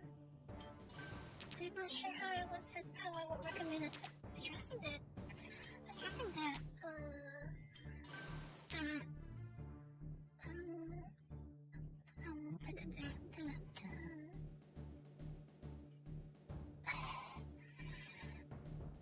what's the word for it?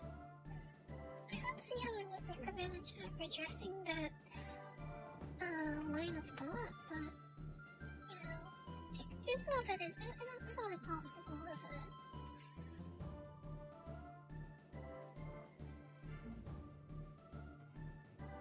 I wish the same way. I don't even know if I can see myself even a month from now. I don't know if I can even see myself a month from now.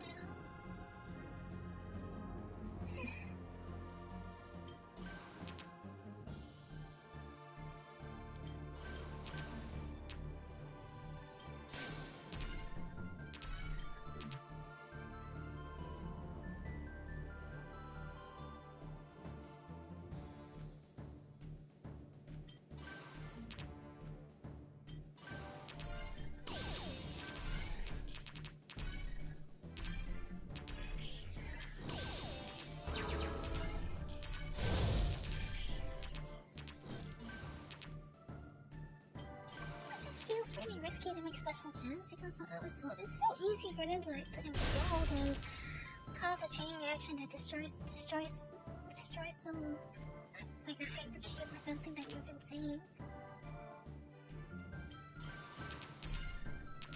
This happens way too often.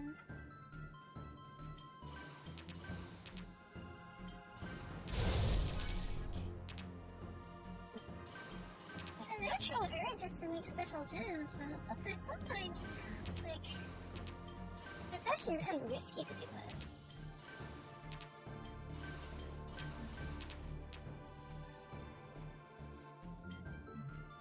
There's that blaze of glory factor.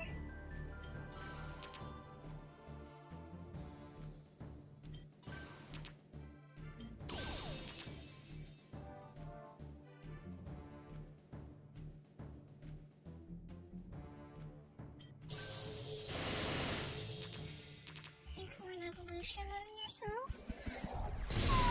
Judging how you communicate, I'm sure you still have much to evolve left. So, no, it sounds like you're at the age where you still have plenty of room to evolve. So, why not make that one of your New Year resolutions then? Oh. Well, if that's the kind of evolution you were talking about, then, no further comment from me.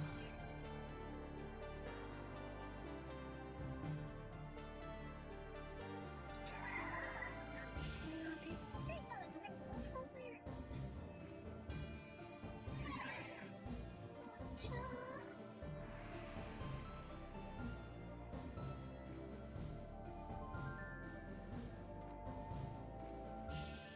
Also, I have to remind anyone who is present that the one thing that's very important to do about New Year resolutions is to choose one that's attainable. Like making a New Year resolutions like I want to achieve world peace this year. Yeah, don't do that.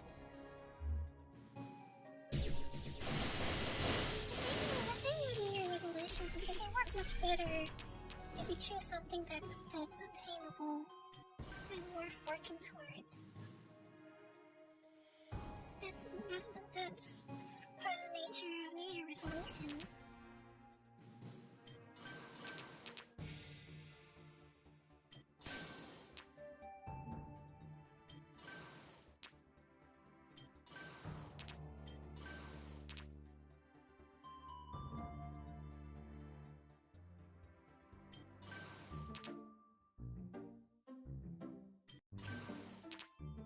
There's a reason why most self-help guidebooks always say set a good, useful goal that is attainable and worth working towards, you know?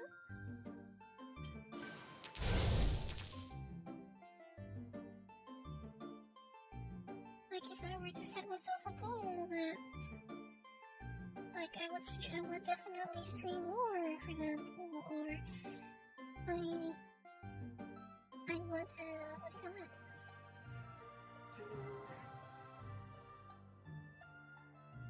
I will definitely host a game session with everyone, you know, something like that, something positive, useful, productive, and doable, right? You know, it's better if it's something like that. Something that has value and is attainable.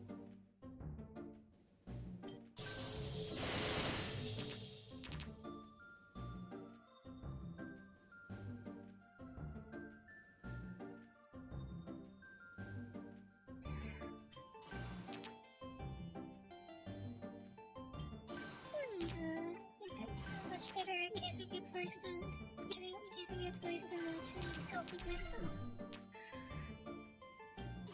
Would that consider giving advice?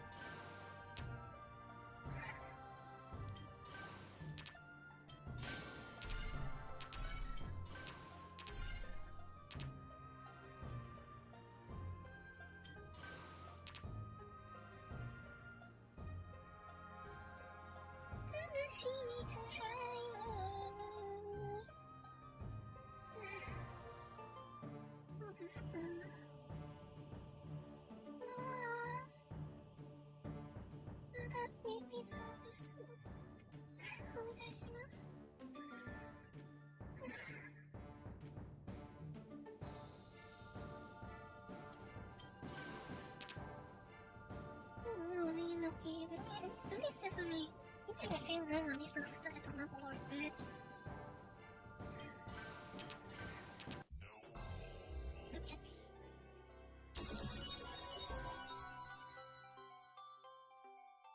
No, of course I want to do by saying that out loud, because it's whatever.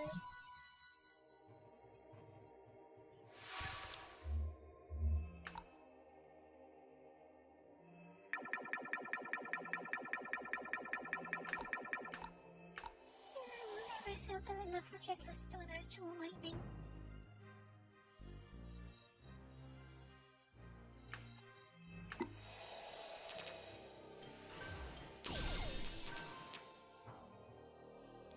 Apparently not.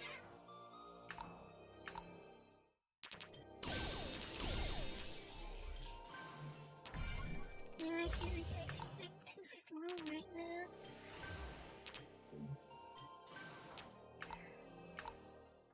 Definitely too slow right now.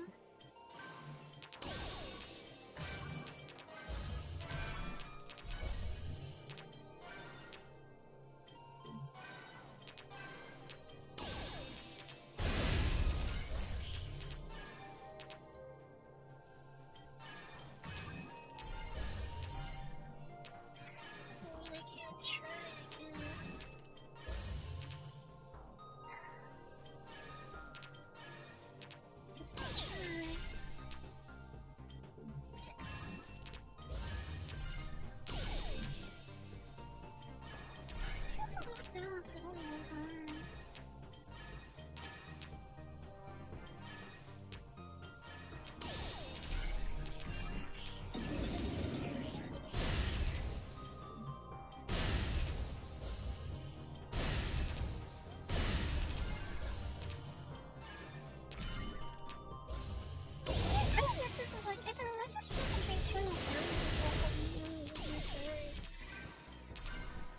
Internal sense of balance goes off. Like, people have I imagine that it's actually a little more difficult than it have to go through the cast for a while.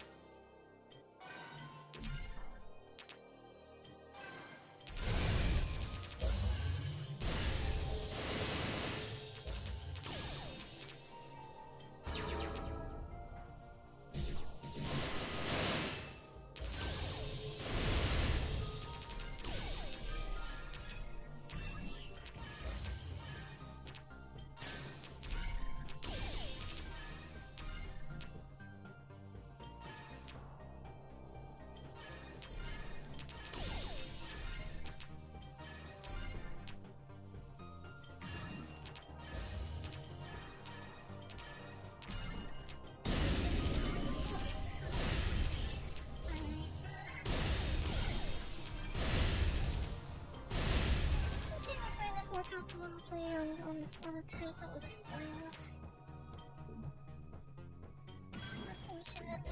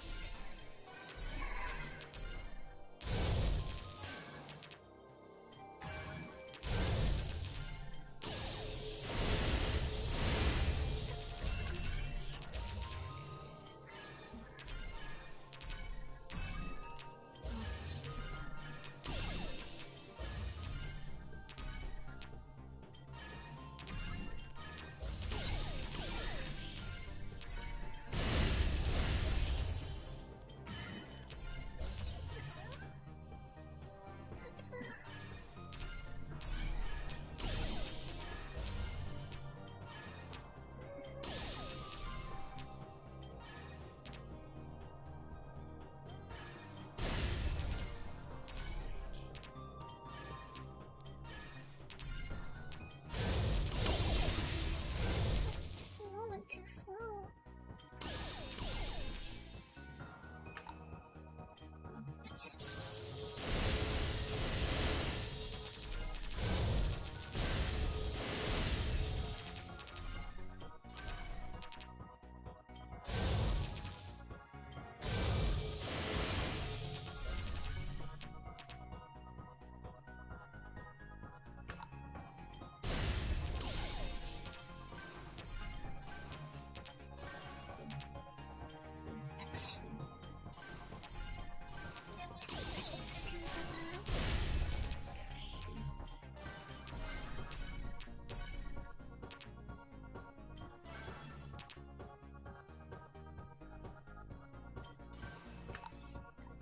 Like, it's always well, actually, it feels like... It feels easy to play the game without the 3D effects. The lighting effects can be very distracting and make things a bit harder to discern. Of course, the game is a lot better with them, but...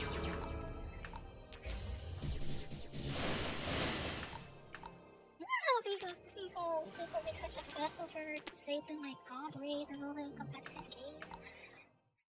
What the time you could say the same thing about the jewel? What if every time you could say the same thing about the jewel?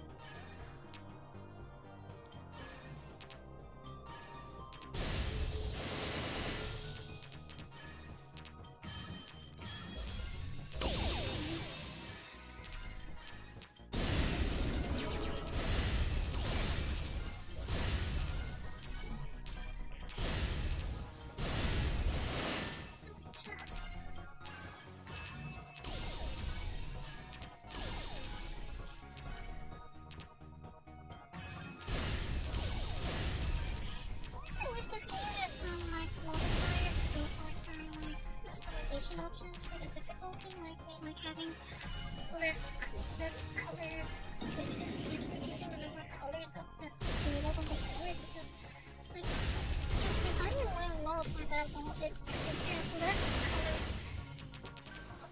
It allows less colors on the board depending on design and it makes me do a lot faster as well, and I kind of wish it was possible to play like a customized version of Lightning with say that rule.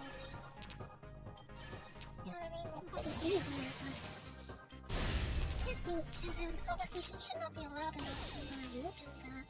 What do you call it? The rankings, but you know, what's wrong with giving people choice about how to enjoy their game?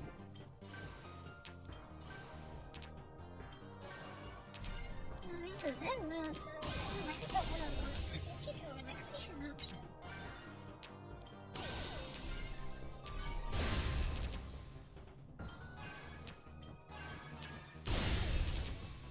Again, I guess, you know, quality of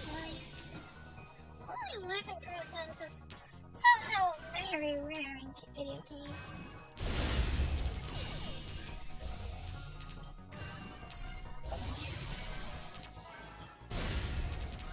Little improvements there, like something everyone talks about, but so few games actually have in Spain.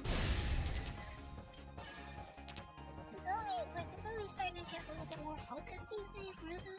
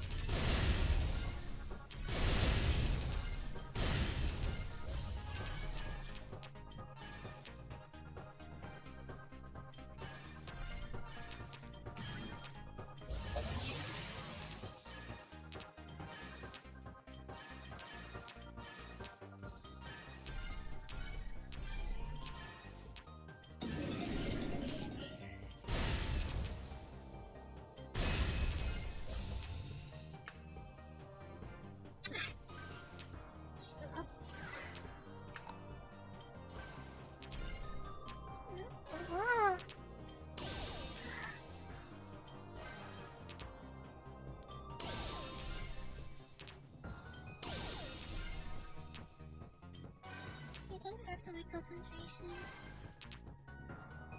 Yeah, the thing is, once you lose your flow, it tends to be very hard to get back because you're kicking yourself over losing it, and then it makes it hard to concentrate again.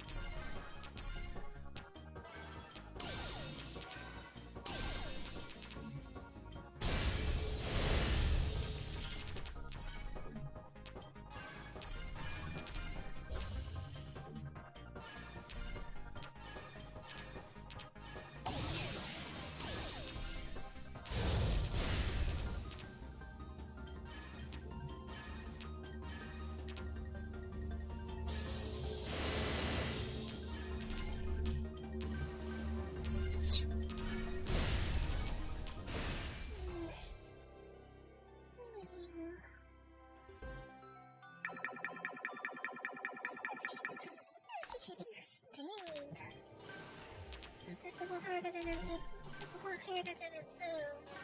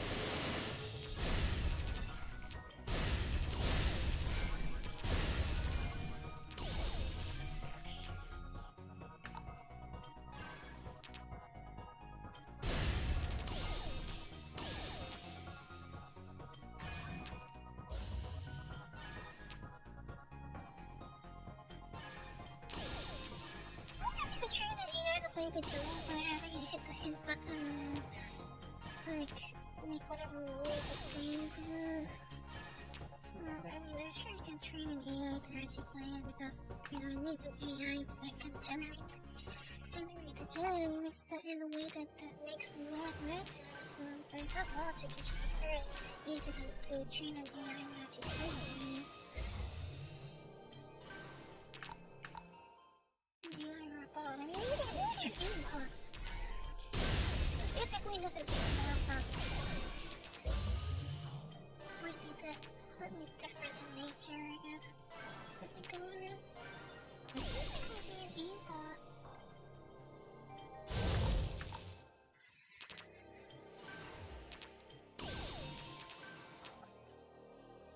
I wonder if anyone's actually named one. That's really interesting mod, actually. Nice working on it. I wonder what it'd be like if the DeepMind AI that we trained for StarCraft fought itself. Why have they not been fought it to fight itself? It's fighting and learning for real life with some real players, which is they're fascinating and quite skilled at it, but nobody's thought to actually make it fight itself. At least nobody on their team has actually put out a showcase match of it fighting itself. Like, perhaps they've done it internally, but they have never shown it publicly. Really? They should. I don't want to see. Like, how does an AI with, like, if you don't count the AI and if you keep it, like, if you reduce the limits on it and pit it against itself in a fair fight, how would it go?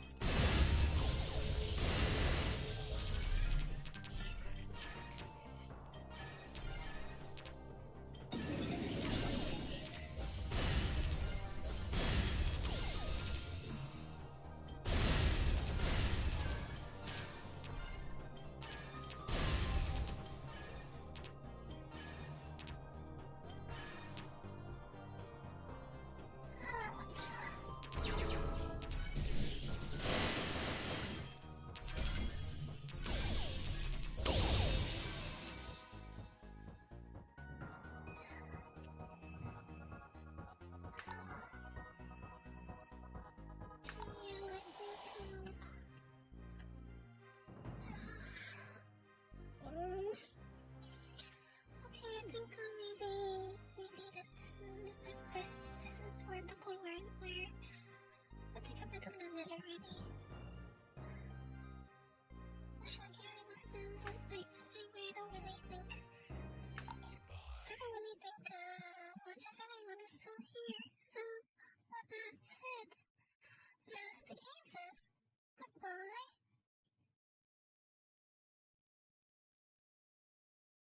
Just like the game says, goodbye. Wish you were carrying the sun, but I'm at the limit.